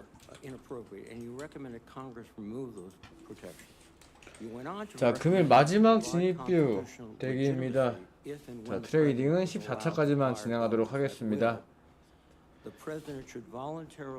자, 매수 진입 사인 드리도록 하겠습니다. 자, 매수 진입 사인 드립니다. 매수 진입 1계약 사인 드리도록 하겠습니다. 체결되었습니다. 자, 확인 진입가 바랍니다. 512.00입니다. 매수 진입 사인 드립니다. Consistent with your recommendations in 2024. Thank you, Senator. As I said just a few moments ago, that proposal was a package deal. It was a suite of checks and balances, and it's highly inappropriate to take one check or balance outside of the context of the overall package. Checks and balances work between the Congress and the executive and the judiciary, the two chambers of Congress, because they all work in conjunction and prevent power from being concentrated. So the answer is no, and that you will cooperate if he tries through any means to eliminate a member of the Federal Reserve Board. Thank you very much. 자, 매수 진입 대응해 나가도록 하겠습니다. Hey, you're listening to the Senate Banking Committee confirmation hearing for Stephen Meyer to be a member of the Federal Reserve. Right now, a question from John Kennedy, Republican of Louisiana. Generally appoint their enemies. Thank you, Senator, for the question. Don't thank me. It just takes up time.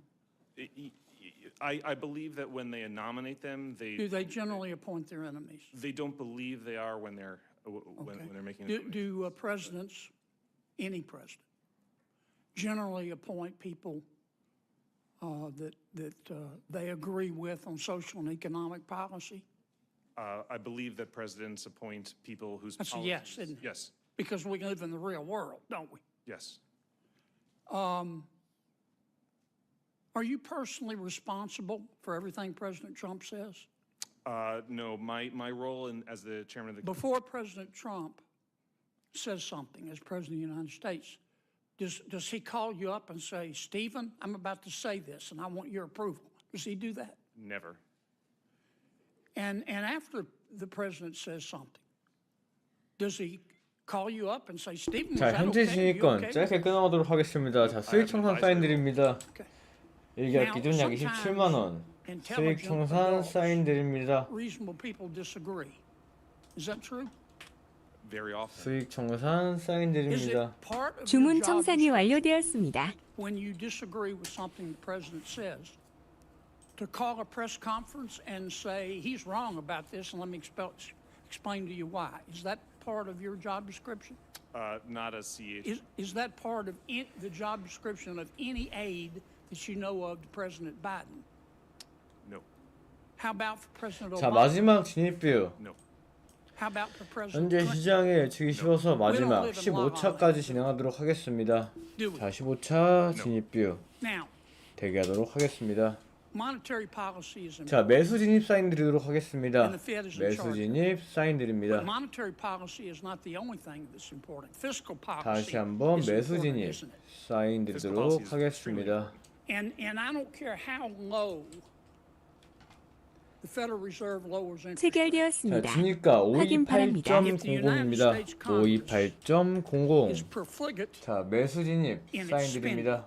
If it spends money like it's pond water, if it runs up $37 trillion in debt, and deficit spends to the tune of 7% every year, that also has an impact on employment and economic growth and inflation, does it not? Absolutely, and I think people often make a mistake by looking solely at monetary policy when fiscal policy is a huge driver. And in fact, the Federal Reserve can lower short-term rates through the Open Market Committee all you want. But that doesn't necessarily mean that long rates, 10 years and above, are going to go down, does it? Not necessarily. Right, because if the bond market counts too, doesn't it? Of course. If the bond, you can lower rates as low as you want to, but if the bond market thinks that inflation is on the horizon, those rates are going to keep going up or at least stay steady. Isn't that accurate? Yes, the Federal Reserve does not control the long end of the yield curve. Okay, so what Congress does matters, doesn't it? Hugely.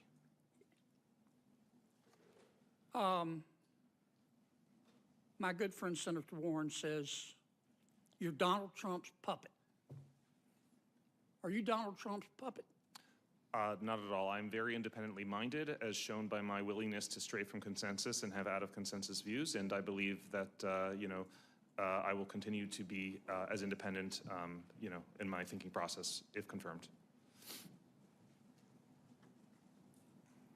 We're going to hold you to that, Governor, future Governor. You need to call them like you see them. There's nothing wrong with politicians in Washington offering their opinions. You can't stop them. But we need a monetary plan that was put together by something other than vodka and darts. And that's what we had the Federal Reserve for.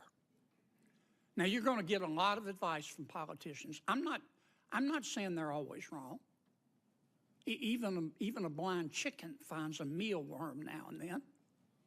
But you've got to call them like you see them. And ignore, nothing wrong with people giving their advice, but ignore all the rhetoric from all politicians. Will you give me that commitment? I do commit to that. Thank you. Thank you, Mr. Chairman. Thank you, Senator. Senator Kim. Yeah, thank you, Chairman. Dr. Myron, I wanted to just pick up on something that you said earlier. So if I heard you correctly, if you are confirmed to this, you are not going to resign from your current position at the White House? And you're listening to the Senate Banking Committee confirmation hearing for Stephen Myron to be a member of the Federal Reserve. Right now, he's being questioned by Senator Andy Kim, a Democrat from New Jersey. Advisors cease my CE activities, and if counsel advises me otherwise, I will follow the law and follow counsel's advice. I guess I just wanted to ask you, why did counsel advise you in that way? You have every right to just say, no, I'm going to resign.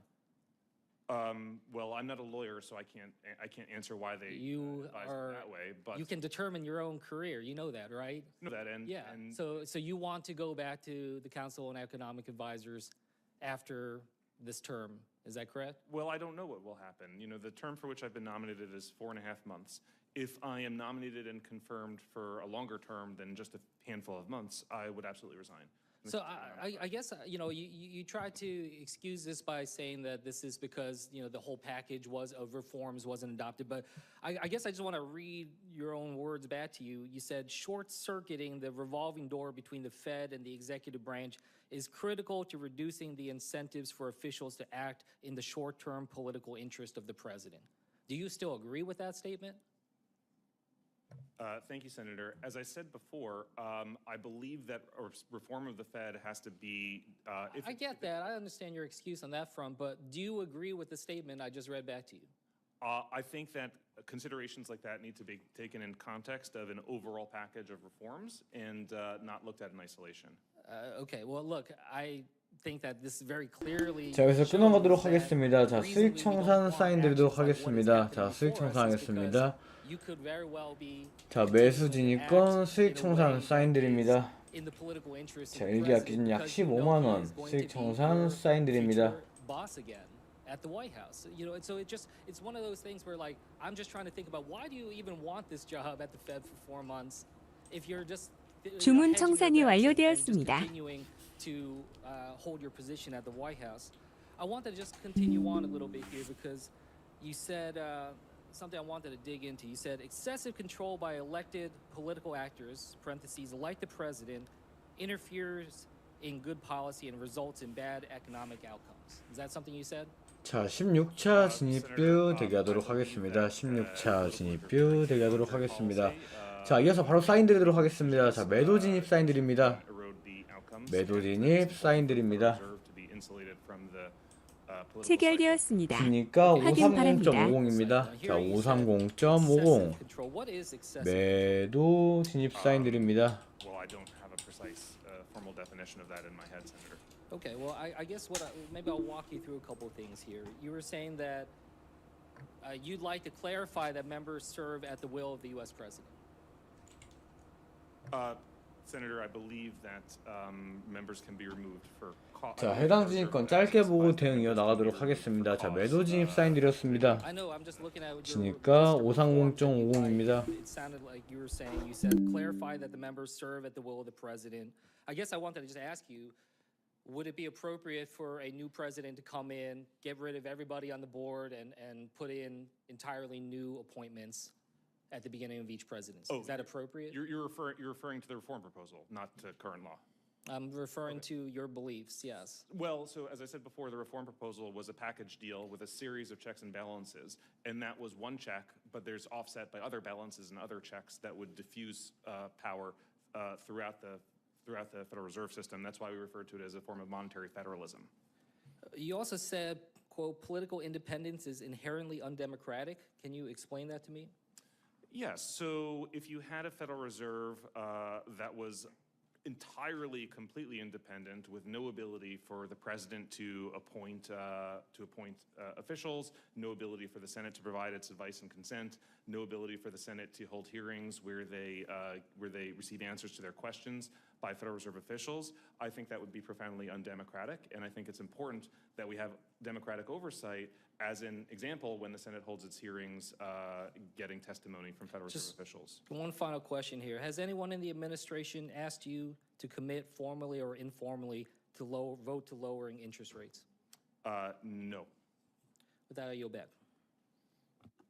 Thank you. Senator Ricketts. Great. Thank you, Mr. Chairman and Ranking Member, for holding this hearing, and thank you to our panelists, our nominees, and your willingness to serve our great nation. The Ranking Member was talking about inflation. I might note that on Labor Day, the average price of gas was $3.15 a gallon, and that's the lowest it's been since 2020. And you're listening to the Senate Banking Committee examining Stephen Myron for his appointment to be governor of the Federal Reserve. Right now he's being questioned by Pete Ricketts. He's a Republican from Nebraska. And that also actually rolls into another thing that's important for my state of Nebraska, which is ethanol. Actually, last time I filled up with ethanol, it was saved me 45 cents a gallon versus the regular 89 octane. So everybody can fill up on ethanol, save money at the pump, clean up the environment. It's great for our farmers and ranchers. And you may say, why are you talking about that right now? Because I'm going to roll into another topic that is of interest here, which is communist China is the threat to America. They want to supplant us as the world superpower. And they've made it clear that they are going to use every lever of power to be able to undermine our national security. Confronting this threat requires comprehensive strategy that strengthens our safety, our financial system, secures our critical assets, and closes loopholes for communist China to seek and exploit things in our system. And one of the things that includes is combating our foreign adversaries' ownership of American agricultural land, and thus the tie-in back to my state. In 2010, Communist China owned 13,720 acres of American farmland. In 2023, Communist China owned 200. 자, 짧게 끊어보도록 하겠습니다. 여기서 수익 청산 사인 드립니다. 자, 해당 진입권 수익 청산 사인 드립니다. 수익 청산 이후 트레이딩은 여기서 마무리하도록 하겠습니다. 자, 수익 청산 사인 드립니다.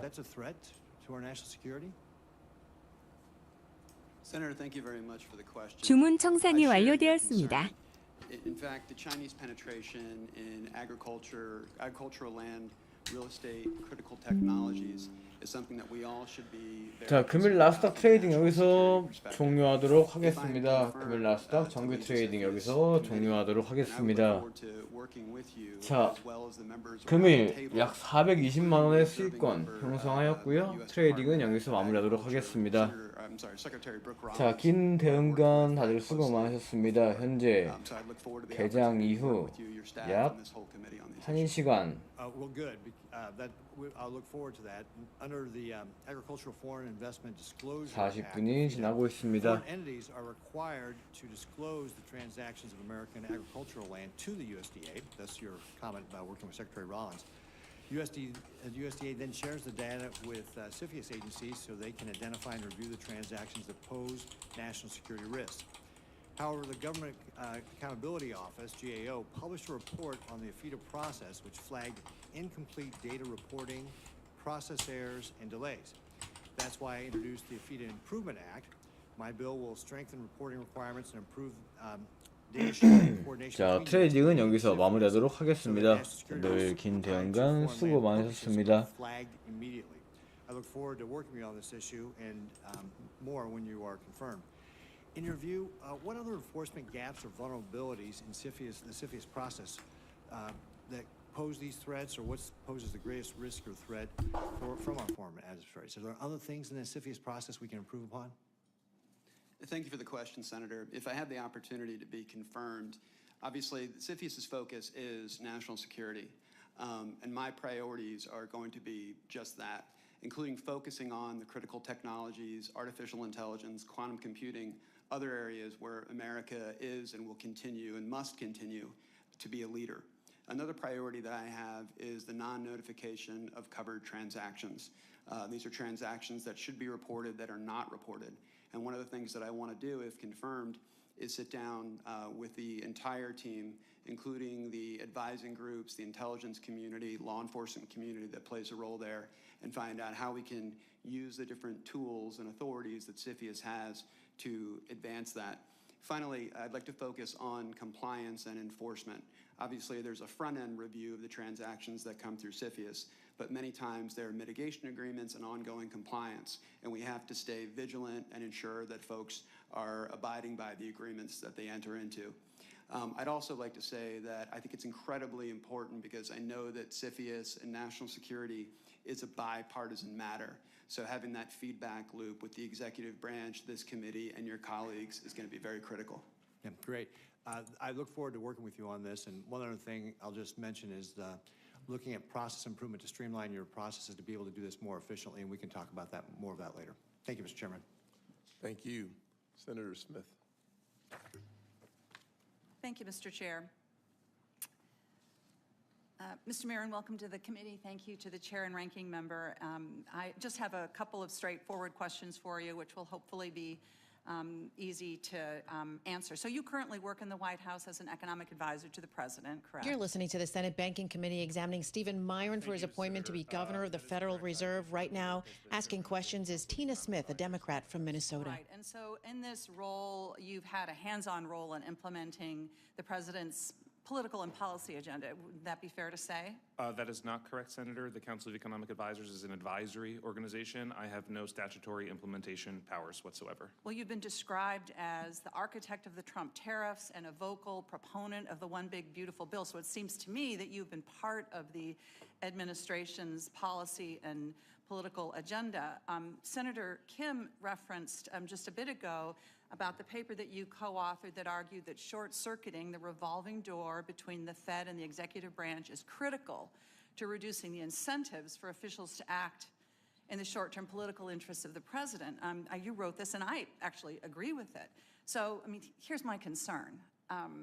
Given the nature of your current role and your expressed concern and mine for insulating the Fed board members from the day-to-day political process, I just don't understand how your nomination doesn't break the rule or the goal that you've set out yourself. I mean, you previously said that no one can go from being a high political operative to being politically neutral. And I mean, I agree with you. When you have taken on a role of advocating, it's very hard to step away from that. And I don't know how you could be an exception to that.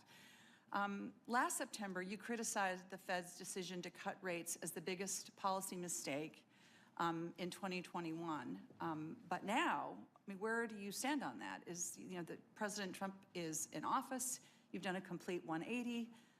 I don't understand what your position is on this now, and how can we expect you to be unbiased and neutral? Thank you for the question, Senator.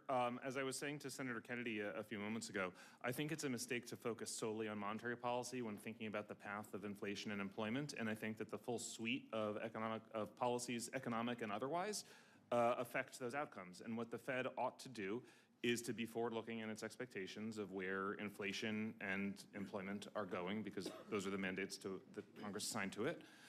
My understanding of how economics works is that a wide variety of policies that have been implemented since January are actually quite disinflationary. And let me give you one example. which is the border policy, which you might not think of an economic policy, but the truth is that if you increase the number of occupants of housing by millions in a relatively short period of time without a dramatic expansion of the number of houses, it's going to put upward pressure on rents.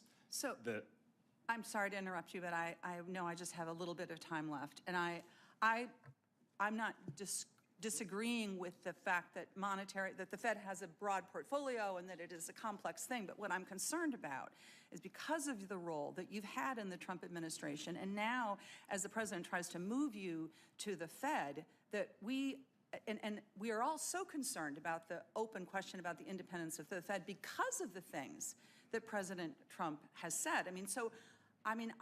I think we can be pretty clear about what's happening here.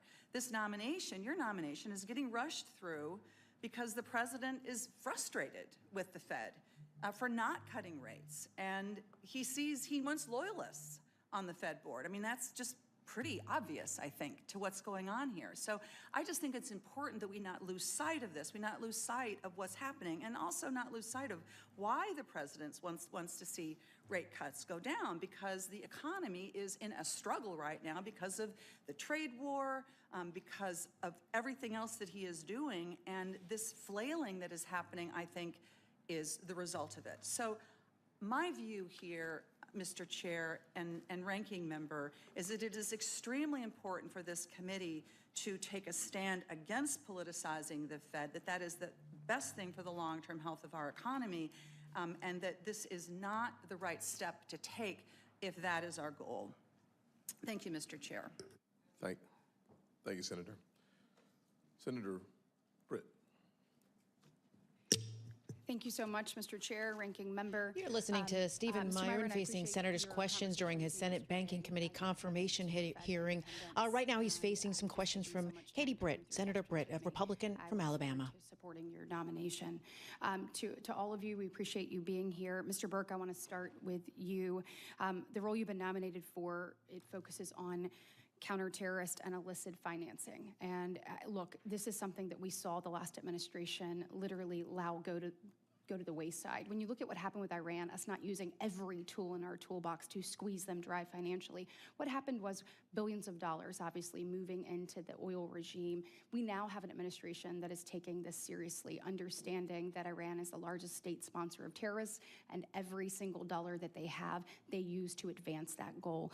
My question for you is, looking at President Trump's maximum pressure campaign, driving that, I think we've seen real successes here, but can you speak generally to the seriousness of this, and how critical is it that we enforce the sanctions that are on the books to the fullest extent, particularly when we're talking about the Iranian regime? Thank you, Senator. I very much appreciate the question, and I share your concern about the need for sanctions to be effective. And I think one way to do that is to understand, and as you mentioned, President Trump has re-implemented the maximum pressure campaign on Iran.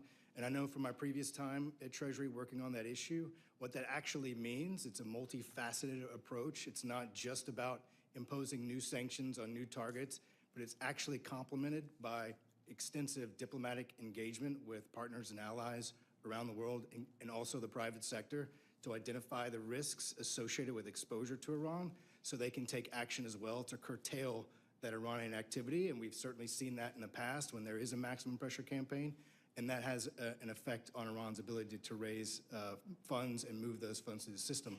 We also saw just this week, Secretary Bessent announced new sanctions on Iran and had a video message that explained this process. And also what's very important to complement that maximum pressure is that the world understands the United States is intent on targeting actors around the world who continue to support Iran's activity, and that's what the actions this week did. And Secretary Bessent made reference to some of the impacts that those actions have seen in terms of reducing Iran's oil revenue, but also reducing its ability and disrupting its ability to move funds and to move logistics around the world to procure or trade in oil. So if confirmed, I look forward to supporting that effort. Excellent. I want to kind of drill down on secondary sanctions. I mean, we know, particularly in the last administration, where we had lax sanctions, where they weren't enforcing them, allowing countries in Southeast Asia to openly disregard our sanction policy and sell Iranian crude oil. You're listening to Jonathan Burke. He's the Assistant Secretary Designate of Department of Treasury. He's being questioned right now. This is during the Senate Banking Committee confirmation hearing for Stephen Myron. Entities from doing business with Tehran. And I'd like to know, what are your thoughts on that, and how can we better utilize the secondary sanctions available to us to use them against these nations that attempt to undermine the United States and aid Iran? Thank you, Senator. I think it's a very important concept, and it goes to the multifaceted maximum pressure campaign approach. Secondary sanctions are intended to change behavior. And I think when you add that extensive diplomatic engagement, which has been used very successfully in the past, with the credible threat of U.S. action to those actors who continue to support that illicit behavior, secondary sanctions will be very effective at changing that behavior. Well, I want to stay on national security for a second, and Mr. Pinkerton, I'm going to come to you. When looking at China, the CCP is clearly looking to undermine America at every single turn, and one of the ways I feel like they've done that, obviously, is buying up American agriculture and farmland.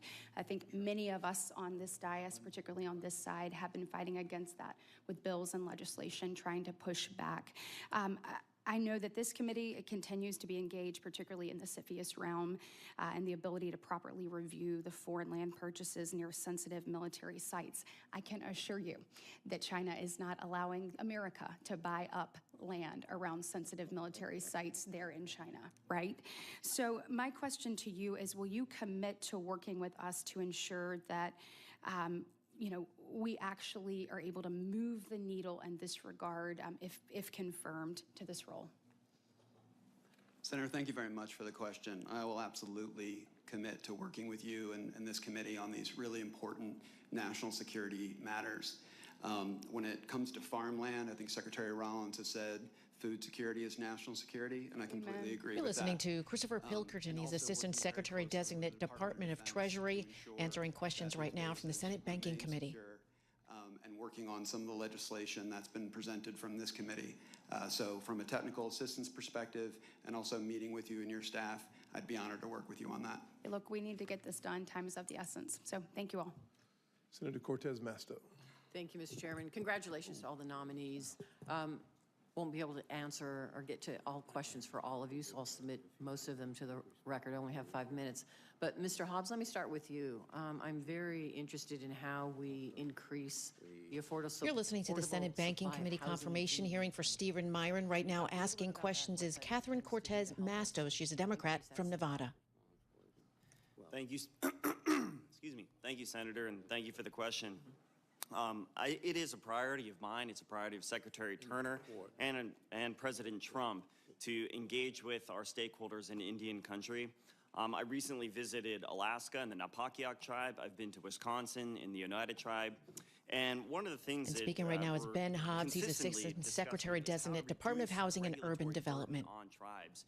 A number of them are actually coming into HUD next week at our Tribal Interagency Advisory Committee, and we'll be meeting with them. And one of their key topics is looking at NEPA, some of our radon regulations, and others that really are overly burdensome and just artificially increase the costs of them executing their Indian housing block grants. Thank you. I look forward to hearing and working with HUD to do more to make sure that we can prioritize this in Indian country, and we are working on housing and affordable housing there. So thank you.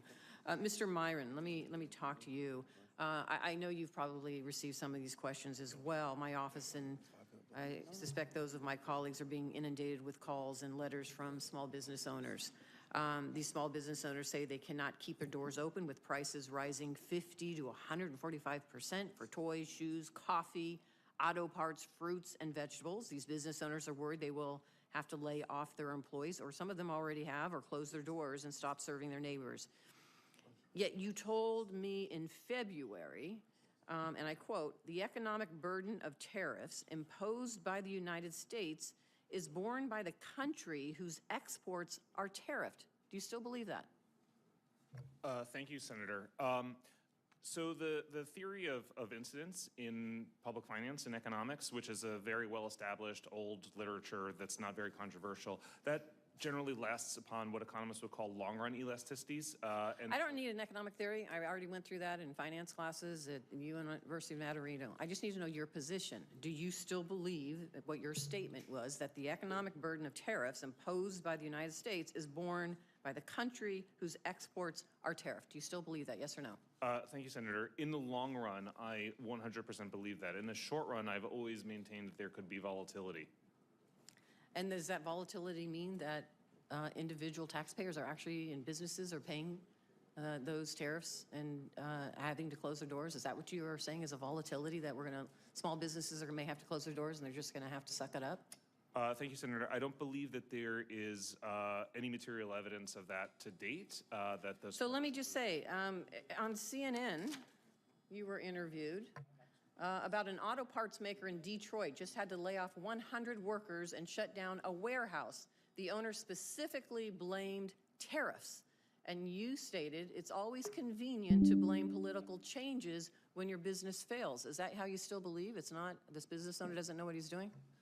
Thank you, Senator. I was not familiar with the circumstances of that particular business or those particular 100 workers at that time. So then why didn't you say that at the interview? And why did you make a statement like you did? It's always convenient to blame political changes when your business fails. That seems like you're disregarding our businesses altogether. Let me ask you this. Do you believe tariffs are taxes? Thank you, Senator. Economically speaking, any policy can be modeled as a tax. So in that sense, you know, exactly what I said, any economic policy can be modeled. So is that a yes?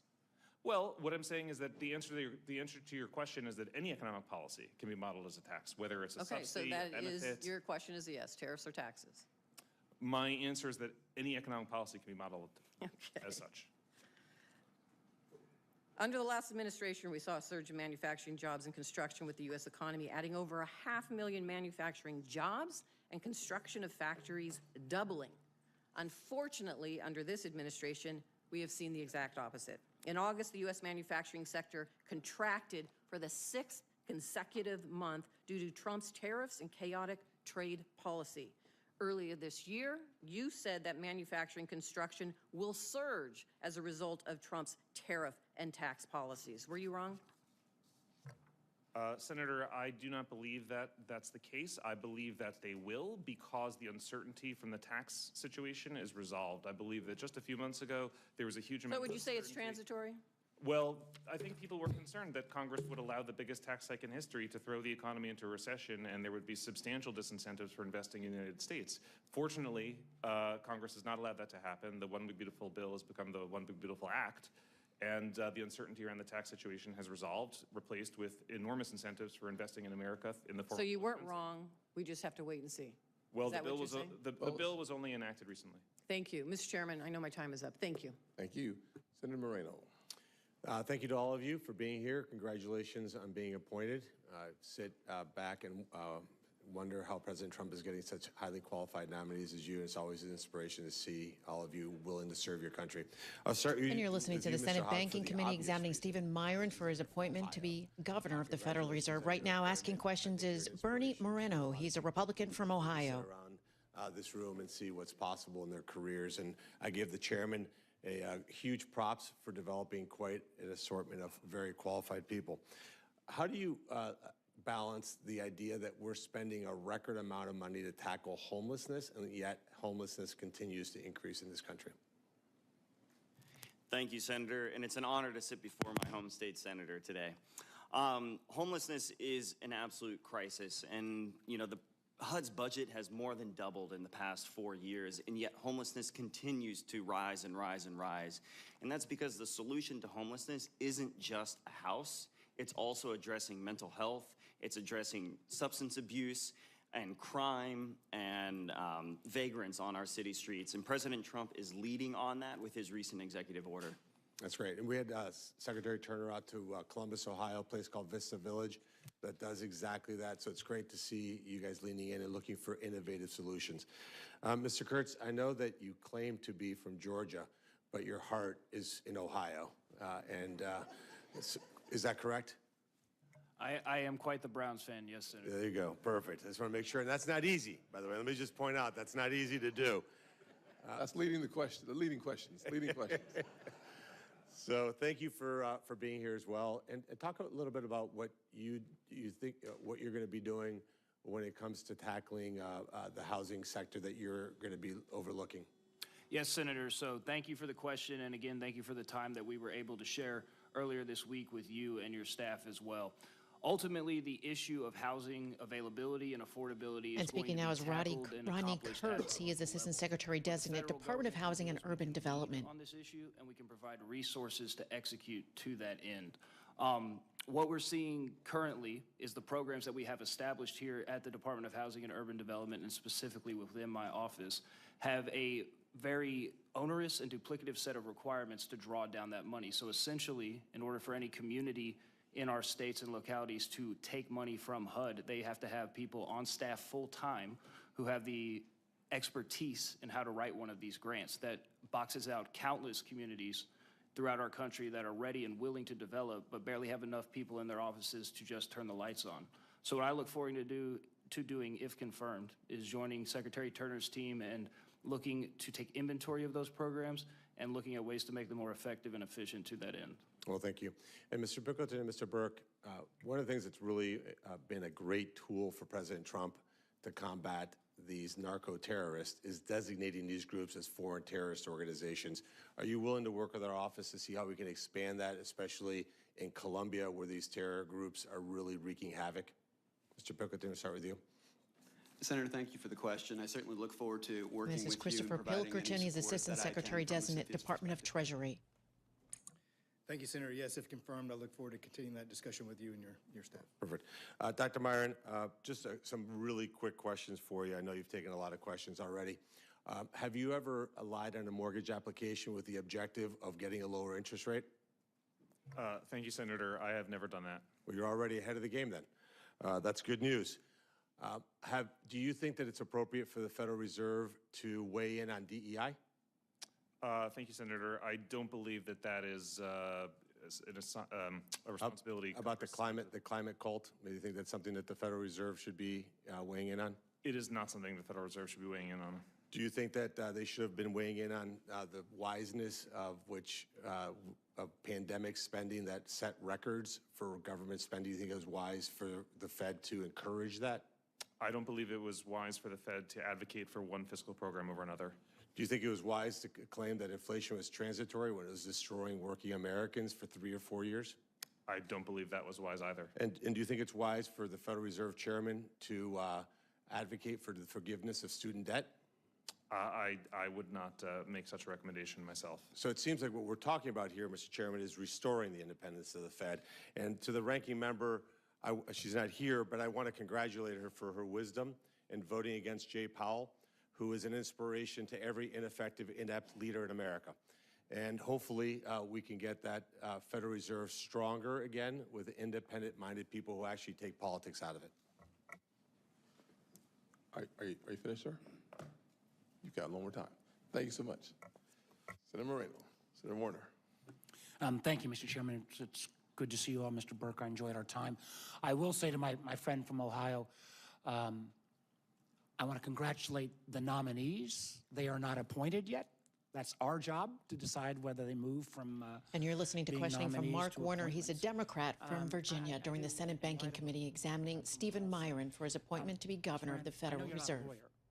But in America, should everybody have due process? Thank you, Senator. I believe... Don't thank me, because I got a lot of questions. So it's a fairly simple answer. Do you believe that Americans should have due process? I believe that Americans are entitled to it for criminal proceedings. Okay.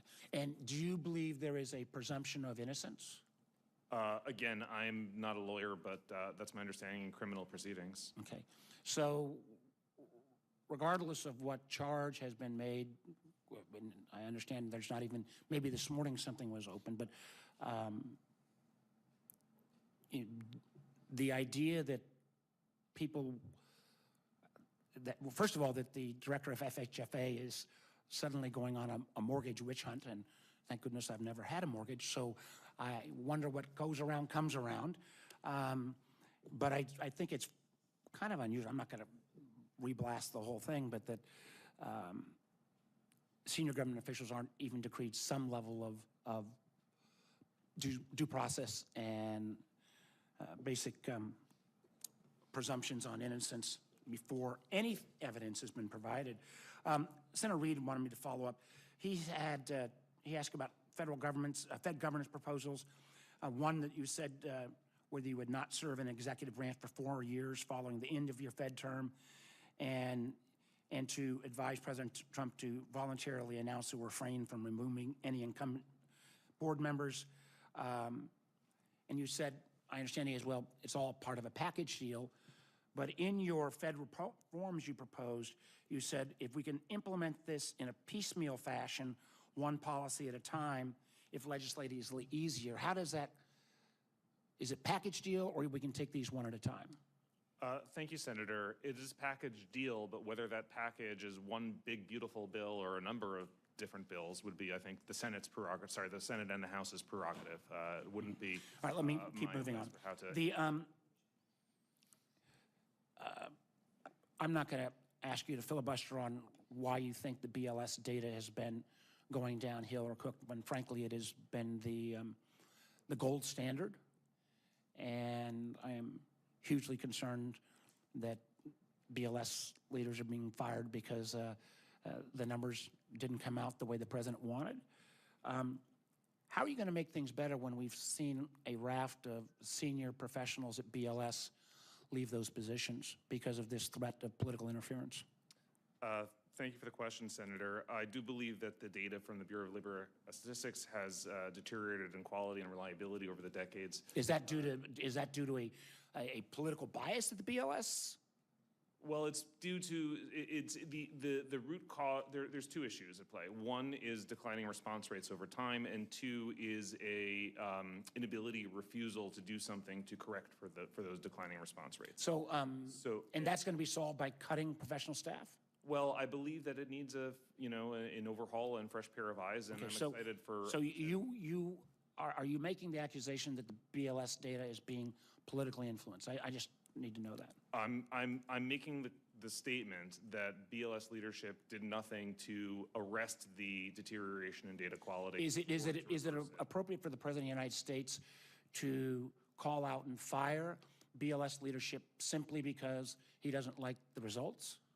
I do not make personnel decisions, nor do I have a legal training in constitutional employment law, or for that matter, any type of law. So I'm just not the right person to. I don't know. Your answer doesn't give me a lot of confidence. I know I'm not going to relitigate all of the Fed independence issues, but if you're not willing to call out a frontal attack on the BLS, and if you're not willing, you say that the rates have the information has deteriorated, and not willing to acknowledge that loss of the professional staff is not going to improve that situation, it really makes me concerned. Last question is, do you think that the Fed, by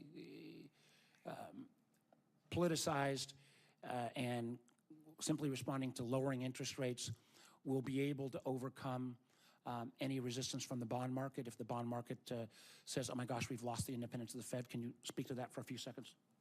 I don't anticipate the bond market saying that, so I don't anticipate such a hypothetical speculative situation. If the bond market were to respond that way, what action would you take? Well, it's impossible to respond to a hypothetical like that without knowing lots more context about what was going on in financial markets and supply and demand in aggregate supply and demand in the economy as a whole. That's the type of sort of hypothetical about which it's impossible to speculate without a much more fulsomely specified set of conditions. I give you credit for your ability to filibuster. Senator, thank you, Mr. Chairman. Senator Haggerty. Thank you, Mr. Chairman. Let's talk about the Fed's independence. That's been a big issue. You're listening to Stephen Myron facing senators' questions during the Senate Banking Committee confirmation hearing right now. Asking questions, Bill Haggerty, a Republican from Tennessee. From a party that's long sought to systematically inject its ideology into the work of the central bank. Let me get into some specifics here to make my point.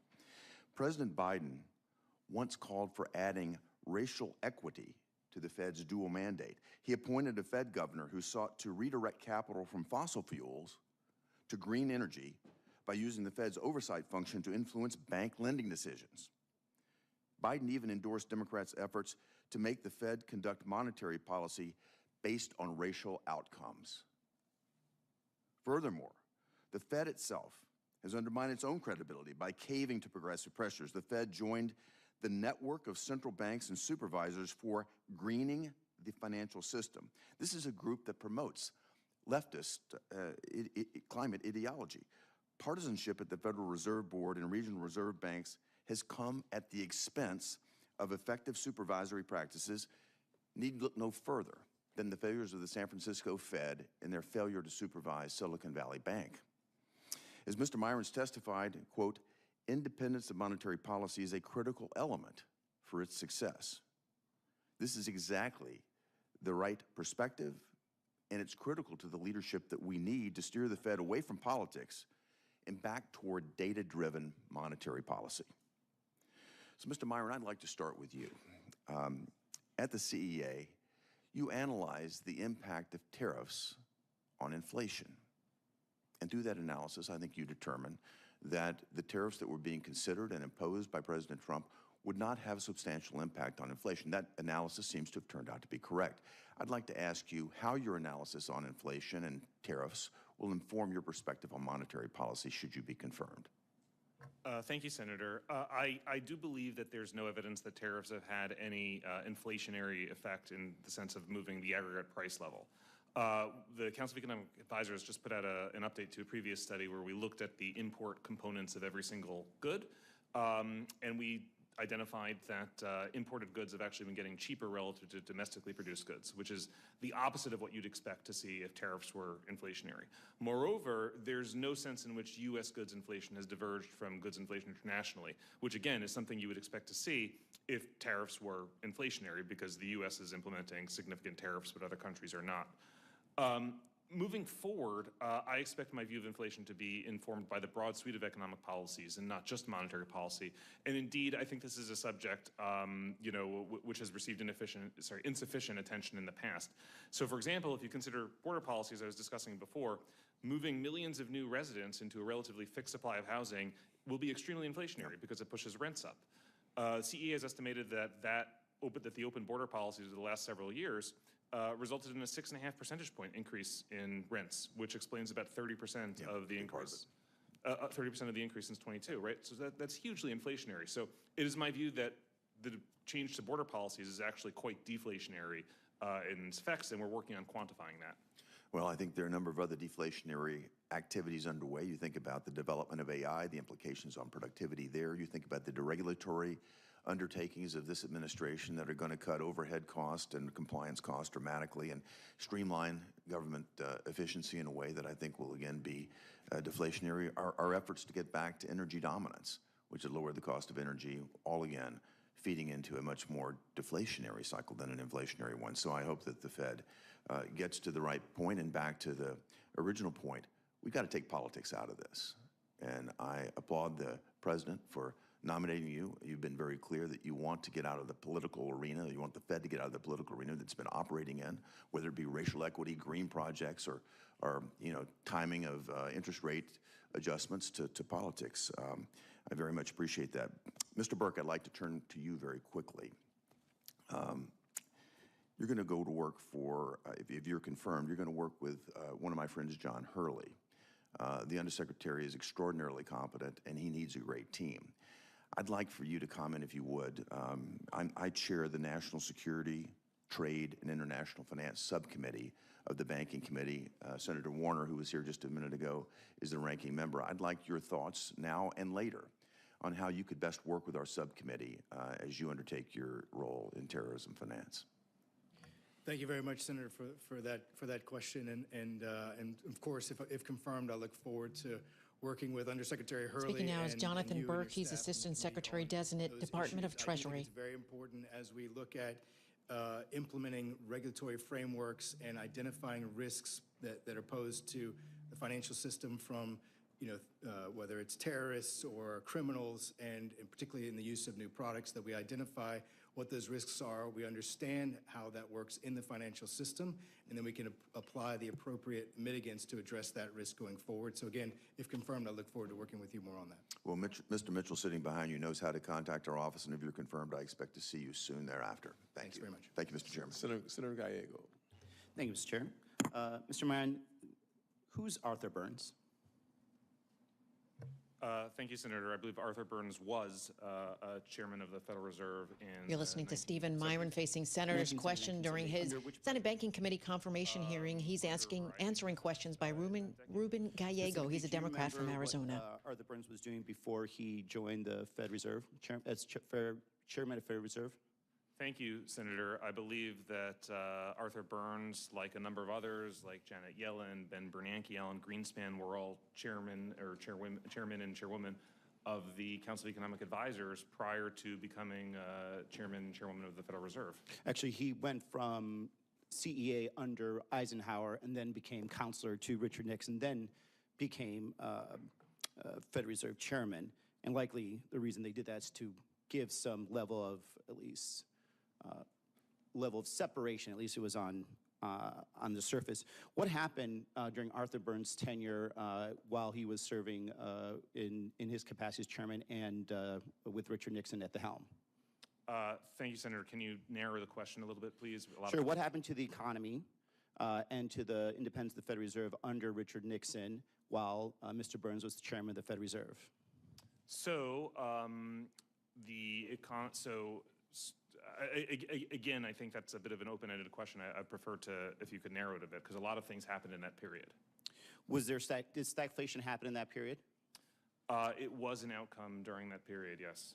Was there public scrutiny about the fact that the president was trying to pressure the Fed Reserve to drop interest rates, even though all economic indicators said that was a bad idea? There was news stories about fractious relationships between the Federal Reserve and President Nixon, I believe. Yep.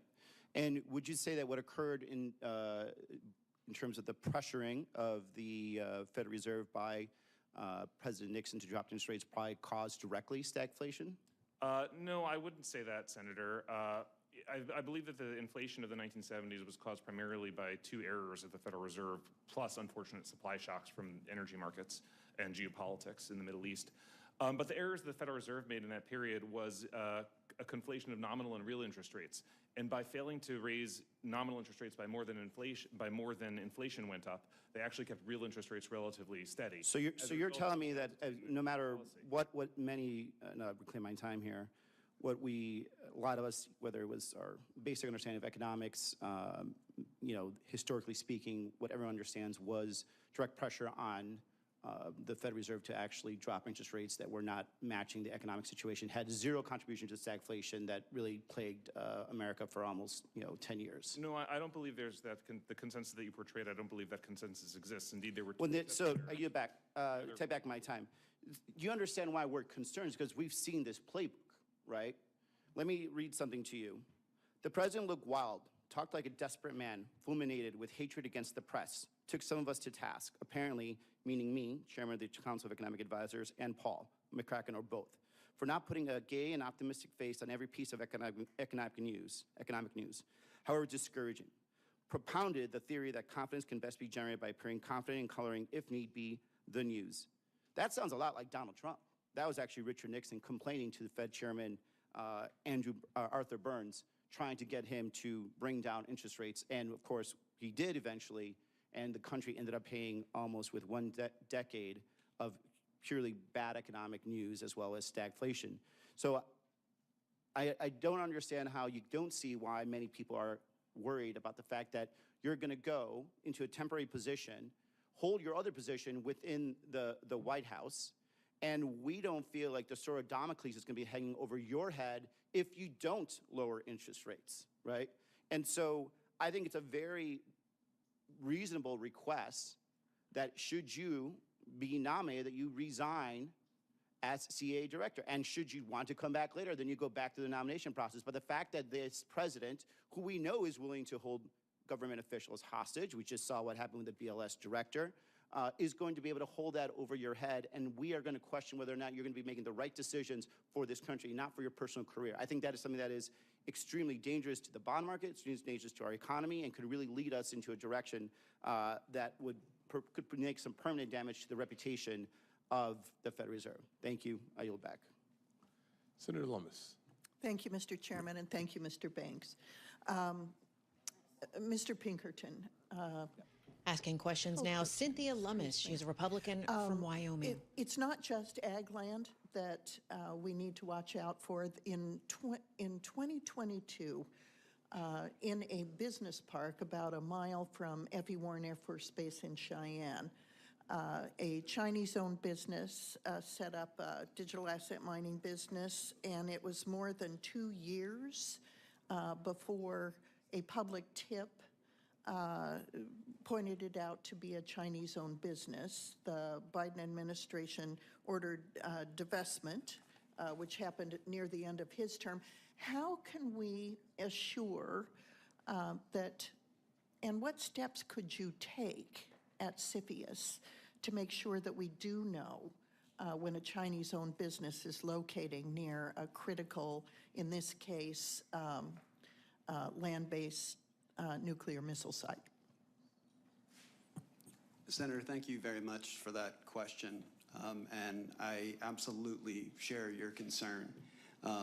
That example is incredibly concerning, and it goes back to something that I referenced before, the idea of focusing on companies that were not notified of where there would be, in this instance, the term is a covered transaction. We can't protect against what we don't know about. Yeah. So I would look forward, if confirmed, to working through all the authorities within CFIUS as it currently stands, working with the various communities who would be able to provide intelligence, information, as well as law enforcement to work on these issues. And if given the opportunity, once again, would love to work with you on this. Thanks, Mr. Pilkerton. Dr. Mirren, I think we all want to see independence at the Fed when it comes to monetary policy. But there's more than one function at the Fed. There's monetary policy and there's bank supervision. Now, in the case of bank supervision, the bank supervision and payment regulations are clearly regulatory functions. So they're not subject to that kind of independence. They are subject to the direction of the president. Now, what I've seen in the last 4 years is the Federal Reserve Board and the Reserve Banks hiding behind the monetary policy independence with respect to bank supervision and payments. There's no basis in the law for bank supervision to be completely independent, just the way it is for monetary policy. Do you agree with that those are different functions? Thank you, Senator. Yes, I do agree that they are different functions. Now, thanks, because as I have seen it, choke point 2.0, which is the Federal Reserve's function as bank supervisor, debanking people, which is one of the key reasons that people are getting into digital assets, like the president's own children. When you get debanked and you have 20,000 employees that you need to make payroll for, and they're told, we're closing all your bank accounts. Where are they going to go? They're going to go to digital assets because you don't have to trust a bank and you don't have to trust the government.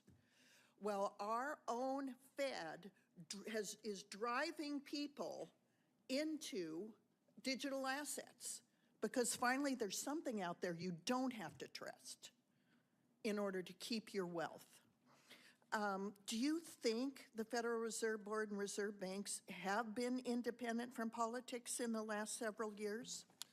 Thank you, Senator. I don't believe that it was a set of nonpartisan, non-political, objective technocrats that decided that the Federal Reserve should be the institution that fights climate change. I don't believe that Operation Choke Point was a non-political act either. And so if confirmed to the Federal Reserve, I intend to fully respect independence with respect to monetary policy. As you say, on regulatory work, there's a lot of work to be done And I applaud the work this committee has done on Operation Choke Points and other matters that you mentioned. Can you help us, as a member of the Reserve, to set up a system that clearly demarks the independence on monetary policy, but recognizes that the president, through his regulatory supervision and oversight of the executive branch, does have a role in bank supervision? Thank you, Senator. If confirmed, it is absolutely an issue that I would greatly welcome working with you and your team on. Thank you. I yield back. Senator Warnock. Thank you, Chair. On Monday, August 25th, President Trump escalated his continuing assault on the independence of the Federal Reserve by attempting to illegally fire Fed Governor Lisa Cook. Lisa Cook is a first-rate economist. Speaking now, Raphael Warnock, he's a Democrat from Georgia, no president now trying to ask questions to Stephen Myron. Fire a Fed governor before. This stems from unsubstantiated allegations that Governor Cook has denied. Everyone understands what's happening here. The president's tariffs are damaging the economy. We can all see that.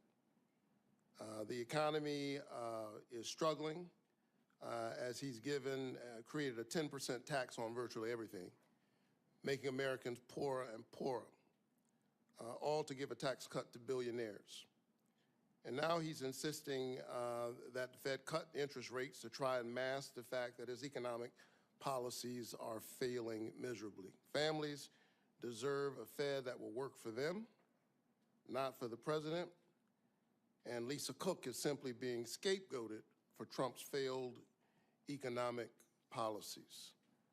Dr. Myron, the Fed's job is to maximize employment and keep prices stable. That's it. Not to soothe the president's ego, not to inflate his poll numbers, not to carry out his political agenda. A strong central bank serves families, investors, and the entire world by just relying on economic data and focusing on employment and prices. There's a reason why our economy, even when it struggles, is the envy of the world. There's a reason why people invest in America. And I think that the independence of the Fed has a lot to do with that. You seem to believe the opposite. For example, in this Manhattan Institute paper published last year that I would like to enter into the record, you propose reforming the Federal Reserve by explicitly tying Fed board membership to the result of elections, giving the president control over the Fed and allowing the president to have complete authority to fire Fed governors. Congress would need to implement these reforms. Is that correct? Thank you, Senator. That is not correct. I did not recommend giving the president control over the Fed because what I recommended doing was a package of checks and balances, and one of the other checks and balances included in that package was strengthening the system of regional reserve banks and ensuring that they voted every meeting, which would then give them a majority over the Board of Governors. So I've read your paper, and I disagree with your characterization of the argument.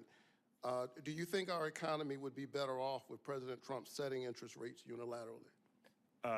Thank you, Senator. I don't believe that's a situation which is currently happening. But my question is, do you think our economy would be better off if he were able to set interest rates unilaterally, yes or no? I think the president has had a series of excellent calls on monetary policy over the recent few years. However, I do think that independence of the central bank from political cycle is key to its long-term success in delivering superior economic outcomes. So if a Fed governor disagrees with the president over interest rates, should the president be able to fire them based solely on that policy disagreement? I'm afraid that I have no legal training, particularly not in constitutional employment law, so that question is not one that I am capable of answering. Do you think the president should be able to fire someone based solely on a policy disagreement? You've been nominated to serve on the Fed.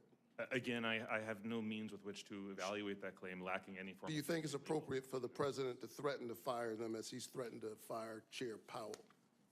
Again, it's not my prerogative to have views on such a question. Well, I think you have opined on such questions. Here's the problem with your answer. Trust in institutions takes years, it takes decades to build. And this political assault on the Fed's independence threatens market stability, reducing investment in our country, costing jobs, and jeopardizing the retirement accounts of millions of Americans. Dr. Myron, in your view, what happens when businesses and consumers and investors lose faith in the Fed's ability to act independently from politics, whether it's from the left or the right? Thank you, Senator. Should financial markets and households and firms come to view that the Fed is not independent, it presumably will have a material effect on bond yields and inflation expectations that would be adverse for the outcome of adverse for economic outcomes. I think that there's a reason, again, that America's economy is the envy of the world. I think the independence of the Fed is an important part of that. And based on the statements that I have seen so far, I'm convinced that you're not going to exercise that kind of independence. I think you're conflicted in this role, that you would be a mouthpiece and a proxy vote on the Fed board for President Trump if you were confirmed. And I find that deeply alarming and concerning as I think about the retirement accounts of people of Georgia, as well as the strength of our overall economy. Thank you so very much. I yield myself 5 minutes. Mr. Burke, Americans are dying at record rates from fentanyl. Over 74,000 overdose deaths in 2022 alone. Much of this fentanyl is trafficked into the United States through cartels with ties to Chinese precursor companies. President Trump rightfully designated these cartels as foreign terrorist organizations and signed the HALT Fentanyl Act to fight against Speaking now, Senator Jim Banks. He's a Republican from Indiana. Tougher sanctions on the financial networks that enable this flow of poison into our communities? Thank you, Senator, for that question, and I very much share your concern about the risk posed by that activity. I'm encouraged by the actions that have been taken already by this administration to target cartels with additional authorities, and indeed, as you're aware, FinCEN has implemented measures against banks in Mexico that continue to support some of those the activities as well. I think going forward, and if I'm confirmed, I look forward to getting more information about the details. A lot of that's intelligence driven, as it should be, to understand where there are networks and nodes and typologies to move money through the system that can be vulnerable to disruption with the right tools, and developing those tools using all the range of authorities available at Treasury, and implementing that robustly, including through diplomatic engagement with other countries where we need a cooperation on pursuing that. So if confirmed, I look forward to working on that. I look forward to that too. Thank you. Mr. Hobbs, each year HUD distributes tens of billions of dollars of housing assistance to families in poverty through programs like the Housing Choice Voucher Program in Section 8. Unfortunately, these programs punish people for working and for getting married. How will you specifically reduce these harmful penalties that discourage marriage and career advancement as they jeopardize housing support? Thank you, Senator, for the question, and that's an issue I hold very deeply. Unfortunately, it is currently statute that we take about 30% of a low-income person's income. Whether they get married, we'll take their spouse's income, or they get a job increase, we'll take 30 cents on the dollar. And as you said, it's incredibly disincentive to work and marriage. One thing we are doing is we're exploring every opportunity and every regulatory and statutory flexibility we can to empower local public housing authorities to promote self-sufficiency. We're looking at things such as time limits, we're looking at things such as work requirements, the family self-sufficiency program, and others can be utilized towards this end. But I would love to be able to work with this body on those statutory obstacles. Great. I look forward to working with you on that too when you're confirmed. Mr. Kurtz, last month, Senator Warner and I introduced the RESIDE Act, a bipartisan piece of legislation that was passed through this committee as part of Chairman Scott's Road to Housing package.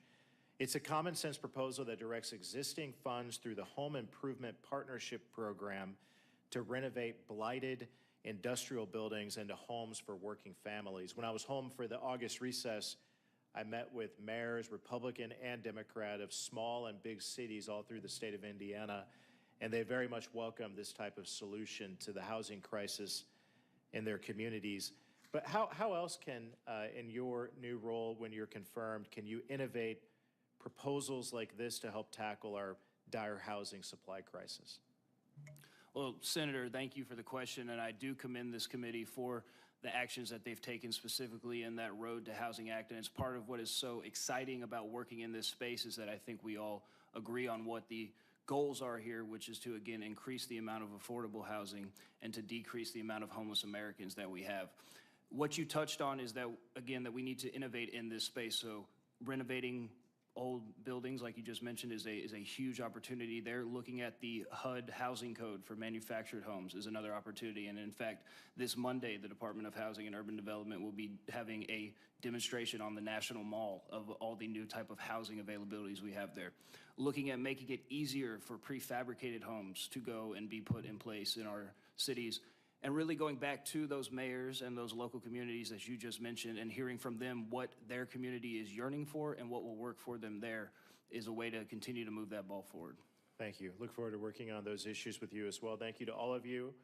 I support your confirmation to the important roles that you play. With that, I yield to Senator Blunt Rochester. Thank you, Mr. Chairman, and thank you to the nominees. Dr. Myron, in your Lisa Blunt Rochester, Democrat from Delaware, now in live questioning of Stephen Myron on Bloomberg. You also said that the independence of monetary policy is critical. So I'd like to begin with a yes or no question as well. Do you believe the Federal Reserve should remain an independent entity? Yes or no? Thank you, Senator. As I said in my opening statement, the independence of the Federal Reserve is critical to delivering superior long-run outcomes for the economy. So that's a yes. Yes. And I'm really glad to hear this, especially since you've said on the record, quote, I've always been clear that the independence of the Fed is of paramount importance. During this hearing, senators on both sides of the aisle have spoken to the independence and independence from political influence of the Fed. And literally almost every person, almost everyone, Democrats and Republicans, have spoken to that. So this shouldn't be a controversial opinion.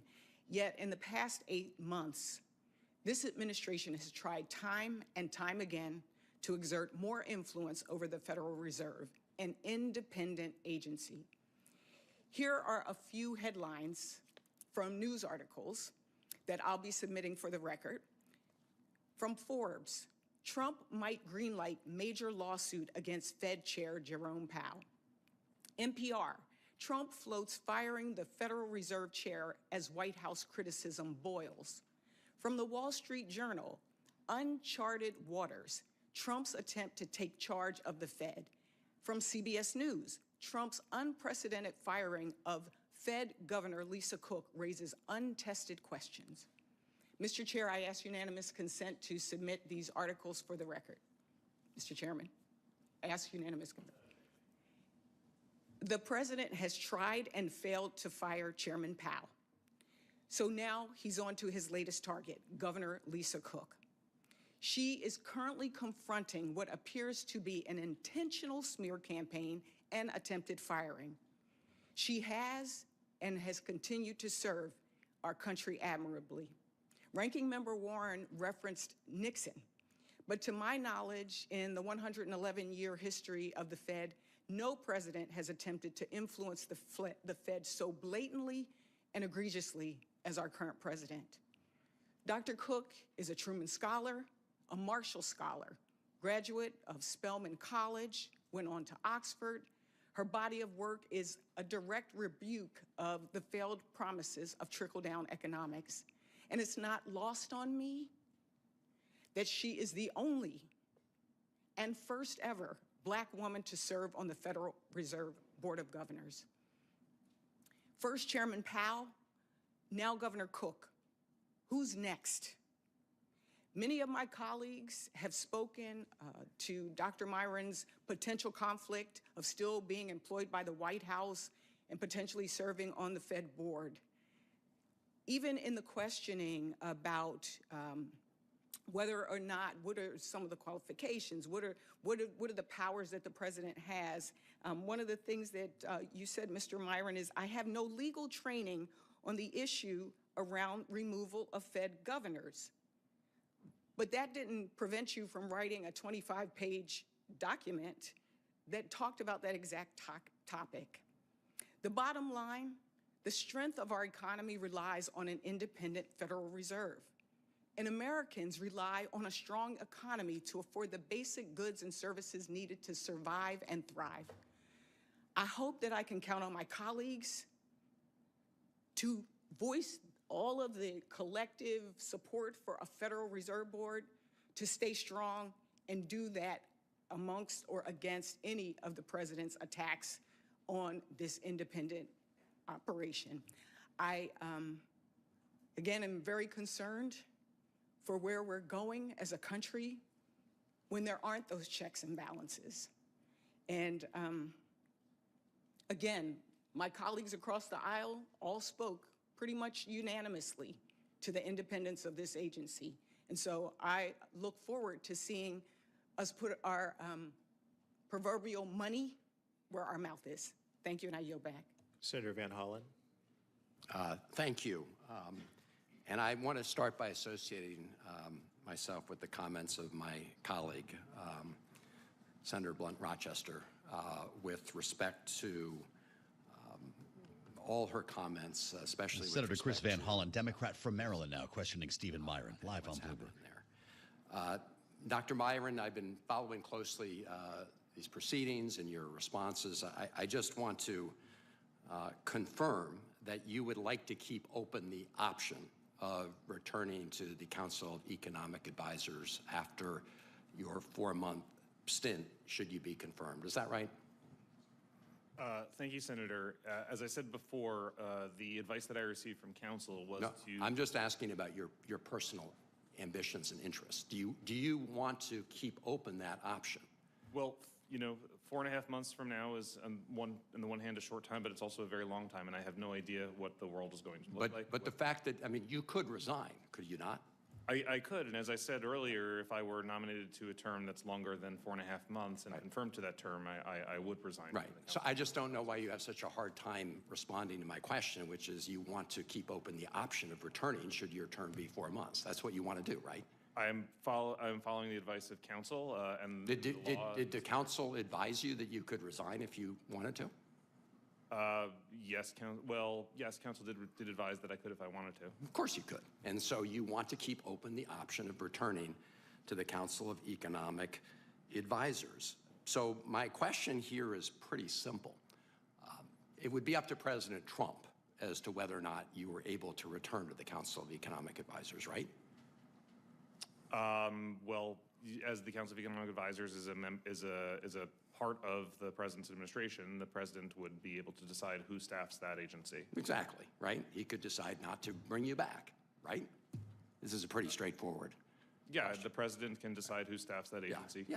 And so do you think that President Trump would want to have you back at the Council of Economic Advisors if you defied his wishes in your votes and actions on the Federal Reserve, should you be confirmed?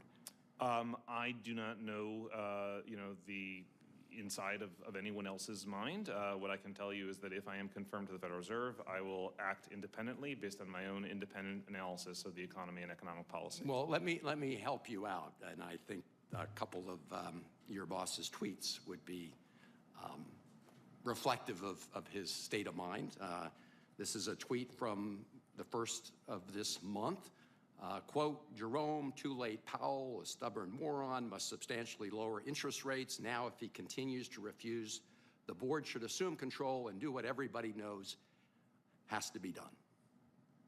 So are you seriously telling me that if you were to vote and exercise judgment that was not consistent with what the President of the United States wants, that the President would not have you back at the Council of Economic Advisors, the job that you want to hold open for yourself?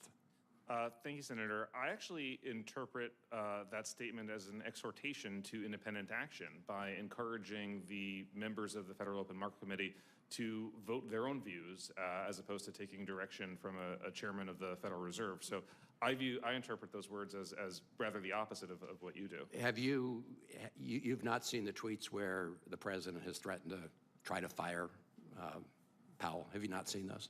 I've seen posts on Truth Social. Okay. Well, I mean, he has done that repeatedly. And so For you to suggest that the president would somehow welcome you back with open arms at the Council of Economic Advisors should you vote in a way that is opposed by the President of the United States is just not credible in any way, given the president's repeated actions. Let me ask you about the situation over at the Bureau of Labor. Here's another tweet, actually the same day as the earlier one. Today's job numbers were rigged in order to make Republicans and me look bad. I have a very simple question, Dr. Myron. Do you think that the statistics were rigged in order to make the president look bad? I think the statistics were allowed to deteriorate in quality steadily over the long. That's a very different issue. We may agree or disagree on that, but that's very different than suggesting that they were intentionally rigged.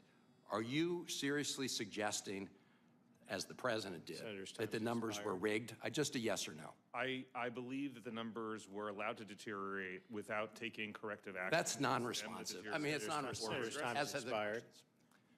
Senator Also Brooks. Thank you, and good afternoon. Normally, for a nominations hearing, we use our 5 minutes to ask questions of the witnesses, and unfortunately, these are not normal times. I've been watching hearings from another part of the Senate today, and I believe that what Angela Also Brooks, now Democrat from Maryland, as Stephen Myron testifies before the Senate Banking Committee. This is live on Bloomberg. And so today, the nomination of Dr. Myron to be a member of the Federal Reserve's Board of Governors is an attempt to rewrite the tragic story that the Trump economy is telling the American people. This administration wants to find someone else to blame for the chaos that we're all experiencing, and that's why they are illegally attempting to fire a current member of the Federal Reserve. That's why they fired the leader responsible for providing objective economic data to the American public because they did not like the facts. Dr. Myron, who's before us today, is one of the chief architects of the Trump economy. So let's talk about that economy. The American people remember just 8 months ago when this administration took over. This president promised to end inflation on day one. He promised energy and electricity prices would be slashed. He insisted that housing prices would decrease, and he said that he would make America affordable again. 8 months later, what we know is that President Trump has no wins to celebrate. His promises have proven fraudulent. Prices have not gone down. In fact, they've gone up. The Trump tariffs, of which Dr. Myron is a strong proponent, are harming Maryland families and businesses. Prices of groceries and other goods continue to rise, and middle and working class Americans are worried. This week, a new poll found that a record low number of Americans now believe that their hard work will improve their standard of living. I believe that Dr. Myron knows the Trump economy is, in fact, failing, and that's why he's publicly celebrated Trump's firing of the leader of the Bureau of Labor Statistics, because you know what? He did not like the facts. It's pretty obvious to me and to everyone else paying attention, Trump's economy is an unmitigated disaster. It's harder than ever. I just met with a number of young people who came to me, and it's harder than ever for a young American to buy a home, and they know it. And the American dream is slipping further out of reach for millions of people. America's promise has always rested on the idea that its citizens can have a fair shot at the American dream. Yet President Trump's economy is destroying that foundation. This is an ugly story. The American people are struggling as a result, and this administration is searching for a scapegoat. That's why the president is now imposing political influence on the Federal Reserve. How disgusting that is, which is bound to hurt Marylanders' retirements, savings, and mortgages.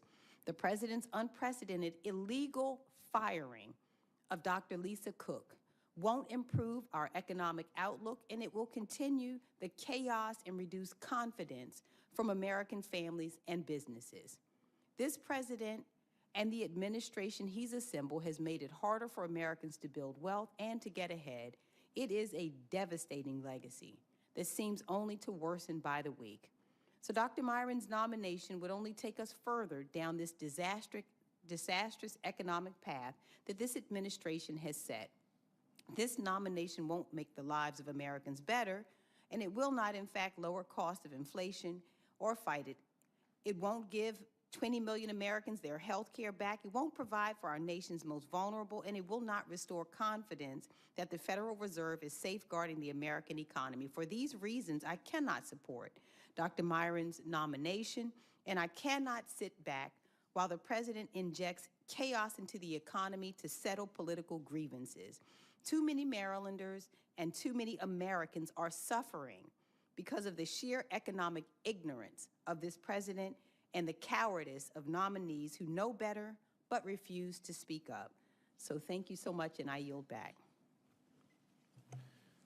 That concludes the question and answer portion of today's hearing. Prior to adjourning, I have some final housekeeping announcements. Before I do that, though, I'd like to thank our nominees for testifying before the committee today, and thank you for your willingness to serve our country. For senators, all follow-on questions for the record must be submitted by 12 p.m. Friday, September 5th. There you have it. Jim Banks, the senator, Republican from Indiana, wrapping things up on behalf of the chair. There aren't too many senators left in the room at this point because they all had to go vote, but that does wrap up the session for Stephen Myron that we wanted to bring you live and unfiltered here on Bloomberg Radio. Thanks for joining. It's the Thursday edition of Balance of Power, starting a little bit late today as we've all had eyes and ears on this important conversation. Senate Banking Committee and some pretty chippy Q&A, certainly with Democrats on the panel, the likes of Senator Elizabeth Warren giving Stephen Myron a real run for his money. Bloomberg's Michael McKee has been listening and watching on Capitol Hill. He came to town for this, and he joins us now for his reaction to what we just heard here. Mike, let's just start off the top. Stephen Myron could be confirmed in time for the next meeting. Will he be in the room?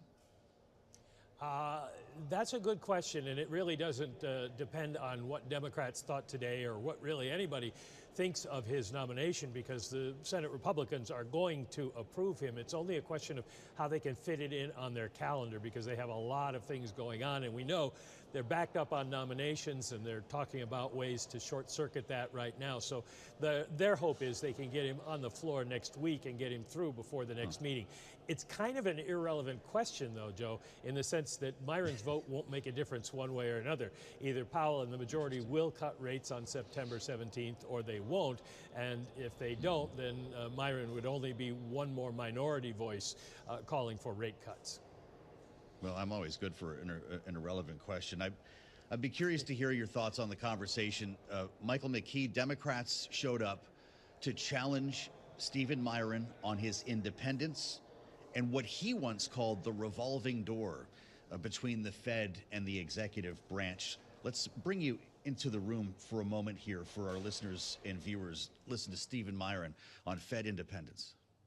I couldn't be more in agreement that independence of the central bank is of paramount importance for the economy, for financial markets, for the long-run stewardship of the country. All of those are completely, I'm in complete accord with. Look, the president nominated me because I have policy views that I suppose that he liked. If I'm confirmed to this role, I will act independently, as the Federal Reserve always does, based on my own personal analysis of economic data, my own personal analysis of the effects of economic policies upon the economy, and act based on my judgment of the best economic policy possible. He was challenged as well on the idea that he was not resigning his current role as chair, and he plans to go back to the White House. Michael McKee, how could that fulfill the definition of independent? It really doesn't, and that was a point that Senator Jack Reed of Rhode Island was careful to make, calling it ridiculous because the not resigning from the CEA, taking an unpaid leave, would mean he's still an employee of Donald Trump at a time when he is supposed to be representing an independent agency. And if he wants to go back to the White House, he's obviously going to have to please Donald Trump. And that's one of the things that the Democrats were focused on today, plus the idea that he can't really be independent. Elizabeth Warren, you heard, ask, did Donald Trump lose the 2020 election? And of course, Stephen Myron couldn't answer that question. He wouldn't be allowed to by the president, so he dodged and weaved on that. And the Democrats made the case. He's not independent, but the Republican senators just kind of gave him a pass on that. Yeah, the references to being Trump's puppet, I'm sure not a lot of fun for Stephen Myron to hear. How did he perform, just in general, the body language, Michael? Was he ready for this today?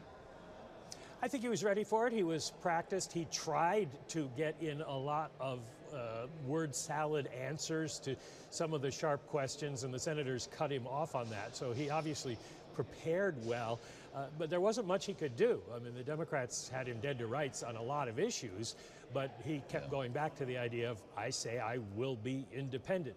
And he couldn't go much beyond that, but he held his own doing that. Michael McKee, back in Washington today for the big hearing. We thank you, Michael. Of course, we'll have more of Michael's analysis as we give this a chance to marinate. The hearing just wrapped up here, just about 2.5 hours, as expected, for Stephen Myron.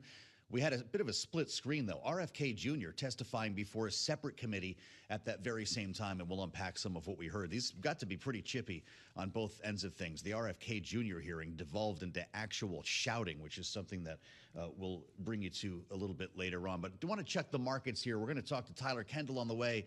But, of course, Wall Street was listening and watching this hearing as well. And Lisa Mateo has the latest on the markets for us from World Headquarters in New York. How's it look, Lisa? Right now, it's looking pretty good. We have stocks advancing. This is after the hearing, and also this is ahead of tomorrow's job report. Today, though, we had some more evidence the labor market is cooling. We had applications for U.S. unemployment benefits. They rose to the highest since June. Initial claims, they increased 8,000 to 237,000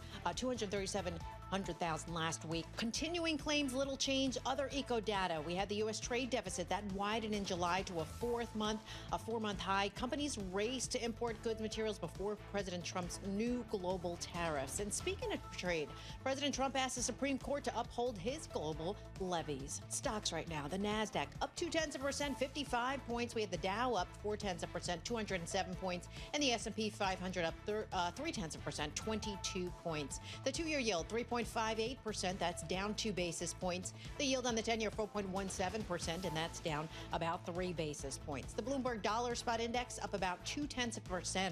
To earnings we go. We'll check them with shares of Salesforce because they continue to fall. They're down at nearly 6%. Quarterly revenue outlook was on the lighter end of expectations, and that kind of suggests its AI's products, well, they're not paying off as quickly as hoped for. On the upside, shares of Hewlett-Packard Enterprise, they're up nearly 4%, posting a 54% jump in quarterly networking revenue, and that was boosted by that acquisition of Juniper Networks. Also on the move, American Eagle Outfitters, their shares are up 34%. After the close, we move on to Lululemon, Broadcom, and DocuSign. For on-demand news 24 hours a day, subscribe to Bloomberg News Now. Wherever you get your podcasts, I'm Lisa Mateo. That is a Bloomberg Business Flash. All right, Lisa, thank you so much. In Washington now, Balance of Power, the Thursday edition, the early edition on Bloomberg Radio. Satellite radio channel 121. You can always watch the radio on TV by going to YouTube. Search Bloomberg Business News Live if you aren't already watching us on Bloomberg Originals. Starting a bit late today, following the hearing for Stephen Myron, and we're looking ahead to an event at the White House that's going to unfold a little bit later on. Tim Cook is already in the building, and this is going to be a who's who of high tech in the Rose Garden, which doesn't look so much like a garden anymore because you've seen this. The president put down all the pavers, and then they put chairs and umbrellas out there, the big sound system to kind of model the look and feel of the patio at Mar-a-Lago. The question is, what are they going to be doing there? And Bloomberg's Tyler Kendall, as mentioned, is with us here in studio, our Washington correspondent. Nice to see you in the Bureau for a moment. I don't know if you're going back over there later on, but this actually is a First Lady event that draws them to Washington, right? Right, exactly. So First Lady Melania Trump is going to be hosting what is the second gathering of the White House's AI Council. Okay. And we had heard from the First Lady earlier this year that she was launching this initiative, and it's geared towards really trying to educate the younger generation on artificial intelligence, the risks, but also making sure that they're fully equipped to use artificial intelligence in the correct way. It seems like this is really about a challenge, to have them take this on as a challenge, to use AI to solve everyday problems, community challenges, but also what I found interesting, to urge teachers in the classroom to start integrating AI, as we know that could be perhaps a little controversial with some parents when it comes to how we're seeing really this AI revolution. But you hit the nail on the head at the top there, Joe. We always have our eyes on these tech titans, and there are quite a few of them who are there at the White House. You mentioned Tim Cook seems to already be arriving. Probably worth pointing out, the dinner with President Trump after is at 7 p.m. Eastern. They're having dinner in the Rose Garden? Or is this an outdoor thing? That's what it appears to be. These tech CEOs actually get the first event there. They're the ones that get to see the big unveiling. The first Rose Garden. So all right, we mentioned Tim Cook. We've got Zuckerberg, Satya Nadella, Sam Altman, Sundar Pichai. Bill Gates is going to be there? No Elon Musk. But Elon Musk. What are we supposed to think about that? I mean, at this point, we haven't gotten Use your imagination. Yeah, we haven't. Was he invited, do we know, or just... I don't. See what you can chase down for me on that. I'm going to have to look into that one, but of course it's a relationship that we follow very closely here, particularly after we saw that rift a couple of months ago, that very public divide. But perhaps we'll get an update on how this could shake out. Worth mentioning, though, that the White House AI czar David Sachs is running this event. He's expected to be there. Of course, he's a huge pillar, the pillar of the Trump administration's AI plans. Let us know what you learn, as always. Great to see you, Tyler. Typically on the North Lawn of the White House, with us in studio today, Bloomberg's Washington correspondent, Tyler Kendall. Happy kickoff to football season. I should say that as well to my good friend, Kaylee Lyons. She must be so excited at home with the family. And I mention that because this is the preeminent season for sports gambling, right? Football brings the dollars. And there's a tie-in here, don't worry, to what's happening in Washington, because now that lawmakers are back in town, they're going to be attempting to do a little bit of a fix on the president's big, beautiful bill. Don't worry, I'm going to connect the dots here for you, because as you might have heard, and we've talked about this a bit, the bill changes the way tax deductions work for gambling losses. You're only allowed to deduct 90% of your losses. It used to be 100. And so there are big concerns about what this means for the business, whether you're on the Las Vegas Strip, you're on Fremont, whether you're gaming on your phone. This is a massive growth industry. You hear us talk about DraftKings and all the rest on here. You can't hide from sports gambling. And so there is an attempted fix here. The representative from Nevada introducing the Fair Bet Act, which would return the deduction back to 100% of losses. So we'll see where this goes in the days and weeks ahead, but it's something we wanted to talk about with a true stakeholder. Derek Stevens is the mayor, essentially, of Fremont Street. He's the CEO of Circa Resort and Circa Sports, and is known for having one of the coolest sports books in the world. You've seen pictures of the pool out there. This is where producer James goes when he's in Las Vegas. They actually get in the pool. The sports book is outdoors with this massive...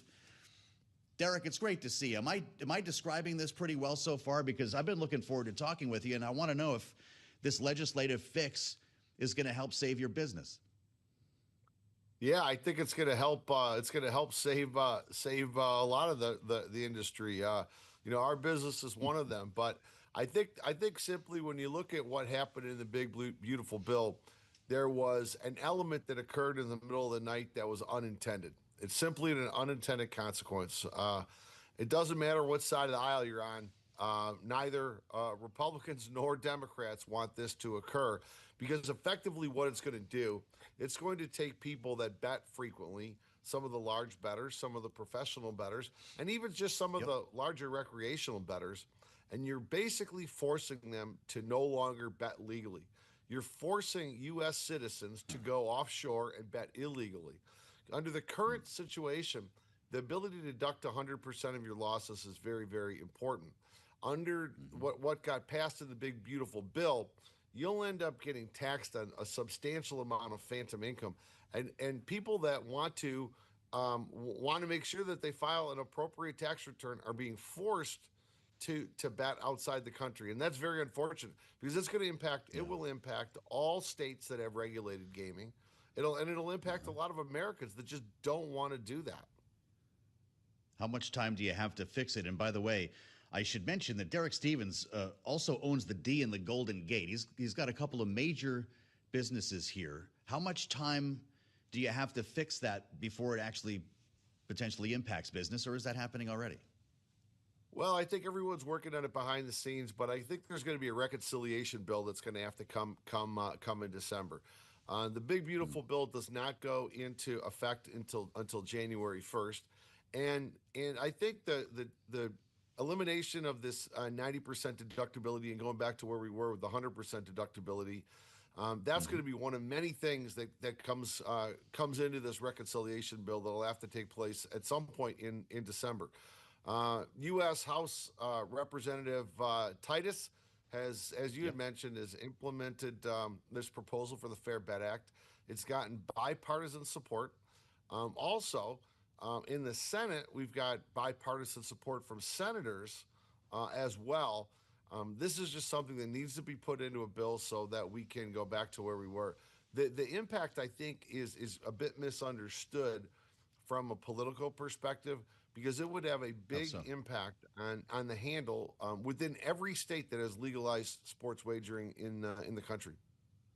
Interesting. Wow. Well, there's a lot at play here, and I'm assuming that you're talking to Representative Titus and the senators that you mentioned. Have you been lobbying actively with your representatives here in Washington?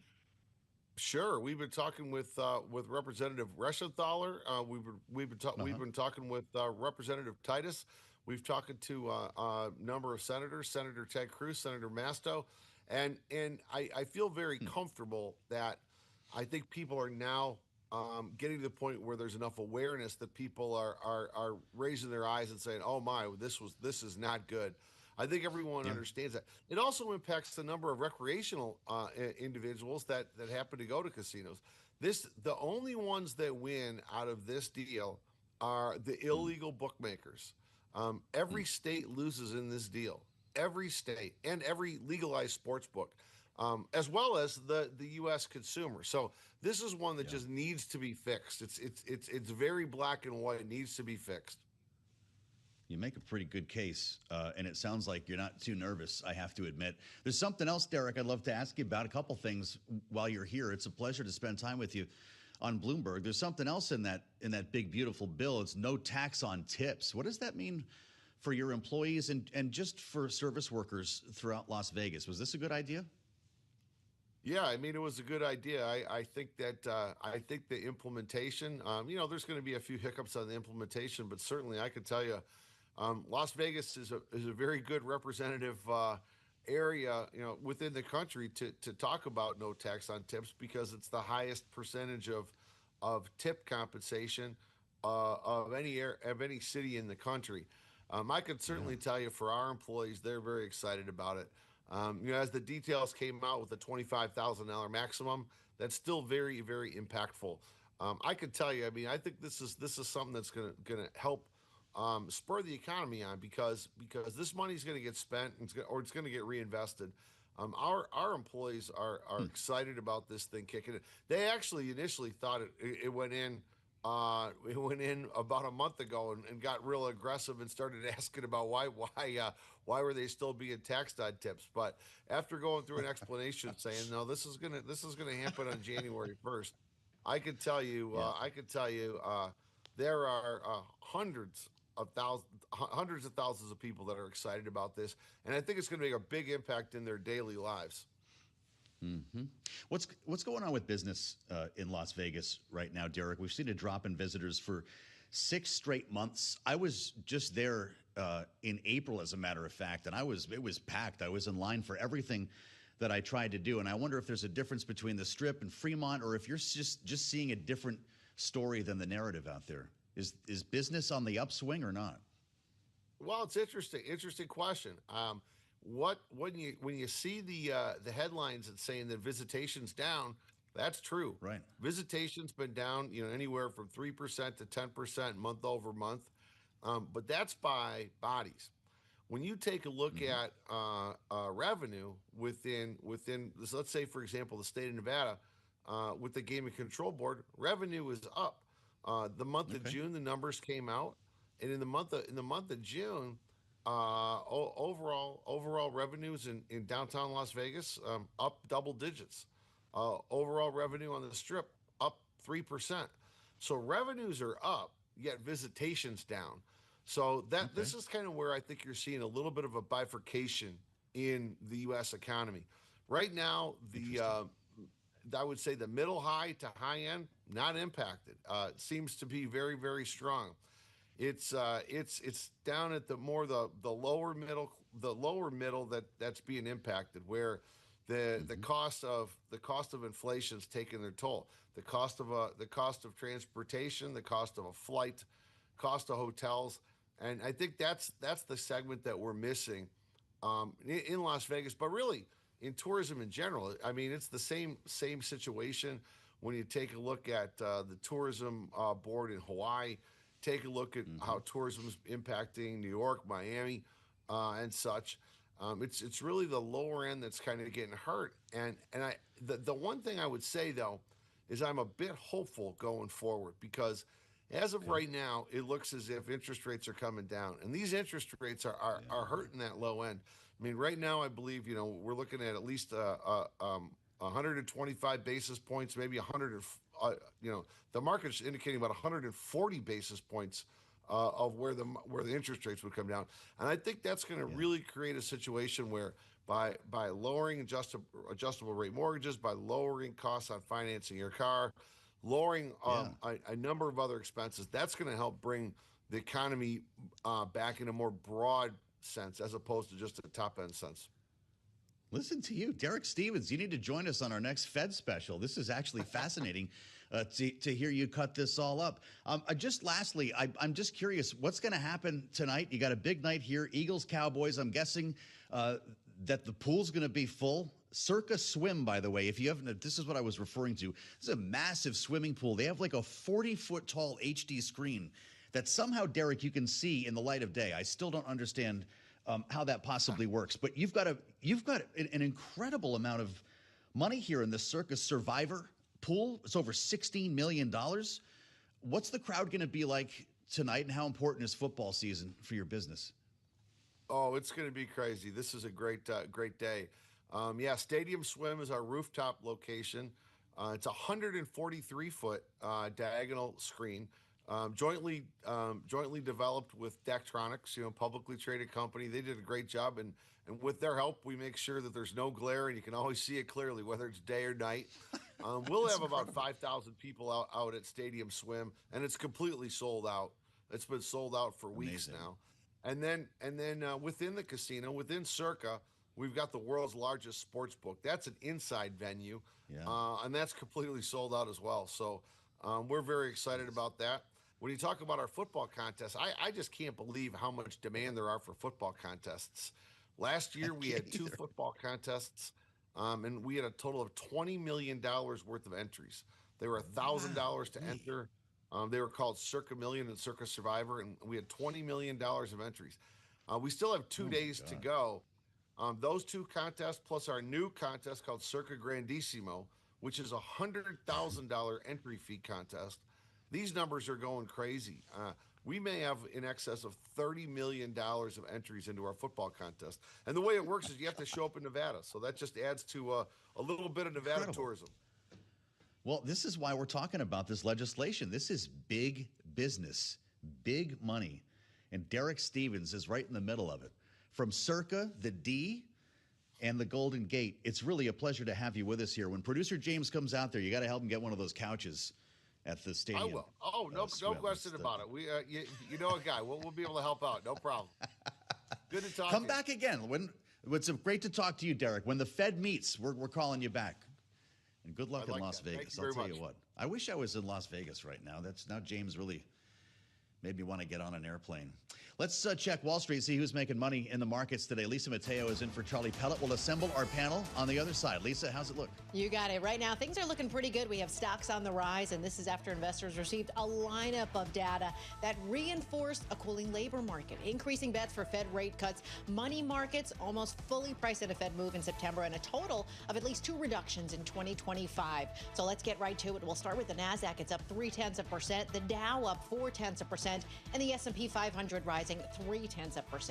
In the yield space, we have the 2-year 3.59%. That's down 2 basis points. The yield on the 10-year 4.17%. That's down about 4 basis points. The Bloomberg Dollar Spot Index up about 0.2%. We have the Japanese yen down 0.3% at 148.63 against a dollar. Bitcoin down nearly 2.5% at just above 109,000. Sanofi, their shares fell the most in almost 2 years in Paris. This is after its experimental drug for a skin condition kind of disappointed in a late-stage trial. Its shares are down nearly 8%. Novo Nordisk testing its GLP-1 drug semaglutide. This is on Alzheimer's patients. Results due this fall. The company's really hoping to revolutionize dementia treatment, but also potentially generate about $15 billion in annual sales. And Techtember continues. Samsung Electronics unveiled their $650 version of its premium S25 smartphone, and a pair of new tablets, and Huawei Technologies introduce an update to its trifold phone. For on-demand news 24 hours a day, subscribe to Bloomberg News Now. I'm Lisa Mateo. That is your Bloomberg Business Flash. All right, Lisa Mateo, great to have you on board this week on Balance of Power, and great to have you with us as well. It's the Thursday edition. I'm Joe Matthew in Washington as we talk politics here, not just gambling in Las Vegas. Although, did you see how the crossover? That was pretty good. Producer James is looking out for you. That's the kind of conversation you're only going to hear on this program, which is why we love coming to work every day and meeting you here on Bloomberg Radio, satellite radio channel 121. On YouTube, search Bloomberg Business News Live, and we'll welcome our global television audience to the program coming up at the top of the hour. With this in mind, and our great conversation with Derek Stevens, I want to mention that Bloomberg Business Week Daily will be live at Bloomberg Power Players, New York, from Bloomberg World Headquarters today, 3 to 5 this afternoon Eastern Time. Sports is now a multi-trillion-dollar global industry. If you didn't get a sense of that from Derek, we're bringing you influential voices from the business behind sports to help you identify what's coming next. Catch it today, as I mentioned, 3 p.m. Wall Street Time, Bloomberg Radio, and on the Bloomberg Podcast channel on YouTube. I'm guessing you're listening to me or watching me on one or the other, which is what we do every day here. RFK Jr. in testimony, we've barely touched it yet. Not just Stephen Myron, the Fed nominee, but RFK Jr., the Secretary of Health and Human Services, before a Senate panel to answer some tough questions about the firings and the dismissals, not to mention resignations that have come from the CDC, as well as his own agency at HHS. And there was some chippy talk here specifically about vaccines and about his view of medicine in general. Senator Bill Cassidy, a doctor himself, a physician who was key in RFK Jr. being confirmed as the new Secretary of Health, had his moment earlier today. Let's listen. You also told Senator Wyden at the outset that you didn't want to take vaccines away from people. And as I conclude, I would like to say this. Because of the conflicting recommendations made about COVID. This is from Eric Erickson, good conservative out of Atlanta, Georgia, occasionally gives me hell.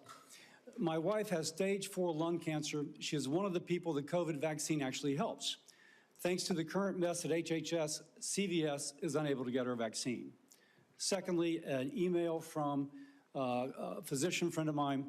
Hey, Bill, I'm not even sure what I'm asking you, but we're all confused and concerned about who can get the COVID vaccine.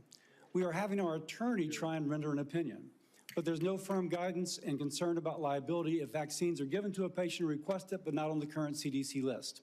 Pharmacists are requiring a prescription now even for patients over 65, creating a huge headache. I submit these for the record. Without objection. I would say effectively we're denying people vaccine. Senator Cantwell. You're wrong. You're wrong. That got pretty chippy with RFK. In fact, it devolved into outright shouting when he spoke with Michael Bennett. Maria Cantwell called him a charlatan. And Senator Warner of Virginia, who's going to join us on the late edition of Balance of Power, got into a full-blown shouting match with him as well over any number of issues, including his stand on vaccines. Let's assemble our political panel for their take on this. Rick Davis is here, Bloomberg Politics contributor, a Republican strategist and partner at Stone Court Capital, joined today by Aisha Mills, principal at Community Asset Management, our Democratic strategist. Aisha, it's always great to have you as part of our conversation. Rick, I'll start with you here. The job for RFK Jr., you would kind of assume, is to not make news.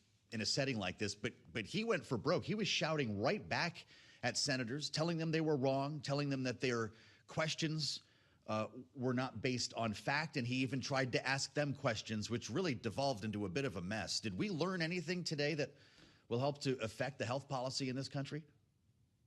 I don't know if we're going to learn anything today about the future aspects of the U.S. health policy, but it was one of the most disrespectful hearings on both sides that I've ever witnessed. You mentioned Senator Warner. What did he say? How can you be that ignorant? I mean, that's an incredible statement from a guy who usually is pretty respectful on the dais. And I would say the biggest thing that I took from this hearing was how many Republicans went after him. These are people who were crucial to his confirmation, who he made many promises to respect the vaccine policy of the United States. And Senator Cassie was a very good example, but it was also echoed by Senator Tillis and Senator Barrasso. I mean, these are senior ranking Republicans, Senate Finance Committee, and he gets into arguments with them, which pays no benefit to a member of Trump's cabinet to start getting into fights with senators. So there's going to be a lot of damage control from today. And I would say is not exactly the storyline that the White House would have wanted out there. But it was clear that Secretary Kennedy came there in an effort to brandish his MAHA credentials and build his base, not to talk about health policy. It's interesting because RFK Jr. says the CDC failed miserably during COVID. But Aisha, he was not able to say how many Americans died in the pandemic or whether the vaccine helped to save anyone. What did you make of that? Well, here's the thing. This entire ordeal that we're seeing play out in front of us, we could have predicted. In fact, most of us did predict this. When these same Republican senators who now are clutching their pearls and trying to interrogate this guy that, you know, were the ones who essentially brought him into this role when he has absolutely no background in medicine. He is not a doctor. He is not a scientist. He just runs around spreading conspiracy theories. And 8 months ago, these same senators thought it was a good idea to put him at the helm of our public health system. I mean, we know that everything that he has said is bearing out now, right? Like the idea that COVID didn't help anyone and that this administration would have anyone, including the president, claiming that the COVID vaccine didn't matter and now trying to disabuse themselves of it is also just a contradiction to what was actually happening during that time.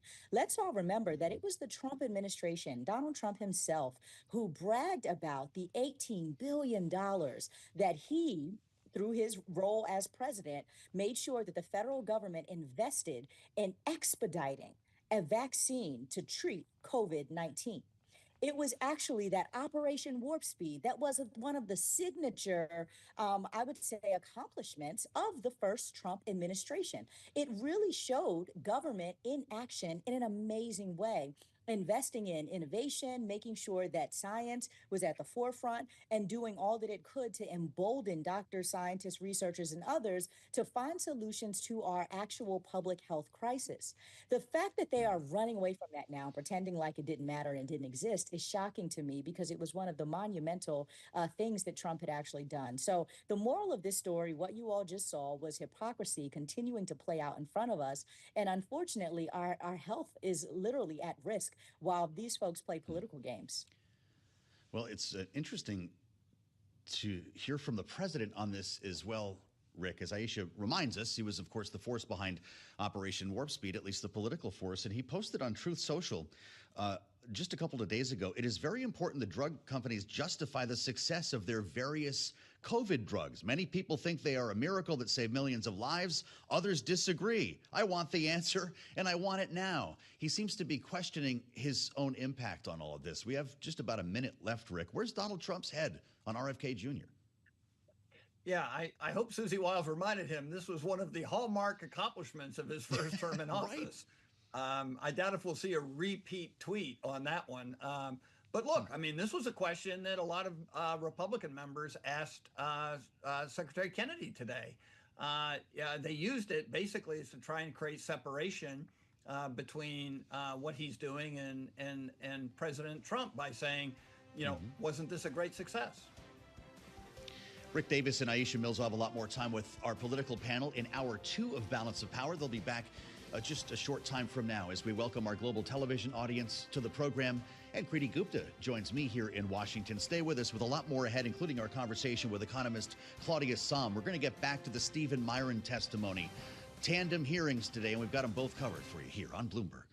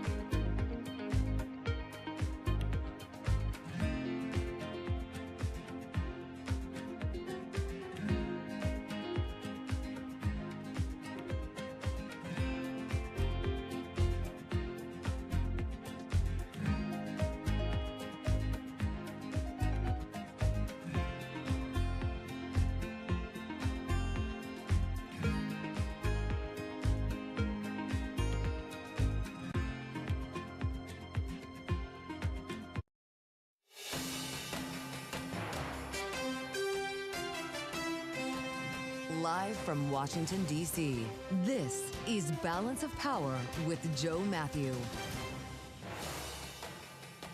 Good day for grilling in Washington. Welcome to the Thursday edition of Balance of Power with the Capitol transfixed today on dueling hearings, one for Fed nominee Stephen Myron, the other for RFK Jr., both devolving into a split screen of shouting matches. We'll unpack them both this hour. I'm Joe Matthew alongside Kriti Gupta in Washington. Thanks for being with us here on Bloomberg TV and radio. Things got pretty chippy in both of these sessions, Kriti, especially RFK Jr., with actual screaming into microphones. Stephen Myron not so much yelling, but definitely a big disagreement with most Democrats on the panel. Absolutely. This idea of Fed independence, which he says he really stands behind. The question is, he's still very supportive of Donald Trump's policies. You've seen him time and time again in almost every question back them. That's right. We're going to go through this and unpack some of this with Bloomberg's Michael McKee. Also, insights from economist Claudia Saul. I'll be curious to hear what she thinks about the way forward here, with questions about whether he'll be at the next Fed meeting. Well, and absolutely. And I'm going to put some of these theories, these economic theories, forward to her. Has she heard of them before, or is this the Myron Doctrine? The Myron Doctrine. I like that. Later this hour, Dr. Leslie Cantor will be joining us from Rutgers University School of Public Health to get into this RFK debate. A lot of talk and yelling about vaccines, about health policy, and in some cases coming from Republicans. That was a pretty tough conversation with Bill Cassidy. We'll have to get back to that too. It was a tough with Bill Cassidy, but Elizabeth Warren as well. I mean, always likes to steal the show. That one we saw coming, as she told us last evening. She told us last evening. We were warned. Plenty of heads up. I wasn't expecting the screaming match in return, though. And she made some crucial points that some would say even move the markets. Well, let's get into all of that. In fact, we're going to start with the markets. Lisa Mateo is in for Charlie Pellet at World Headquarters in New York. Lisa, how's it look? Well, right now we have stocks on the rise, bond yields falling. This says traders increase bets on a faster pace of rate cuts by the Fed. Now, the S&P 500 pointing to a back-to-back advance. Right now, it's up about 0.3%, 24 points. We have the Dow up 0.4%, 195 points, and the Nasdaq up 0.3%, or 79 points. Over to the yield space, the 2-year 3.59%. That's down 2 basis points. The yield on the 10-year 4.17%, and that's down about 4 basis points. To currencies, we have the Bloomberg dollar spot index up about 0.2%. Japanese yen down 0.3% at 148.63 against a dollar. A few stocks on the move. American Eagle Outfitters, their shares soaring up nearly 35%. They said it expects a sales boost from marketing campaigns. You know them, featuring Sydney Sweeney and also Travis Kelce. Now, on the downside, newly listed software company Figma, their shares taking a hit, down 18%. Posted a double-digit rise in quarterly revenue, but profit missed expectations, and those shares are feeling the pain for it. And shares of GitLab, they are down about 9%, just about 9%. The provider of software development tools swung to a loss, but it raised its annual profit outlook. In other news for the company, its CFO, Brian Robbins, is leaving to join Snowflake. After the close, we have some more action from Lululemon, chipmaker Broadcom, also e-signature software company DocuSign. For on-demand news 24 hours a day, you can subscribe to Bloomberg News Now. Wherever you get your podcasts, I'm Lisa Mateo. That is a Bloomberg Business Flash. Lisa Mateo, live from New York. Thank you so much for the update here. Watching Wall Street as we watch the aftermath of the hearings, and the headline on the terminal says it all. Trump's Fed pick draws Democratic fire at confirmation hearing. Of course, we're talking about Stephen Myron, someone we've spoken with more than once on this program as chair of the Council of Economic Advisors in the White House. A lot of questions about Fed independence and the idea that this revolving door would keep swinging. One, by the way, that Myron himself criticized before, the revolving door between the Federal Reserve and the executive branch, knowing this is just a 4.5-month term that he's up for here. And he's not resigning his chairmanship. He'll be returning to the political position at the White House after this is done. So there are a lot of questions by Democrats, namely about Fed independence. And Senator Elizabeth Warren, who we just mentioned, she joined us last evening to give us a sense of where she was going in this conversation, went straight for Myron and his relationship with Donald Trump. Let's listen. So let me ask you the question for the third time. We want to understand your independence. Donald Trump stated that the BLS faked the job numbers before the election to try and boost Kamala's chances of victory. Do you agree with that, yes or no? The Bureau of Labor Statistics did not take corrective action to improve the quality of steadily deteriorating Do you agree data. with the statement that they faked numbers? I believe that they were complacently allowing the data to continue Do you have deteriorate any in quality. evidence that they faked numbers? Well, as I said moments ago, the data have steadily deteriorated in quality, and I'm happy. Okay. This, by the way, this approach was tried by several senators, several Democratic senators, including Chris Van Hollen. I'm pretty sure they never got an answer. Bloomberg's Michael McKee is in Washington to cover this hearing for us, our international policy and economics correspondent, and joins us live now from Capitol Hill. Did we ever get an answer to that question, Michael? We never got an answer to that question, nor did we get an answer to the question of who won the 2020 presidential race, because Myron dodged that question as well from Elizabeth Warren. But basically, the Democrats pointed out the inconsistencies in his testimony and the inconsistencies with the paper he wrote last year that suggested major reforms at the Fed, including a 4-year prohibition on anyone going from the Fed back to a presidential administration. And obviously, he wants to go back after a 4-month hiatus at the Fed. He had no explanation other than it's a short term. So I would go back. But it was an effort by the Democrats to hold him accountable, and they probably did if the court of public opinion mattered.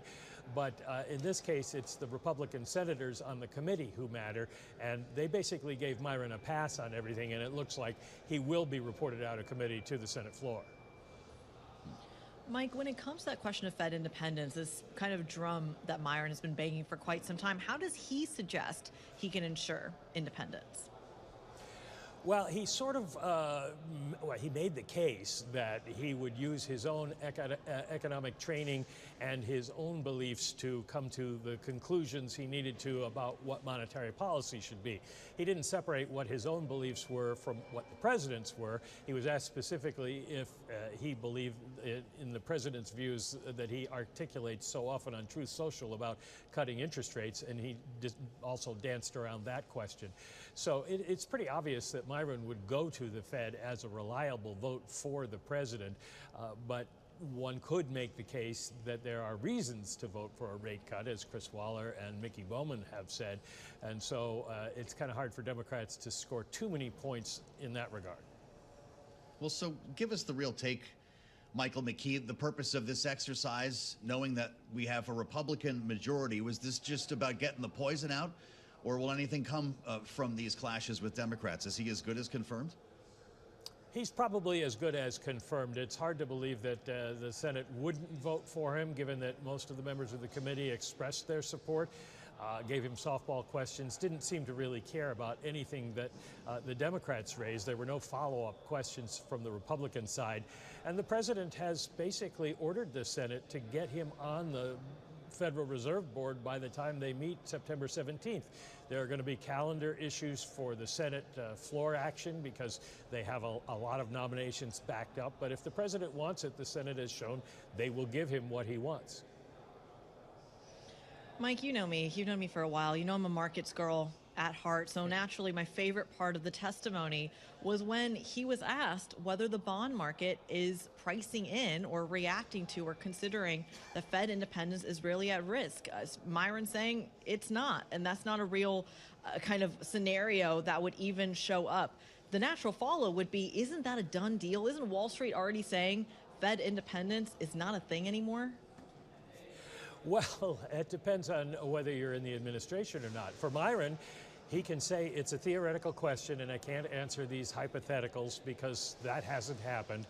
There are people on Wall Street who think Fed independence has been compromised, but we haven't seen a huge reaction in the markets. We've seen what may be the beginning of that, but right now it seems that the markets have made their peace with the idea of a 25 basis point cut, and that's keeping the long end pinned, the short end pinned down rather. The long end is exhibiting some concern, but not what you'd expect if they thought that the Fed had gone completely off the rails. That may still be out there. Michael, it's great to have you in Washington as always. Michael McKee live from Capitol Hill as we add the voice now of Claudia Sahm. We've been looking forward to this conversation in the wake of the hearing. Chief Economist, New Century Advisors.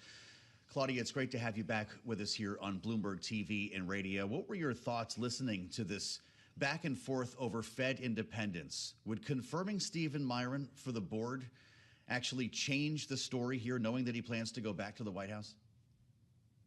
So it was a pretty wild hearing. It lived up to expectations. This really wasn't about Stephen Myron and his ability to serve as a Fed governor. It was about Federal Reserve independence. And very specifically what that means is who is in control of the interest rate decisions. Is it the president or is it the Federal Open Market Committee, right? That we're at, and that's this big question mark. And we've seen a whole series of events that have kind of pushed us in the direction of this White House really trying to exert a lot of control over interest rates. And to me, in Myron's hearing today, it is absolutely the case, and he said this as well, presidents, when they nominate someone to the Fed board, it's someone whose views they agree with, right? Like that, the president does have an influence on the Fed. This is not some pure, like totally devoid of any political contact. But there was more to this confirmation. And what to me was the real shocker was the idea that the White House is going to send him to the Fed and keep him on staff at the White House, which, I mean, a pretty clear reading of the Federal Reserve Act says that is not okay, but it just fits within a series of actions that really are pushing us towards a Fed that's under the control of the president. And that to me, that action was one that really caused concern, not the back and forth about, he's been in politics and he'll be independent. I mean, those are words. That's it. Well, Claudia, if we can dive into perhaps some of the policy and some of the kind of proposals that he was suggesting that very much have aligned with what we've heard from the White House broadly. The one that stuck out to me is the fact that he said there's no inflationary effect when it comes to tariffs. He was pushed about whether tariffs are taxes. His response was any policy can be modeled as a tax on Americans. As an economist, is that true? Yeah, see, this was part of the hearing that was really complicated in that, Myron right now is the chairman of the Council of Economic Advisors. He's part of the White House. Part of his job is to defend those tariffs, right? That is not, when he would be at the Fed board, like that is not his deal. Like it's how do you react to these tariffs? It's not selling them. He got questioning time and again about these tariffs, and he got really very few questions, if any, about his views on monetary policy. What do you think the neutral interest rate is? What do you think?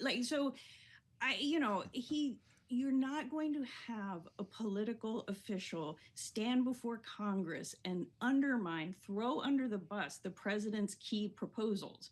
Right. I mean, that was, Democrats were asking these yes, no questions to get him to, he's not going to do it. He's in the administration and he's also a presidential appointee. Right. So I think, fine, whatever. He did a lot of hedging. He, tiptoed around issues. I didn't appreciate when he tiptoed around some that I thought were very directly about the Federal Reserve. But, it was a strange hearing. Well, Claudia, we are less than 24 hours away from a jobs report tomorrow. And I feel like the closest he got to discussing the labor market and even discussing those dynamics was talking about immigration. And he connected the dots between the immigration policy, the White House's border policy, and inflation when it comes to housing. Can you just connect those dots for our global and our political audience, frankly, about how that relationship should work in theory? Right. So I think absolutely going into tomorrow's employment report, we should be thinking a lot about how much immigration policy has changed in the United States in just the last few years, because these big declines in immigration in the country, a rise in deportations, that should be showing up in terms of slower job growth because we have less labor supply. There can be other things going on, but that will almost certainly be present in tomorrow's numbers that we can't read it out easily. Myron was talking about the inflation effects, and here, he was highlighting the how fewer people coming into the country. There's less household formation. There's less demand for housing. So that'll help push down house price inflation. Totally fine. What he didn't mention is it's also the case that immigrants come, they work, they help deal with labor shortages, and keep wages from really exploding, and then potentially have that passed on to consumers. So my read and what I think the different Fed officials have talked about is on inflation, it's kind of a mixed bag in terms of exactly how immigration sorts itself out. In the labor market, it's a pretty clear it's going to slow things down in terms of our workforce, which means it's pretty clear it's going to slow things down in terms of our growth as a country. So Claudia, from your perspective, we've heard from folks on both sides of the aisle. We heard from Elizabeth Warren on the show last night. We've heard from plenty of Republicans in the White House as well. Everyone's saying the economy is receding, things are slowing down, recession is right around the corner. From your perspective, where are we? So I would agree that things are slowing down. I do not see a recession right around the corner. I am watching very carefully what's happening in the labor market, because that will be decisive and, whether things really start to go south quickly. There were several policies that as we could expect to have slower growth from. I mean, those tariffs, they are a tax. And that slows things down, at least in the near term. Maybe far in the future they create production, but they're going to slow things down. It's a tax. We've had less immigration. That slows things down. We've had a lot of uncertainty. That slows things down. So isn't a question of like, where do we go from here? Are these very temporary effects? Are they ones that deepen? And so I think that's the question we're in right now. I see much slower growth than we've had in recent years. But I don't see the falling off the cliff, but I think it is appropriate for the Fed and everyone else to be watching that risk carefully. Tomorrow's the first jobs report since President Trump fired the head of BLS. There was a lot of talk about the quality of data in this hearing today. Stephen Myron would not acknowledge questions, refused to answer questions about the political motivations that President Trump had ascribed to the head of the BLS. How are you going to look at the data tomorrow now that this has taken place, and will the markets second guess the number they see? I'm going to look at the data like I always look at the data. This is the absolute best read that we have on the U.S. labor market. We have world-class statistics. Yes, they can be better. Anything can be better. But they will give us a good read. It's going to be complicated, but it is not complicated because our data are falling apart. It's complicated because the economy is complicated. When we have these moments where labor supply is moving one direction, labor demand's moving in, it's really hard to read the data. And so I think tomorrow I'm just going to be looking at lots of pieces, keeping an eye on the jobs numbers, keeping an eye on the unemployment rate, looking at wage growth. Like, you really have to look at all these pieces. And, you know, you never take one number and run with it. That's just how it works in terms of measurement. But I have no qualms about spending a lot of time sifting through the data and trying to answer the question of, like, where are we headed? What's going on? Well, you wonder, in the coming months, we'll see how the Trump administration handles the data. If this sends more people to private research, if ADP starts to rise on your list of credibility here versus government data. I know it's already a cottage industry, but are more economists going to be looking at private research because of this? The using other data sources has been a growing trend for a very long time. And that's not necessarily about data quality coming out of the federal statistics. It's also sometimes you want a more granular approach. You want more timely approaches. Those are just not things the government statistics have been able to offer because, frankly, they're cost prohibitive the way that they do their work. And so I have no problem with the going out. But the idea that we're going to be, I don't think we're not there yet, but any time that is spent trying to figure out are the government data fabricated or somehow, like, that's just going to be such a waste of time. And I don't, like I said, we're not there yet. There's no reason to do that. But I mean, we really should recognize for what this is. This is going to undermine the federal statistics that we have that, while could be improved, are really very valuable. So I don't know. We're not in a good place. This is pretty risky. Yeah. Keep this in mind at 8:30 tomorrow morning. Claudia Sahm, what a pleasure to have you always on Bloomberg TV and radio. Thanks for the insights today following the Stephen Myron hearing. Chief Economist, New Century Advisors, and some food for thought ahead of tomorrow's jobs data. Of course, we'll have that live for you when it breaks at 8:30 a.m. I'm Joe Matthew in Washington alongside Kriti Gupta, the Thursday edition of Balance of Power. Our panel's up next on Bloomberg TV and radio.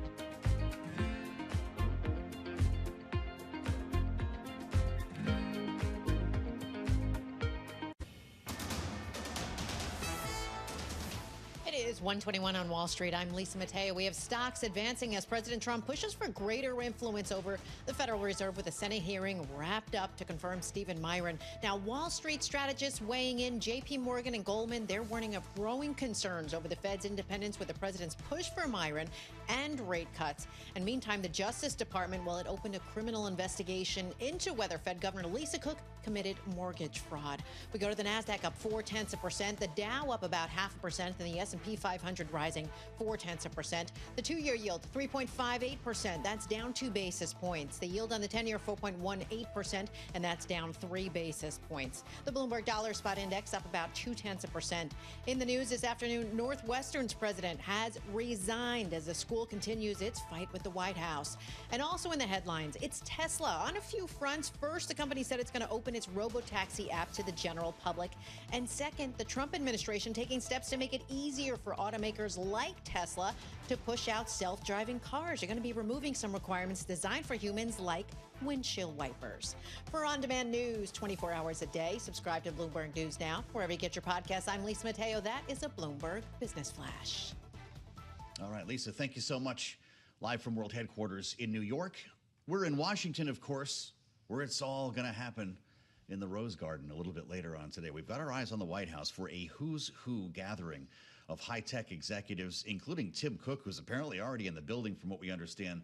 First Lady Melania Trump holding an event about AI, and then they're going to stay for dinner with the boss, the likes of Mark Zuckerberg, Tim Cook, Sam Altman, all at the White House this evening talking about AI, and I'll be deeply curious to see if we get any other investment announcements following that conversation. It's the hearings, though, that we're spending time on here on Balance of Power.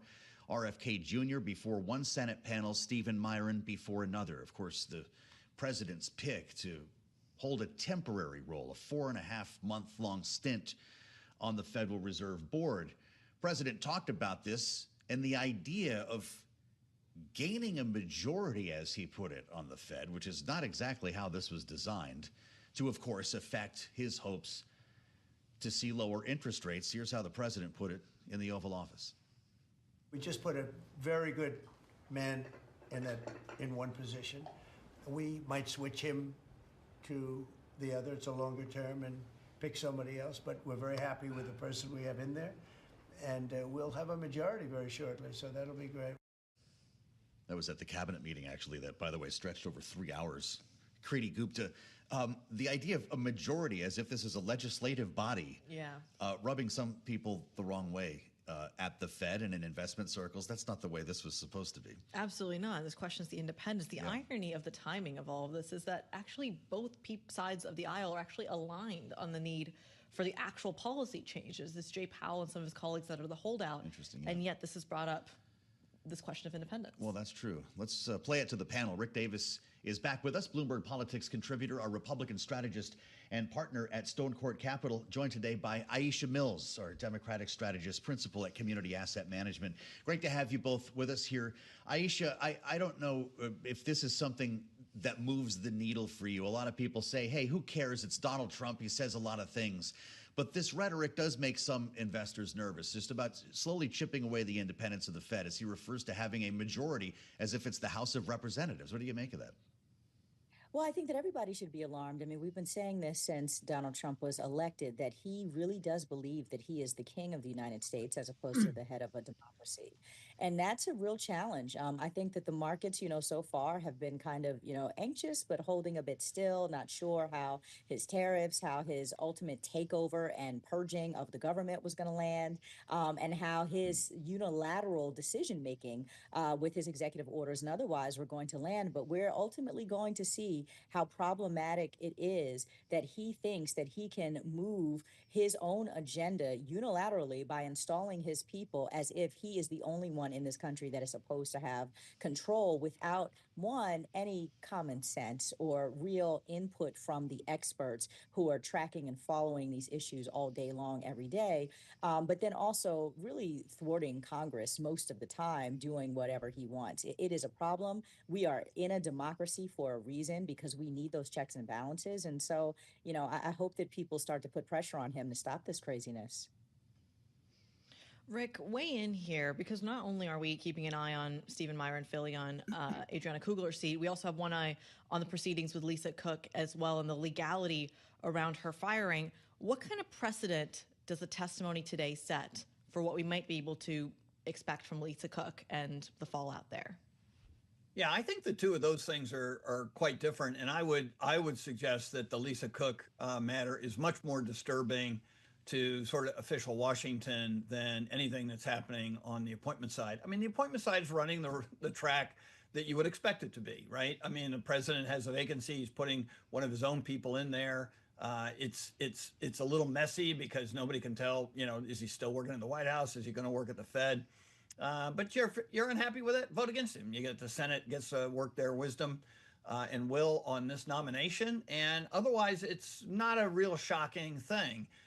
What's shocking is that the president's taken extraordinary measures to remove a Fed governor, and that is very unusual. It's the first time it's ever happened, and I think more people are watching that to say, is this going to become a standard? If he gets away with this, that's real pressure on Fed governors, both at the Fed level and also in all these regionals. So the reality is that's much more a precedent-setting event. And of course, sure, that'll all be worked out in the courts. But even that process could give the president, if he wins on this, extraordinarily new powers to govern the Fed with an iron fist. Realizing that delineation that you just made, Rick, do you have a problem with the idea that Myron's going to take an unpaid leave of absence as chair of the White House Council of Economic Advisors and then go back to that job after 4.5 months? He's still going to have to answer to Donald Trump following whatever decisions he makes as a Fed board member. Yeah, everybody I've talked to is sort of cynical about it. The Open Market Committee is going to do what they're going to do, and his presence on it is not going to likely change the outcome. So his entire tenure will see one Open Market Committee meeting, and then he'll go back to the White House. So, you know, people in Washington shrug their shoulders and say, so what? Yeah, it's an odd thing. It doesn't look good. If you're uncomfortable with it, vote against his confirmation. But the reality is he's a temporary, you know, and as much as you got to go through this process, just like you were going to be given a full tenure on the Fed, he's not, and he's not likely to be the president's pick, although he retains the option of leaving him there and extending his term. So to a lot of people in Washington, I think this one's much to do about nothing. Aisha, weigh in here. What can Democrats do? We had Elizabeth Warren on the show yesterday. We were saying, what can you do to block any sort of moves here? And she said, look, I know I'm in the minority. What can Democrats do here to make even more of a stand? Yeah, I mean, this is the reality of process, and the way that the legislative process works is that the Democrats are in the minority here. And so, you know, what they can do is they continue to do what they're doing, which all summer they were riling up their constituents and reminding the American public what is happening. That language of Donald Trump ruling with an iron fist, I mean, just that in and of itself should frighten everyone about what's happening in America right now. What Democrats can do is they continue to tell people that we have a president who is literally usurping any type of precedent, any type of norm, and certainly breaking the law in a lot of ways, and just kind of assuming that he has stacked the Supreme Court enough that they're going to let him get away with it. And we need to remind voters of that. Let's remember that midterms are coming up. Democrats are in the minority now, but Democrats need not be in the minority forever. And so what they need to be doing is reminding people what's happening, how horrific it is, the detriment to their lives. We're watching the healthcare conversation, or debacle, I should say, happen right now with Secretary Kennedy. And we're also seeing places like Texas and now Missouri try to rig the game with redistricting by calling a random off-cycle change in the way that the lines are drawn for representation so that they could try to stack Congress to keep Republicans in power. I mean, they're cheating at every pass. And that is the thing that Democrats have been talking about, and it's what they have to keep talking about while they're in the minority, and they don't necessarily have power to legislatively maneuver. They can absolutely change public perception about all that's happening and win back that power through the electoral cycle. big questions, Rick and Aisha, about President Trump's relationship with big business. And there's going to be an event that takes place a little bit later on today at the White House that everyone's watching. We're going to be trying to peer over the wall into the Rose Garden. Mark Zuckerberg, Tim Cook, Bill Gates, Sam Altman, Sundar Pichai. I could keep going, although Elon Musk is not on the list. Rick Davis.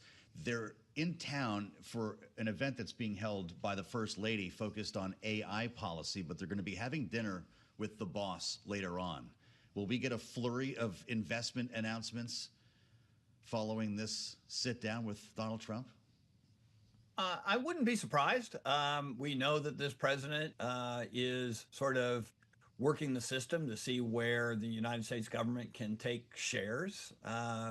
And everyone there is either susceptible, vulnerable, or want to encourage that kind of behavior. I would say I just see this much more as a fundraising initiative. The president is a voracious fundraiser. He's raised almost $1 billion in the first year of his office. I don't know what records he was going to want to set, but he could set one tonight.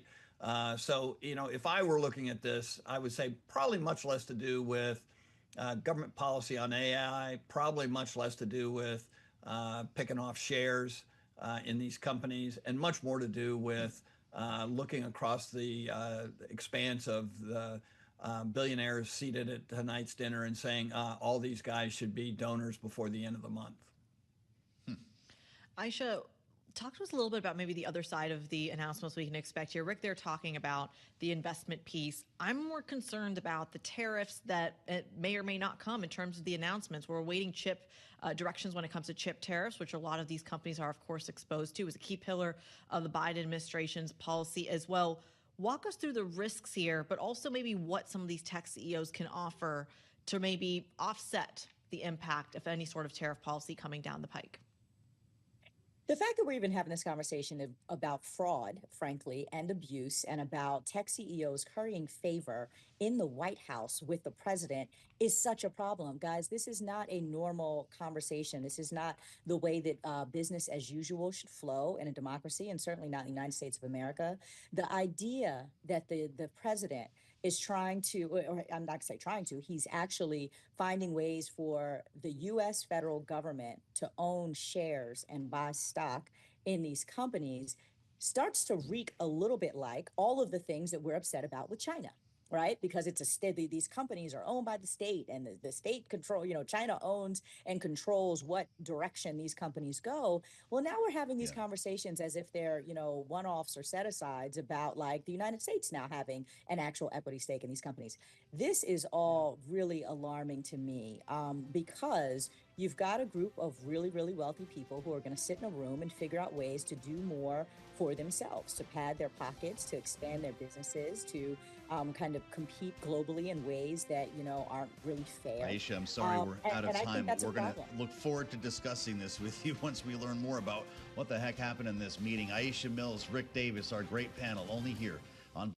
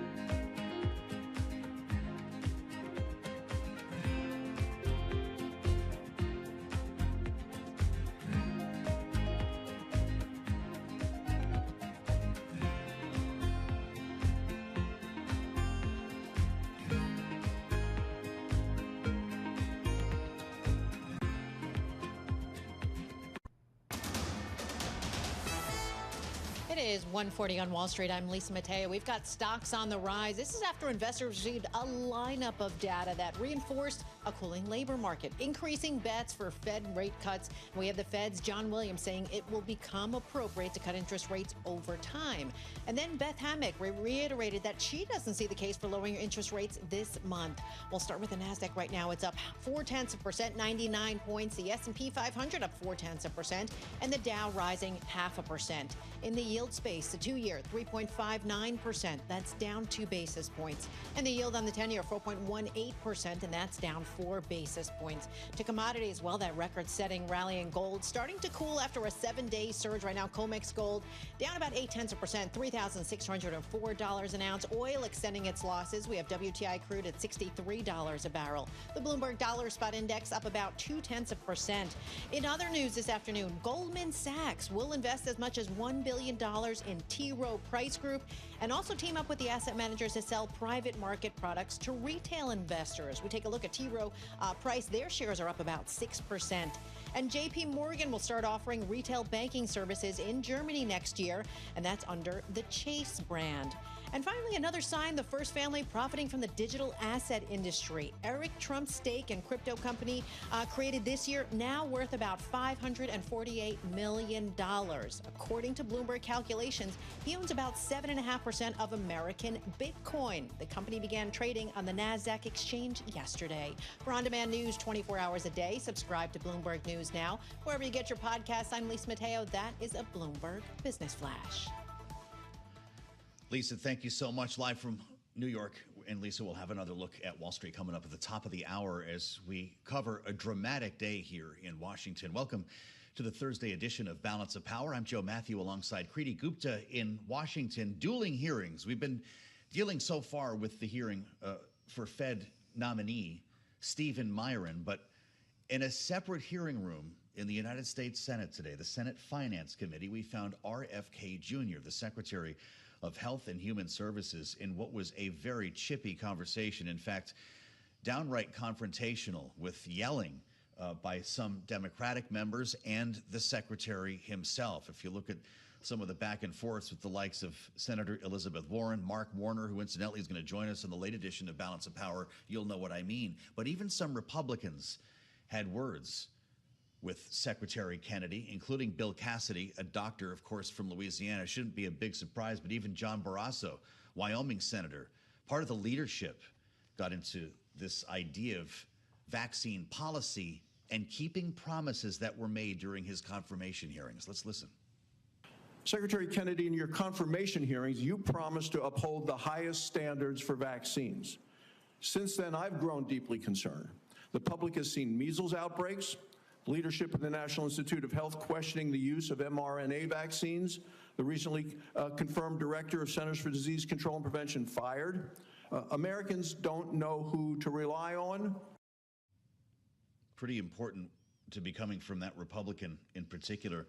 We're going to be getting some insights from Dr. Leslie Cantor from Rutgers School of Public Health in just a moment, but we want to set the baseline and stay on Capitol Hill in a quick conversation with Bloomberg's health reporter Jessica Nix, who's in the Capitol for this hearing, which, by the way, just concluded about a half an hour ago. Jessica, it's great to have you on the beat for us here today. This was a bipartisan affair in questioning RFK Jr. Did he dispel any concerns about his approach to health? That's a really great question.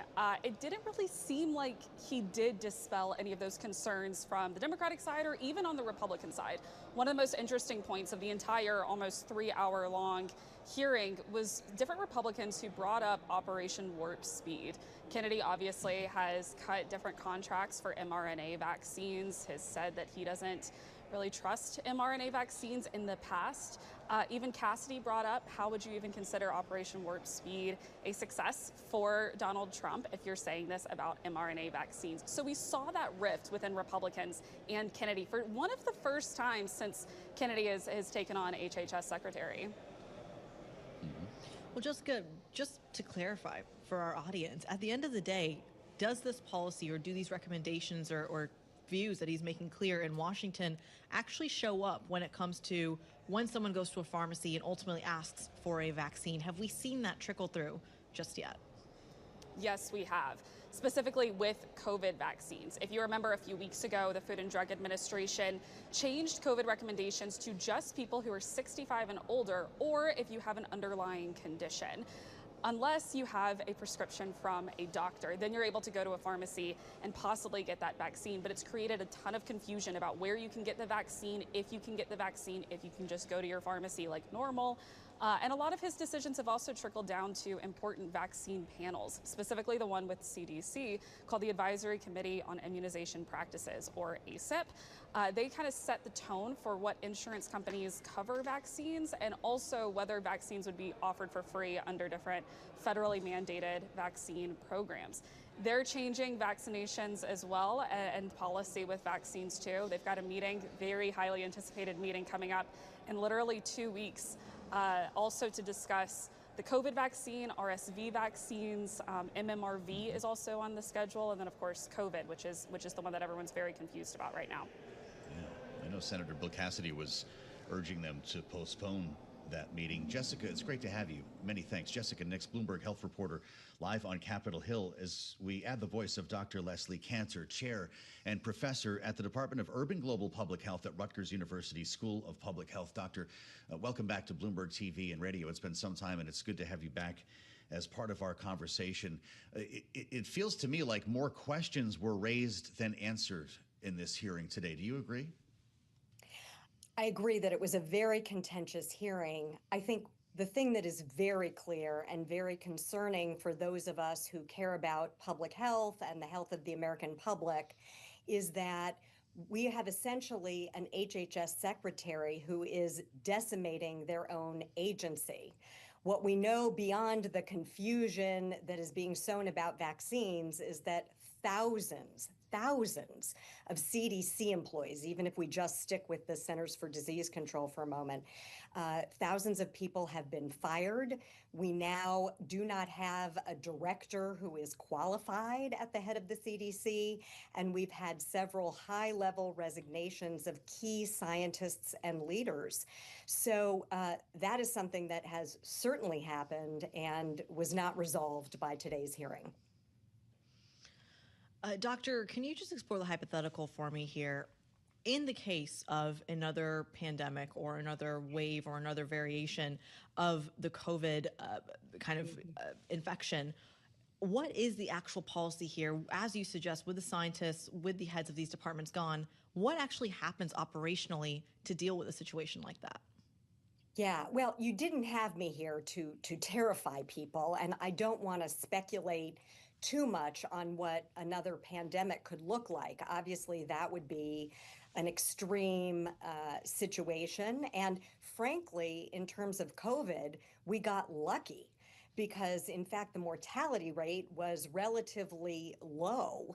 If we did get hit with a disease that had a higher mortality rate, we know we lost millions of lives in the United States. It could be worse. But let's stick with what's happening right now, which is frankly bad enough, which is that we are losing in many communities what we used to call herd immunity, but we try to call community immunity for things like the measles. So we've had more than 2 times the number of measles outbreaks this year as we had even just a year ago. And 1 in 5 kids under the age of 5 who got the measles ended up in the hospital. So that is something that's happening right now without any further changes in policy. So I think we have to be very worried about a committee of now wildly unqualified people changing the vaccination schedule even more. I want to ask you about Susan Monterez, who, of course, was at the head of the CDC and was fired by RFK Jr. There was a conversation in this hearing today about why. And I first want to mention the fact that ahead of this hearing, Monterez wrote an op-ed in the Wall Street Journal.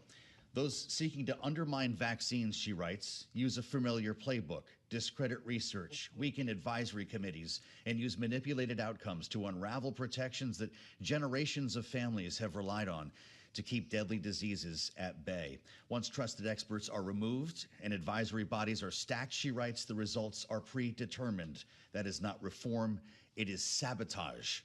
RFK Jr. today talked about the need to fire Susan Monterez because she lied to Americans when she said she was fired for refusing to adopt or endorse vaccine recommendations that were not supported by science. Did she deserve to be fired? Of course not. And what's ironic here is that for the first time in our history, the director of the CDC actually went through a Senate confirmation. And many people were skeptical about Dr. Monarez and whether she would just rubber stamp some of these unscientific changes to particularly vaccination policy.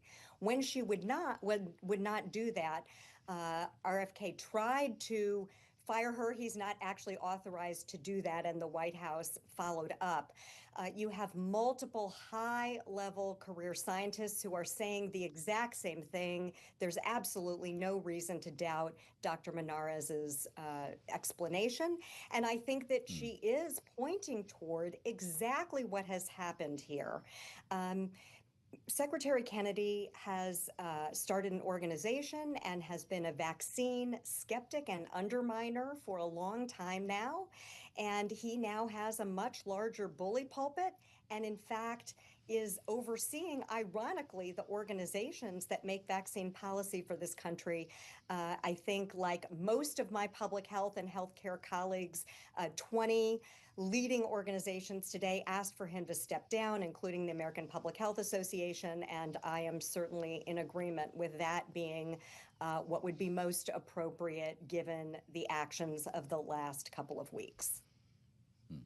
Dr. Cantor, we've seen that skepticism manifest most realistically and in real time when it comes to the COVID vaccines, but can you just walk us through the other places of the healthcare policy that is in the United States right now where you are starting to see that show up? Sure. I mean, I mentioned one already, which is in the measles outbreaks and the worries that people have about the measles, mumps, and rubella vaccine.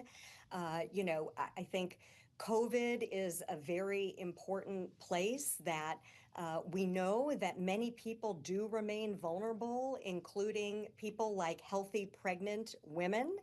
And the American Academy of Pediatrics actually has now broken with the new guidelines from the federal government and said that children up to age 2 absolutely need to be vaccinated. So that is another place.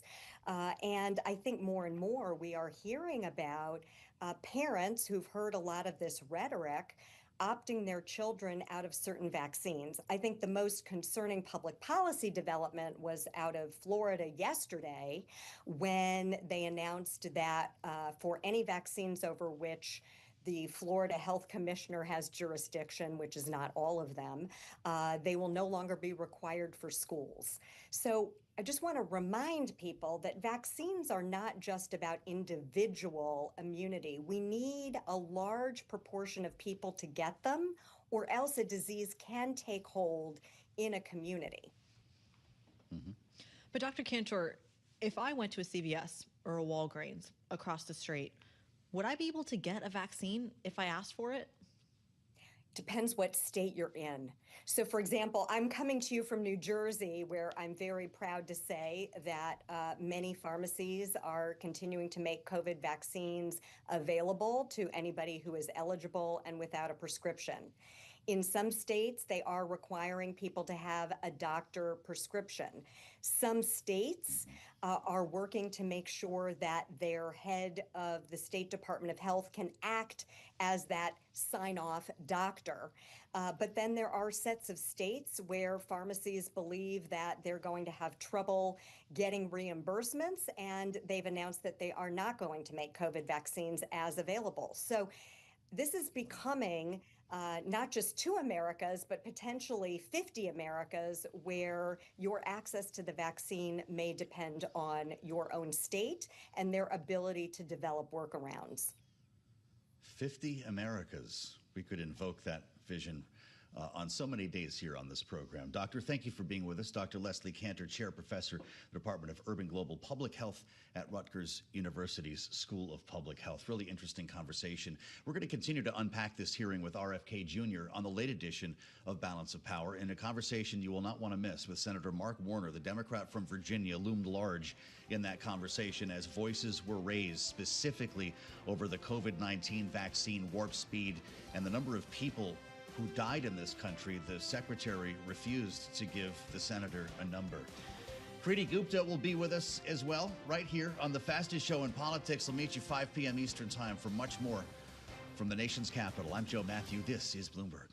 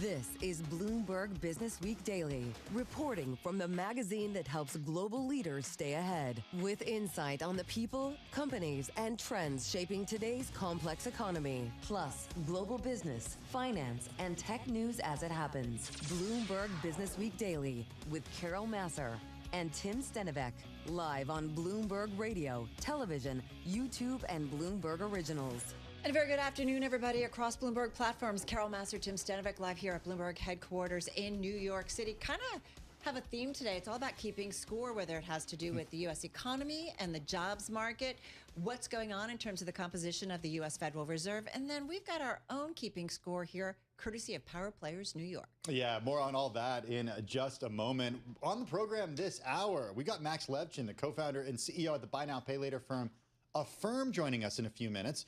Also, we're going to hear from John Malone. You know him, chairman of Liberty Media, an absolute legend when it comes to the media industry. It's a C-suite palooza. I'm going to just put it out there. Scott Cutler, president and CEO of Health Equity. So we're going to talk about that, the health space, certainly working with a lot of employers. And then we are going to tee up the Bloomberg Power Players New York that's underway. It's going on a couple floors above us. It's all about the multi-billion-dollar world of sports, the business people who are in it, the players, the team owners. We're going to have a few over the next 3 hours, so we're going to tee that up for you as well. First up, though, we do want to get a check on the trade today. We've got a bit of a rally underway. Here's Lisa Mateo in for Charlie Ballard. You got it. And yeah, the latest readings on hiring, unemployment claims, it pointed to a cooling labor market, and that is driving stocks and bonds higher. So applications for U.S. unemployment benefits, they rose to the highest since June. Private sector payrolls, they increased by 54,000, trailing estimates. It all comes ahead of tomorrow's jobs report. So we check in with the NASDAQ. It's up about 0.5%, 118 points.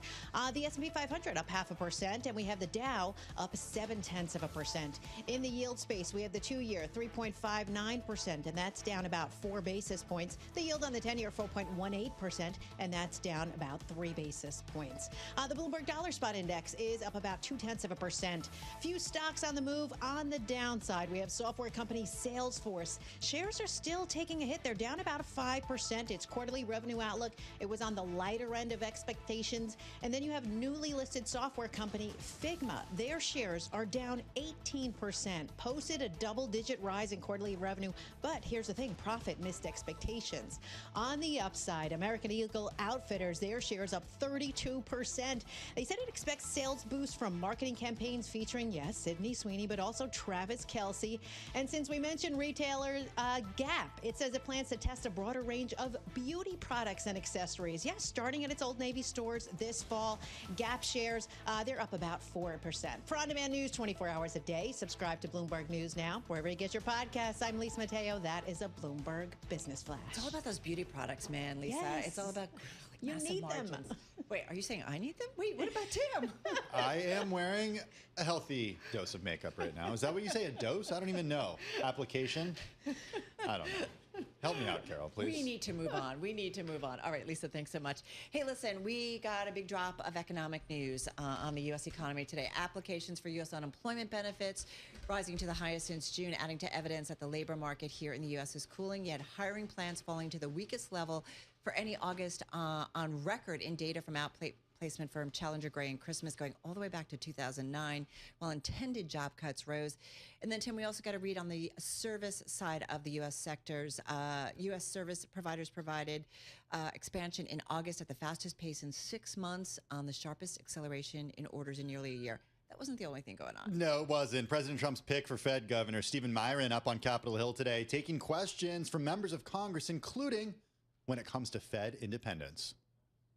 I couldn't be more in agreement that independence of the central bank is of paramount importance for the economy, for financial markets, for the long-run stewardship of the country.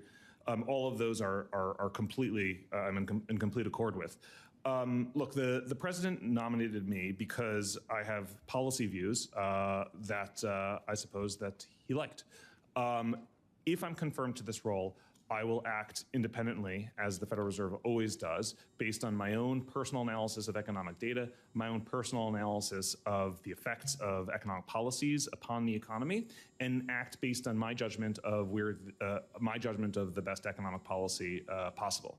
All right, that was President Trump's pick for Fed Governor Stephen Myron up on Capitol Hill today. Bloomberg's Michael McKee is also in the nation's capital there for the hearing. He's Bloomberg TV and Radio international economics and policy correspondent, joining us from that said news bureau by Bloomberg News in D.C. Hey, Mike, I got to ask you, at a moment where it feels like there's a lot that feels so important for the economist in you, for the monetary policy person in you, we got readings on the labor market, on the U.S. economy, the hearing of Stephen Myron. We've got pressure on Lisa Cook continuing over at the Fed. What's really so important right now when it comes to the kind of economy and the monetary policy outlook? Well, it depends on whether you're talking short-term or long-term. Short-term, the question is, what is the Fed going to do on September 17th? And today's ADP number, which you didn't mention yet, 54,000, lower than anticipated, is a suggestion that the Fed is going to be on track to cut rates because they've been concerned that low employment and any rising unemployment would be a sign the economy is slowing down that they'd want to get ahead of by cutting rates. ADP hasn't always been completely reliable, but the Fed, several Fed officials have said they're looking at that more closely these days because of the questions about the revisions to the prior NFP reports. So on a short-term basis, I would say that, and the fact that in the ISM services number, the employment numbers were still very weak. Longer term, it's the Lisa Cook situation that worries people, because if the judge, in her effort to try to stay on the Fed, says she can be fired, or if an appeals court says she can be fired, and Trump immediately moves to replace her, even though her case has not been adjudicated yet, then there's going to be some concern on Wall Street about politicization of the Fed. So we got the latest filing from the government in the Cook case today. The judge could decide tonight, could decide tomorrow, and that'll be the next important step for the longer run. Is she working right now at the Federal Reserve, Mike? Do we know that? I know there was some confusion about this last week and even early this week. It's our understanding that until the judge rules otherwise, she is still employed by the Fed, and she is still working, although working from home, we understand. But she hasn't had her job or her electronics taken away, so she can still participate. And if the judge lets her, she would be attending the September 17th meeting and voting it. If she doesn't attend it, can she still vote for policy that day? No, you have to be there to vote. And the thing about the Fed governors is there's no alternate. If a voting regional Fed president can't make it, then there's an alternate voter for them. But that would just be one fewer vote. And the question is Stephen Myron going to be confirmed? Because that would be one fewer vote as well if he's not confirmed in time. All right, so let's go there. I mean, do you think Myron's going to be confirmed? And what will that mean in terms of the composition of the Fed? He'll be confirmed. The president has said he wants him confirmed, and Senate Republicans generally do what the president wants. The only question is sort of technical. Can they get him through on the through the floor, given the calendar that they have? They have a lot of nominations backed up, and they'd have to move some things around. But it probably is going to happen. Now, the question is, what kind of reception would he receive, and what impact would he have? He was not well received at all by Democrats today, who pointed out the contradictions in his testimony, that he said he's going to stay on the CEA, even though he's said nobody should go back to their government job for 4 years after leaving the Fed, and after he criticized Lael Brainerd and Austin Goolsbee for going from a Democratic administration to the Fed, and called that sinister.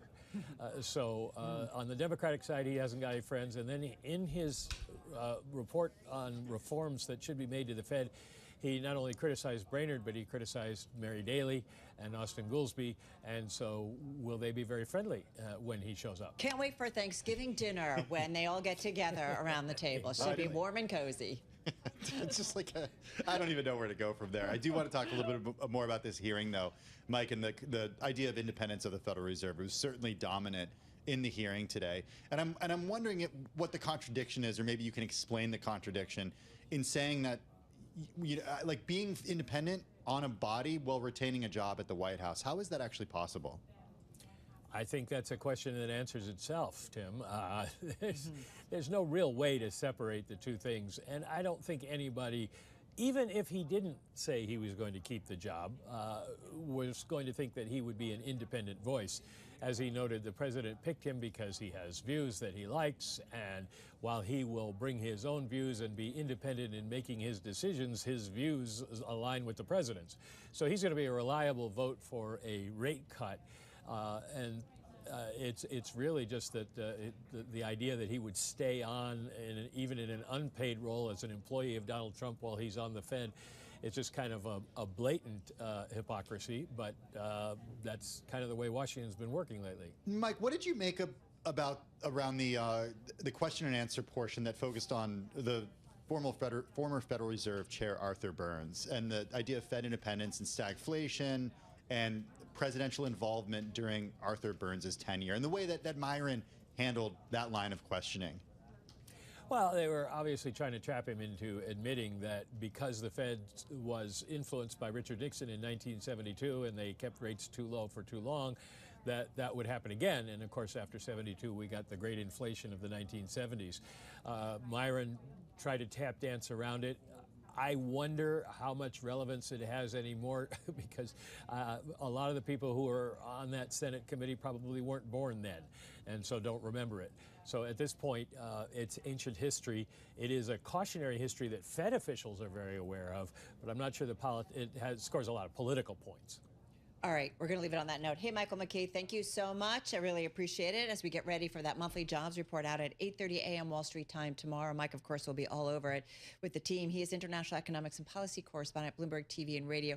I should point out that Fed Bank of New York President John Williams has said his forecast is that it will become appropriate to cut interest rates over time without clarifying the timing or pace of such moves. We know as head of the New York Fed, that voice is certainly an important one. All right, now let's get to a Bloomberg exclusive. Bloomberg News correspondent and host of the Big Take podcast, David Gura, caught up in an exclusive interview with John Malone, chairman of Liberty Global, earlier today to talk about his new book, Born to be Wired. It was released on Tuesday, September 2nd. Here to tell us more about that conversation, we've got Bloomberg News entertainment team leader Chris Palmieri joining us from LA. Chris, John Malone, an icon for anyone who has followed the cable industry, the development of it, the growth of it, and of course also the decline of it in recent years.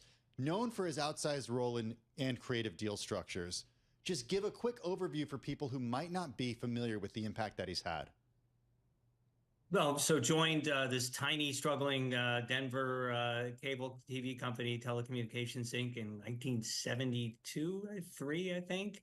And, this is even, before all the cable channels that we know as household names now existed, built it into the largest player in the business, helped launch CNN, Fox News, BET, you name it, sold it to for $48 billion to AT&T. In a way, kind of bought it back again later. Now still controls Charter, the largest cable company in the U.S., Liberty Global, the largest in Europe, architected the merger of Warner Brothers and Discovery that they're now splitting up. So just a huge player in the business for 50 years now. All right, and he does have a new book out, as we mentioned. It is called Born to be Wired. Born to be Wired, which is like a perfect title for him. Let's get to some of the conversation that John Malone had with Bloomberg's David Gura about his journey in the world of media. I had a great mentor early, Moses Shapiro at General. He was the chairman. And he was a tough old bird, but he would teach me about the Talmud, okay? And he said, one of the things the Talmud teaches you is ask yourself the question, if not. If not. If not. So if your model, if your business plan works, great. But ask yourself the question, well, what if it doesn't? What if your assumptions are wrong? What if this doesn't work or that doesn't work? Where are you at that point? What's the downside? How much risk are you really taking? So you really try and look risk very hard in terms of how you finance something. Do you have partners in it? The government's always your partner from a tax perspective, so don't forget that you can deduct your failures from your successes. Don't ever get to where you can't. You're going to have lenders. If they have risk, they're going to help you make sure that you're not taking too much risk. So they become good partners in assessing risk. And if you structure it properly, if you do get in trouble, they're buying lunch, you're not, right? Kind of an attitude. Don't ever count on anything being for sure. And so that has colored the structure of the organizations that I've put together over time. So a typical thing for me would be no debt at the parent. Subsidiaries would be levered rationally but substantially, particularly if there's tax or other advantages. And so the parent was always in a position to rescue the subsidiary, but never in jeopardy of a single torpedo, a single bad thing, taking it all down. So risk avoidance coming out of the TCI survival, I think, was the #1 lesson that I learned. Diversify, never cross-guarantee, never consolidate liabilities unless you're really, really comfortable. Just to get an eighth of a point better deal on your financing, don't go there. You know, try and isolate your risk. We even came up with a strategy called the outhouse theory. If you're going to do what you regard as an uncertain acquisition, buy it into a standalone capital structure. Be willing to pay whatever the debt risk represents. Make sure you can refinance it timely if it works. And if it doesn't work, structure it so it doesn't poison the whole barrel of apples. All right, that, of course, is John Malone of Liberty Global. He is there with Bloomberg's David Gore, and it is the subject of a new Big Take, Bloomberg Big Take podcast. Keep in mind, Malone's book just out this week, Born to be Wired. I feel like, you know, we're talking with Chris Palmieri, who follows the media and entertainment space. He's entertainment team leaders out there on the West Coast, where there is so much going on in terms of content, but the world has changed so much. Chris, since John came into it, you know, what about this conversation, you know, kind of caught your attention? The conversation and the book, it's very interesting. So Malone is very hands-on when he's describing, for example, then how he built up the company using all these partnerships and you know, sort of divisions that weren't collateralized with the parent company, and that fascinating stuff from a business standpoint. But, you know, when he gets into kind of the macro picture about how the cable TV industry raised prices so much and didn't let customers choose which channels they wanted to watch, and how he engineered the Warner Brothers Discovery merger that is, by all accounts, a disappointment, and they're now splitting it up. All these things he kind of takes in as sort of as an observer, as like he wasn't really in the thick of it then, and orchestrating these deals and running the largest cable operator in the country and continuing to do so. So it's a fascinating view of the world. At least he agrees that the cable industry kind of cooked its own goose and just didn't adapt to the times and give people the streaming options that they now choose from others. Yeah, it feels like there was a moment in time, right, that nothing could be done in the media space without kind of a blessing from John Malone. There wasn't any media conversation without us, you know, Tim touching on John Malone. Yeah, I think that's certainly fair to say. And for many years, it was the idea that live sports would keep the cable bundle intact. And look what ESPN did last month. You can now buy ESPN direct to consumer. You can bypass your cable system to do that. That is a very big deal. Like who'da thunk, right? Yeah. In terms of how times have changed. Chris, thank you so much for walking us through all of that. He is Bloomberg News entertainment leader, Chris Palmieri, out there on the West Coast. Check out David Gore's entire interview with John Malone. It'll air on the Big Take podcast. Coming up next, a double dose of the C-suite. We've got Max Levchin, co-founder and CEO at Affirm, and Scott Cutler, president and CEO of Health Equity. That's all coming your way on Bloomberg Business Week Daily.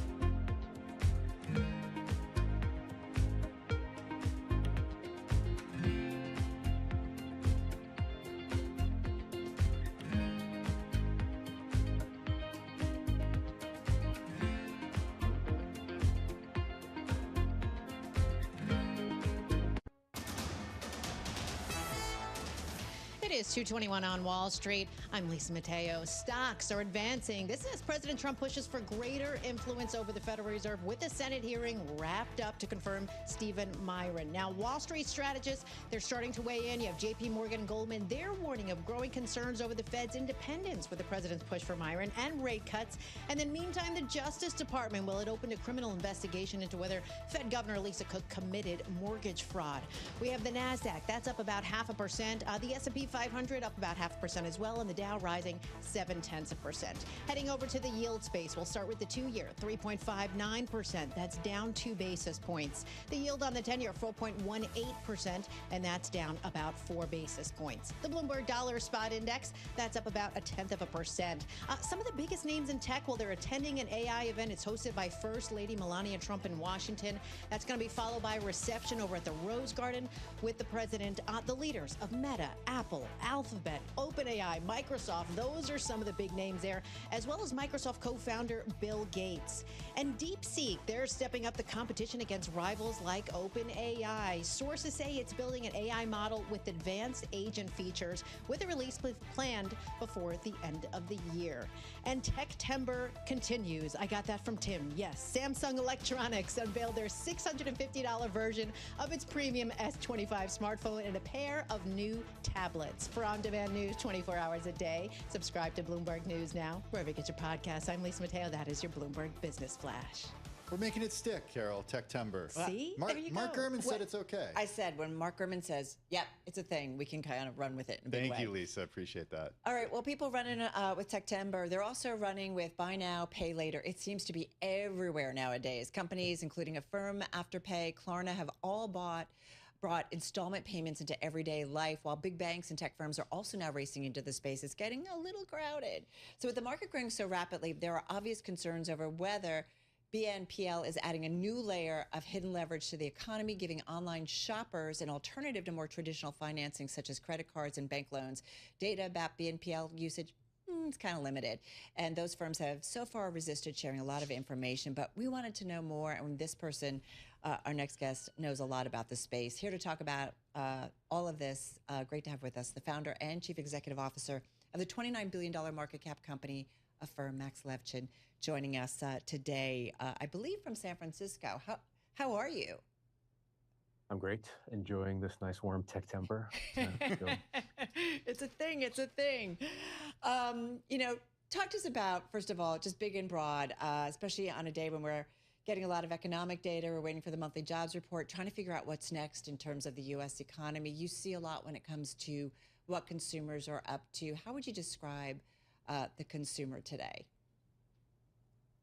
You know, the Affirm consumer, that is the folks that we approve for transactions, and each transaction is separately underwritten. So we do have a very discerning eye as we underwrite these loans. They're doing great. They are shopping. Demand for our product is accelerating. We just posted another accelerating fourth in a row quarter of gross merchandise sales.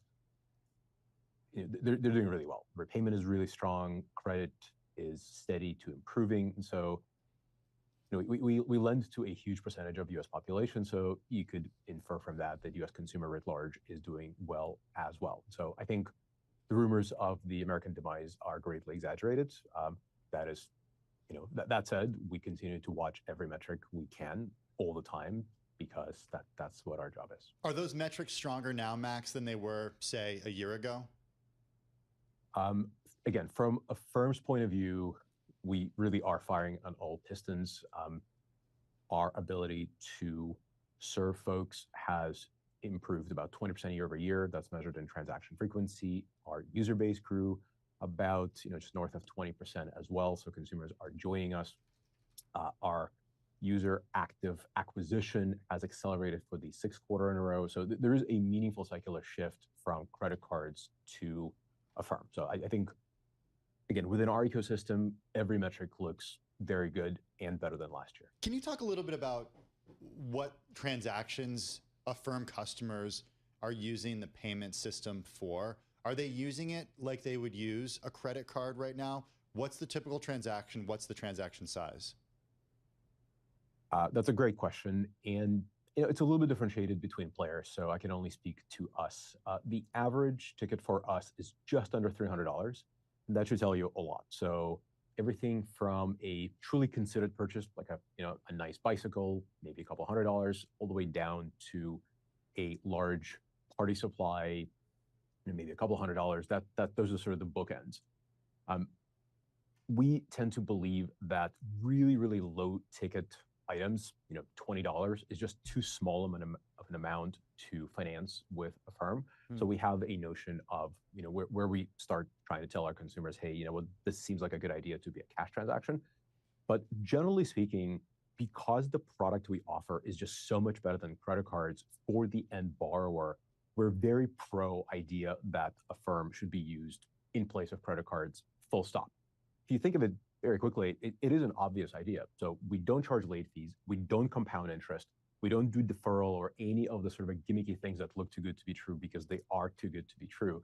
So it is an honest financial product that really helps the end borrower get full grip on their finances and not get into trouble, not get over their skis. So directionally, the more they use a firm for everything, I think the better off the consumer is going to be. That said, the current average is $297, I think. How often does somebody though miss a payment or they're late? And then what happens as a result? What kicks in? I'll be honest, I'm not a huge user. Well, I mean, have you ever used it? I think I've used one of them, and I can't remember once because I was curious about it, and I set it up so things just got paid, and it was like 3 payments or something because I was curious about it because we talk about it all the time here. Grew up where you could put stuff away, stuff on layaway. So it's interesting to see the evolution, but I am curious, Max, how often is it that somebody is late and then the terms start to change? And, this is a business, right? So that's actually, thank you for that prompt. That is, let me try to make if there's one thing I can make clear in this conversation, I just really want to hammer this one home. Nothing will change. Terms will not change. Fees will not appear. Interest will not change. No dollar amounts will change if something happens and you can't make your bill on time. The fundamental promise of a firm is what you see is what you get. When you're borrowing $500 and you're committing to paying, let's say, another $25 of interest, if you cannot make it on time, it will still be $525. There will not be a penny more. If you prepay and pay us early, that interest amount will come down.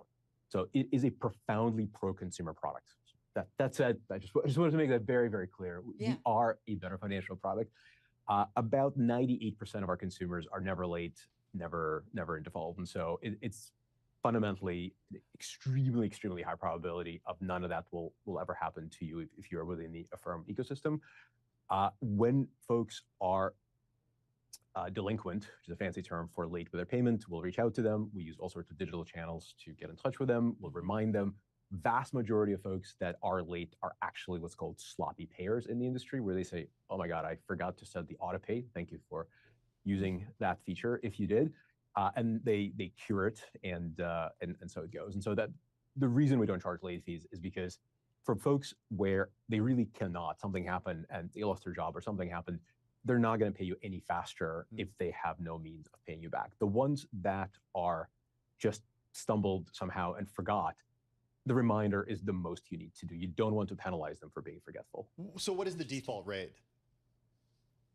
It's on the order of 2% plus or minus. That's remarkable. Well, I think it's meaningfully lower. It's meaningfully lower than credit cards. By the way, our lower ticket items, that trends below 1%. So just to give you a sense, like the rumors of this being a bad financial product creating hidden leverage in a system is like bad math and ridiculousness. So push back on that a little bit, but do it through the explanation of the business model here, because I think a lot of people approach this product with being informed about how credit cards work and the idea that high interest if you miss a payment, fees if you miss a payment. In a sense, the risk is somehow put on a different party here, Max. And there's also buy-in from the retailer who partners with a firm. Just explain how this whole transaction works. Yeah, very simple. You typically find a firm at a point of sale on any online and now progressively more offline merchants. You will ask to use the product. So it's always an explicit request to borrow. And we take great pride and put a lot of technical emphasis on underwriting every transaction individually so that we have the discretion to say, hey, you're overextending yourself. These 2%, 2.5% default rates don't come for nothing. We do an enormous amount of work in this underwriting engines that we've built. So as you get approved through your real-time application, of course, what happens, we pay the merchant and you commit to paying us back over time. And we always give you a menu of choices, could be anything as short as 4 payments every 2 weeks, could be as long as 36 months, once every month. The rest of it happens more or less automatically if you opt into the auto pay feature. If you don't, we will send you a reminder and then you arrange for repayment from your bank account typically. And that is it. In our case, there is no compounding. The interest is the interest expressed in dollars, and that is what you commit to. It will not go up independent of any modifications to the schedule. There are no late fees. In our case, again, we are unique, or almost unique, I think, at this point in the industry by just not charging any incremental fees at all, and so on. So this really is the product where the cornerstone value is transparency. We are entirely transparent with every participant in the ecosystem, from merchants to consumers.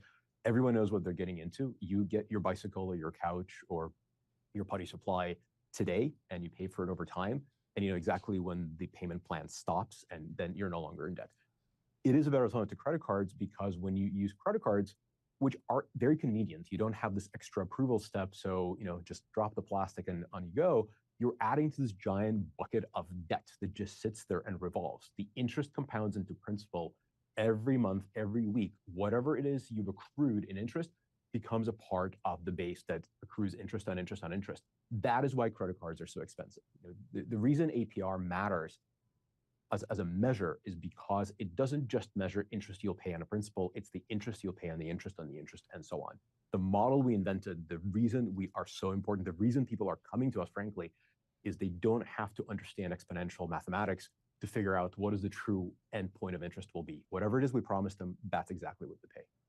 We're speaking with Max Levchin. He's the founder and CEO of Affirm, the $29 billion market cap fintech company. Also, you'll notice Carolee keeps talking about bikes. He's a big cyclist too, so spends a lot of time on the bike. So is Tim, by the way, Max. Hey, oh, we know. We follow each other. I know you guys do. hey, listen, one of the things I want to ask you, your stock is on a tear. It's up 50% year to date. It's surged as much as 25% intraday in response to your earnings, which you've been talking about. That came out late August. You had analysts, several of them raising the price targets on the stock.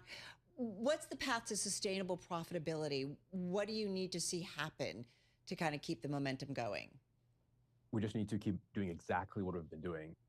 The joke I make all the time is we are an overnight success 15 years in the making.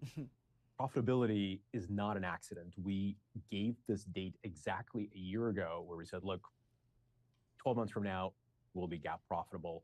2 years ago, we said, hey, 24 months from now, we expect to be GAAP profitable. And so we've been on a journey that we've planned years ago to deliver on all these milestones. And so the celebration isn't of some clever overnight idea that we've had and finally just poked our head from the unprofitable side of the fence. We've been planning to be profitable. We've delivered on this plan. We have said publicly we intend to be GAAP profitable from this point on.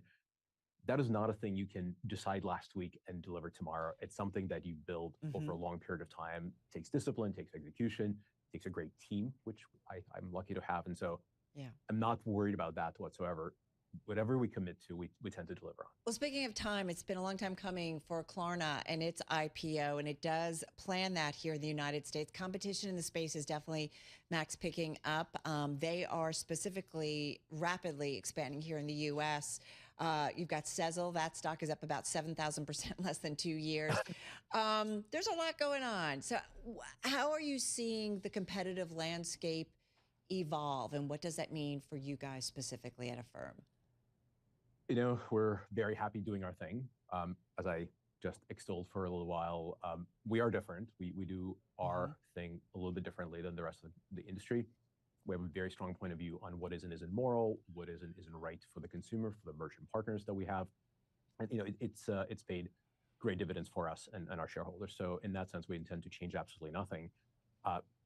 part of why maybe I spend less time looking at the competition than one does in a competitive industry, and this one is certainly very competitive, is in aggregate, buy now, pay later is still just under 1% of total US retail, and it's a worldwide phenomenon. And US is actually quite behind. If you look at markets like Australia and the Nordics, where buy now, pay later is more mature, there the penetration into e-commerce is on the order of 20, 25%, I think.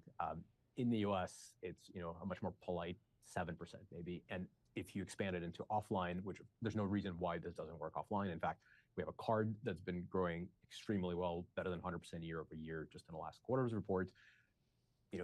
We're a fraction of a fraction. So the opportunity to provide more honest financial products is, I said it in my shareholder letter, sort of tongue in cheek, it rounds up to infinity. And so for now, we're not really running into each other in the hallways, fighting for that last same customer or merchant. I'm sure one day we'll get to a point where it's so significant as a part of the U.S. economy where it becomes, a zero-sum game. But even in that world, there's a Visa to a MasterCard. And for now, I think we're all just experiencing really good growth.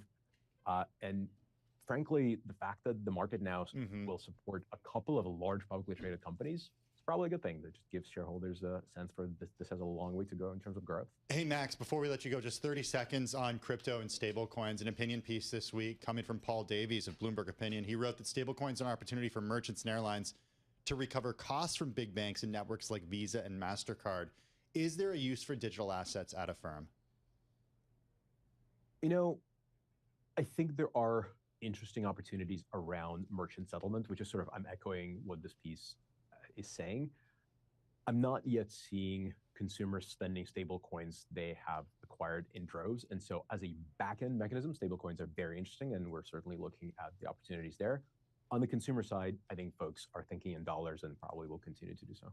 All right, got to leave it there. Hey, Max, thanks for carving out some time for us. Max Levchin, founder and chief executive officer of Affirm. Max, of course, just a great voice when it comes to what's going on in the fintech space. We're going to also have PayPal fame. PayPal fame as well. Part of the mafia, yes, as they say. We're going to have more from the C-suite in just a moment. We're going to catch up with the CEO of Health Equity. That's coming your way in just a moment. First up, though, a check of the day's trade and top business stories. Here she is, Lisa Mateo, in for Charlie Pellet. Hey, Lisa. You got it. And stocks are on the rise. Investors received a lineup of data that really gave some more proof of a cooling labor market, and that's increasing those bets for Fed rate cuts. Speaking of which, we had the Fed's John Williams say it'll become more appropriate to cut interest rates over time. And Beth Hammack repeating her views that she doesn't see the case for lowering interest rates this month. Now we head to the NASDAQ, up 0.6%. The Dow rising 0.6%. And the S&P 500 up about 0.5%. Over to the yield space, we have the 2-year, 3.59%. That's down 2 basis points. The yield on the 10-year, 4.18%, and that's down 3 basis points. Strong advances in Europe, where the stock 600 strengthened, up 0.6%. To commodities, a record-setting rally in gold. Well, it's starting to cool. We have COMEX gold down about 0.8%, $3,604 an ounce. And over to WTI crude at $63 a barrel, so extending the losses there. The Bloomberg Dollar Spot Index up about 0.1%. Tesla in the headlines on a few fronts. First, the company said it opened its robo-taxi app to the general public. And then second, the Trump administration taking steps to make it easier for automakers like Tesla to push out self-driving cars. What they're doing? Well, they're removing some requirements designed for human drivers, like windshield wipers. I like my windshield wipers. Tesla shares right now, they are up just a fraction, about 0.5%. And Reuters reporting BYD cut its annual sales target by 16% as it faces increasing competition in China. For on-demand news 24 hours a day, you can subscribe to Bloomberg News Now. Wherever you get your podcasts, I'm Lisa Mateo. That is the Bloomberg Business Flash. Wait, does that mean that our Waymo doesn't need windshield wipers, Tim? I don't know. What does that mean? I love You're not going to see Waymo. BYDs here anytime soon. I don't know. Whew. Okay, crazy. I think Ed saw a lot of BYDs in London. Oh, BYD. Yeah. But I'm just thinking. Yeah, Chinese EVs. All right. We are ready. We want to talk a little bit about, as we mentioned, some more voices from the C-suite. So let's get to it. Health Equity, shares of that company rallying for a second day as analysts raise price targets on the stock following earnings late Tuesday. The company administers health saving accounts and flexible spending accounts and it did boost its adjusted profit forecast for the full year. It also reported revenue and adjusted earnings per share for the fiscal second quarter that beat the average analyst estimate. So here to talk about the quarter, the outlook in the business is the company's president and CEO. He's Scott Cutler. And the company, if you're not familiar, $8.4 billion market cap. Scott joining us right here in studio. And full disclosure, we have health equity cards, FSAs, here at Bloomberg. Full disclosure. I got to tell you, like, we all take these things for granted. We use them and so on and so forth.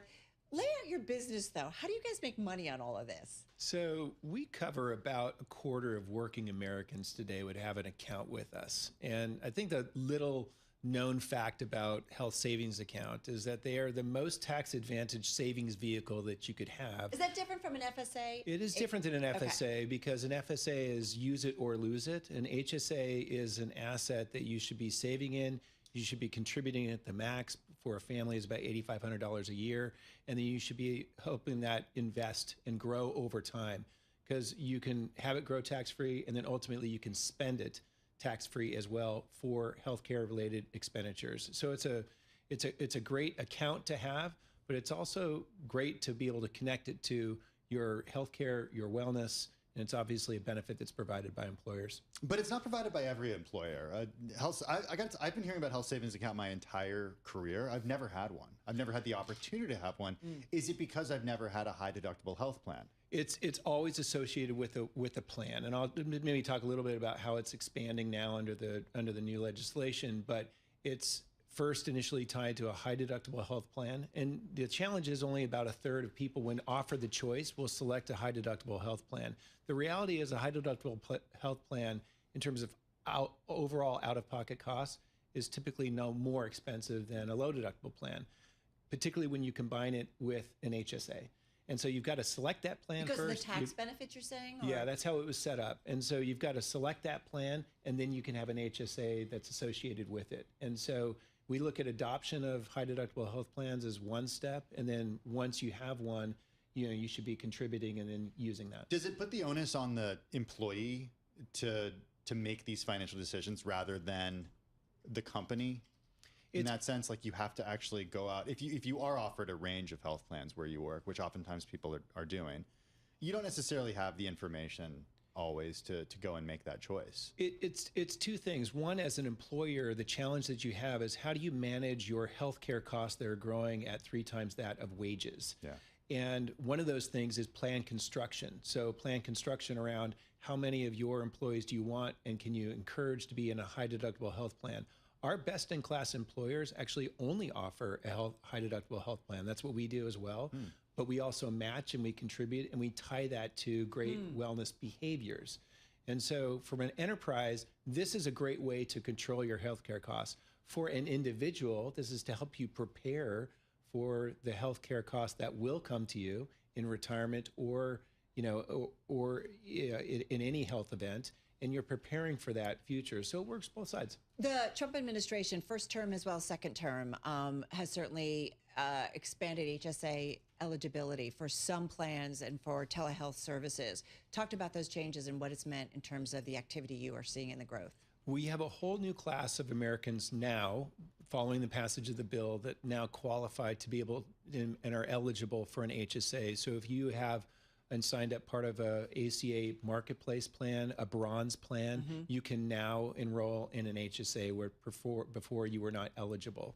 And so that's true with the new legislation. So we're bringing in the largest expansion of the HSA eligibility in the last 20 years. So we think it's a big opportunity, but it's also an opportunity to educate individuals about why should I have an HSA and what can be used for. You know, you guys have a really interesting view of the economy because you see directly how many employees are being added to plans. We're getting some light data when it comes to employment in the U.S.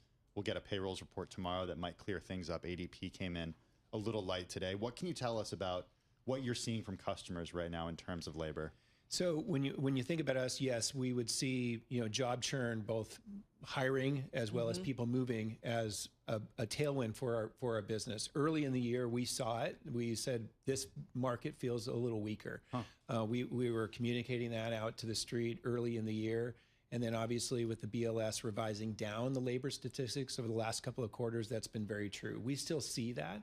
And so it's a weaker job market overall. But also I think from employers, it's sort of this other thing, which is also healthcare costs overall are unaffordable for many people and even companies. And so how is it that you deal with both? And so we have visibility, I guess, into both of those trends. Who's the typical person who opens up an HSA? I'm just curious, is there a specific demographic or no, all over the place? No, it's as broad as the U.S. workforce would be. Old, young, all over the place. old, yeah. And actually what excited me about joining Health Equity was seeing my son, who entered the workforce, his firm provided an HSA, how he was using it in a digital app, think of it as a stored value, using it in healthcare related expenditures, an integrated part of his health decisions, he and his wife. And I was like, this is a very cool company, great app, and was one of the reasons I joined.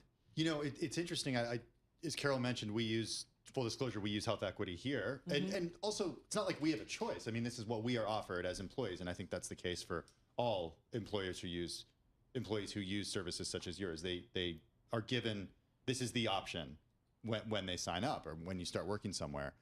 But I use it less for health stuff. I use it more for non-health stuff like transportation benefits, dependent care reimbursement, lifestyle stuff that we get reimbursement in that sense. Is that a tiny part of your business compared to the healthcare side? So we have HSAs, and then we have other reimbursement accounts, as well as commuter and COBRA. So your commuter benefits would be through a different type of account. COBRA would be for unemployment, and then you have FSAs, lifestyle savings accounts. So all sorts of different accounts.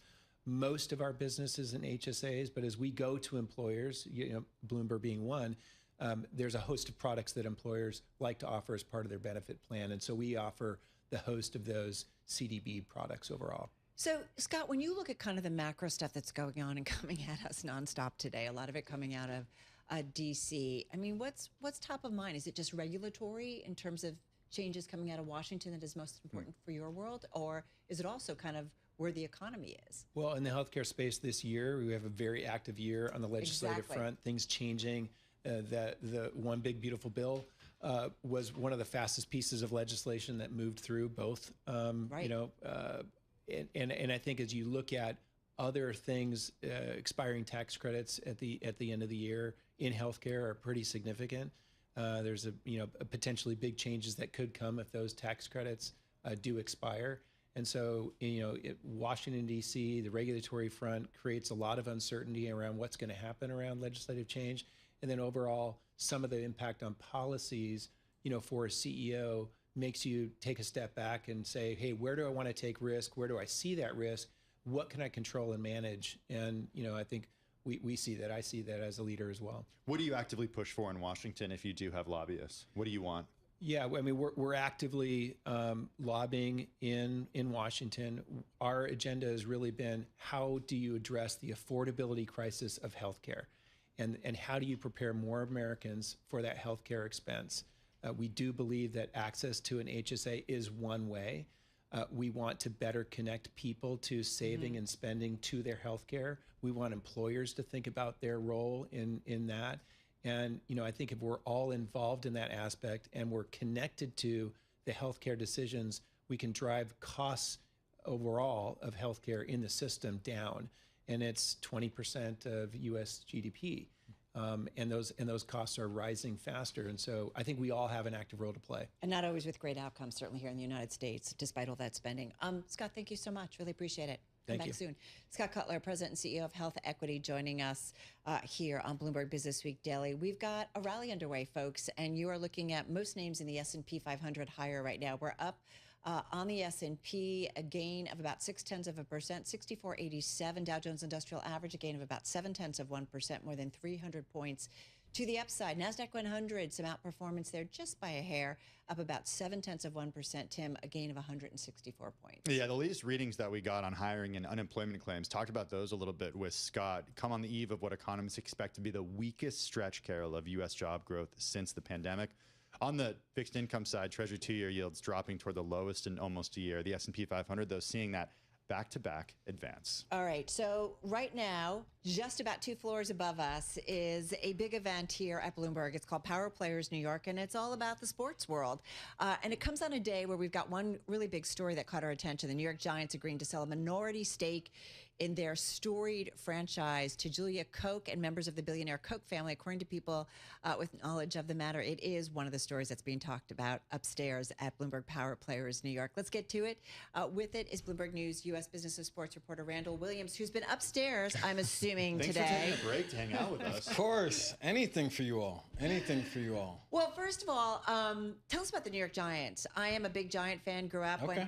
we had my dad, as we all got older and we didn't cost so much, he had season tickets and he would take one of our kids, I'm one of 7, so we'd all get a turn to go and my mom and dad would go. So I grew up loving the Giants. And they had the same owner that they had now. Forever.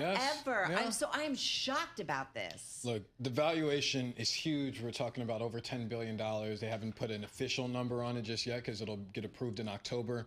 But $10 billion team now. And I mean, Julia Koch makes a lot of sense because she bought a piece of the net some time ago. It seems like she's going to buy anything in this and market. the Koch family definitely has money to play around with. Oh, absolutely. I think in some regards, if you were trying to buy this piece of the Giants that was up for sale, hearing that she was involved is like, oh, man. Like, because close to $80 billion fortune. Exactly. Yeah. Exactly. Piece of cake. Were you surprised to see a piece of the Giants sold off? Absolutely. I mean, the Giants have been owned by the Maras and Tisch family. The Tisch families in 1991. The Maras go back 100 years.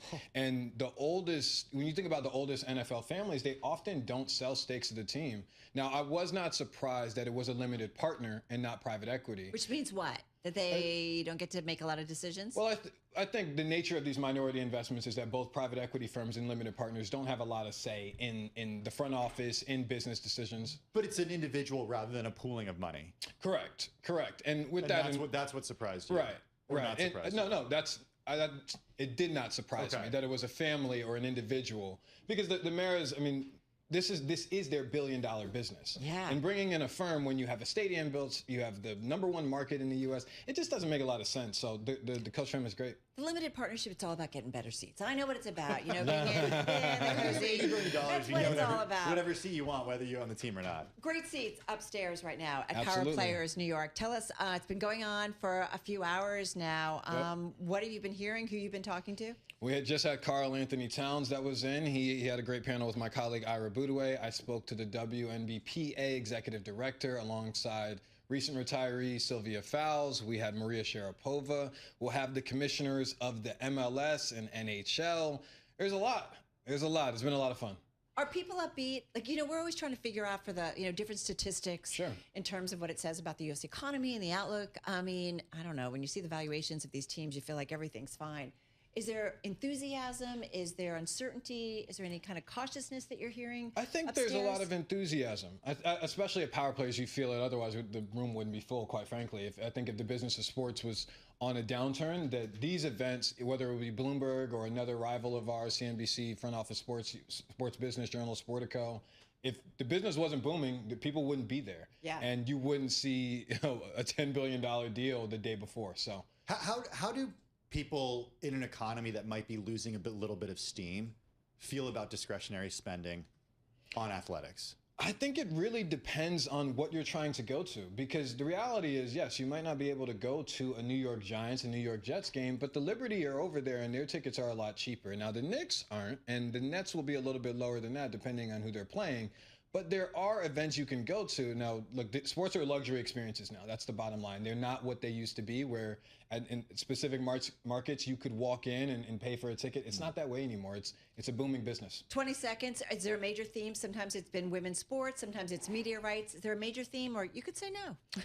Let's go college sports. There's a lot going on in college sports, and Janet Lauren has been incredible, so tune into her. We're going to be talking about college sports over the next 2 hours. Yeah, she's going to be joining us along with the athletic director over at Dartmouth, Mike Harity, joining us. Great. All right. Great stuff. You teed us up so well. Randall Williams, thank you so much. U.S. sports business reporter at Bloomberg News, joining us in studio. I'm Tim Stenovec along with Carol Masser. Let's take a look at some stocks on the move. Today, joining us now is Bloomberg News cross-asset reporter Emily Griffeo. She joins us here in the studio. Emily, companies still reporting earnings, and that's causing stocks to make some pretty big moves. Yeah, that's usually what tends to happen. But I said still because it's like really the tail end of earnings season. Captain Obvious. Wow. So surrounded by people who are so kind. I love it. Yeah, it's been a pretty good earnings season for most of the S&P 500 companies, companies beating on EPS. But Salesforce is a stock that's not doing too well. The ticker is CRM. It's down about 5%, biggest drop since April, and it was down as much as about 8.5%. They projected lackluster quarterly sales growth. They see revenue $10.2 billion to about $10.29 billion, which was the estimate. So they didn't miss that much, but the talk on Wall Street now is that this is kind of sparking a little bit of an AI anxiety. They're an incumbent software provider, and so there's this fear that maybe newer up-and-coming AI companies are going to be able to kind of beat out these incumbent SaaS like providers. Maybe we won't need all their services, right? Yeah. AI will be doing it, which is kind of wild. You have good genes. Tim has good genes. I have good genes. You gotta. God. This is the talk. Carol. It's just an ad. Yeah. It's never just an ad in I 2025, think what we're learning, Carol. what the market is telling us, is that it is just an ad. And perhaps this is a lesson in, all publicity is good publicity at the end of the day. Exactly. Of course, we're talking about American Eagle, a record jump in the stock ticker AEO. It's up 35%. It's actually the highest level since 2024 because the stock had been going down. It had been a rough ride for this retailer that's kind of known for like middle school clothes. At least that's how I think of it. But yeah, they came out. They said that they reported better than expected second quarter revenue, and they did attribute it to some success following the Sydney Sweeney ad campaign. Everyone was talking about it. And Travis Kelce ad campaign. Yes, and Travis Kelce. Even the president was well. talking about it. Yeah. Yeah, well, the president was talking about Cracker Barrel too, and that wasn't a good thing saying, for the company. You just have all these people and how much social media momentum over this. Like, thank you. It's incredible advertising. Yeah, it feels a little bit like meme stocky. It definitely has some hallmarks of that when you see a jump of this magnitude. But yeah, a record high in American Eagle right now. All right. I love that you're going to go to this next one because it's among the most read story on the Bloomberg terminal. T. Rowe Price, just got about 30 seconds. Yeah, T. Rowe Price, ticker TROW. It's up about 6% right now. It was up over 12% on a partnership with Goldman Sachs. Goldman is going to be investing as much as $1 billion in T. Rowe, and they're basically partnering up to sell private market products to retail investors. This is the theme of 2025. Everyone on Wall Street trying to package up private markets and sell it to anyone who's willing to buy. So even if that means teaming up with kind of someone who's a competitor, it's a move that Wall Street. How's it going to end, Carol? Strange bedfellow. I know. John Tucker this morning. What could go wrong? What could go wrong? Just a perspective. Emily Griffeo, thank you so much. Check out our Stock Movers podcast, 5-minute episodes, biggest winners, losers. Find it on Apple, Spotify, or anywhere you get your podcasts. The close coming your way on TV, but we, over the next 2 hours, mega highlights from the Power Players Summit. Who do we have, Tim? Derek Sprague, CEO of PGA Americas, and also A-Rod joining us on the show. That's next on Bloomberg Business Week Daily.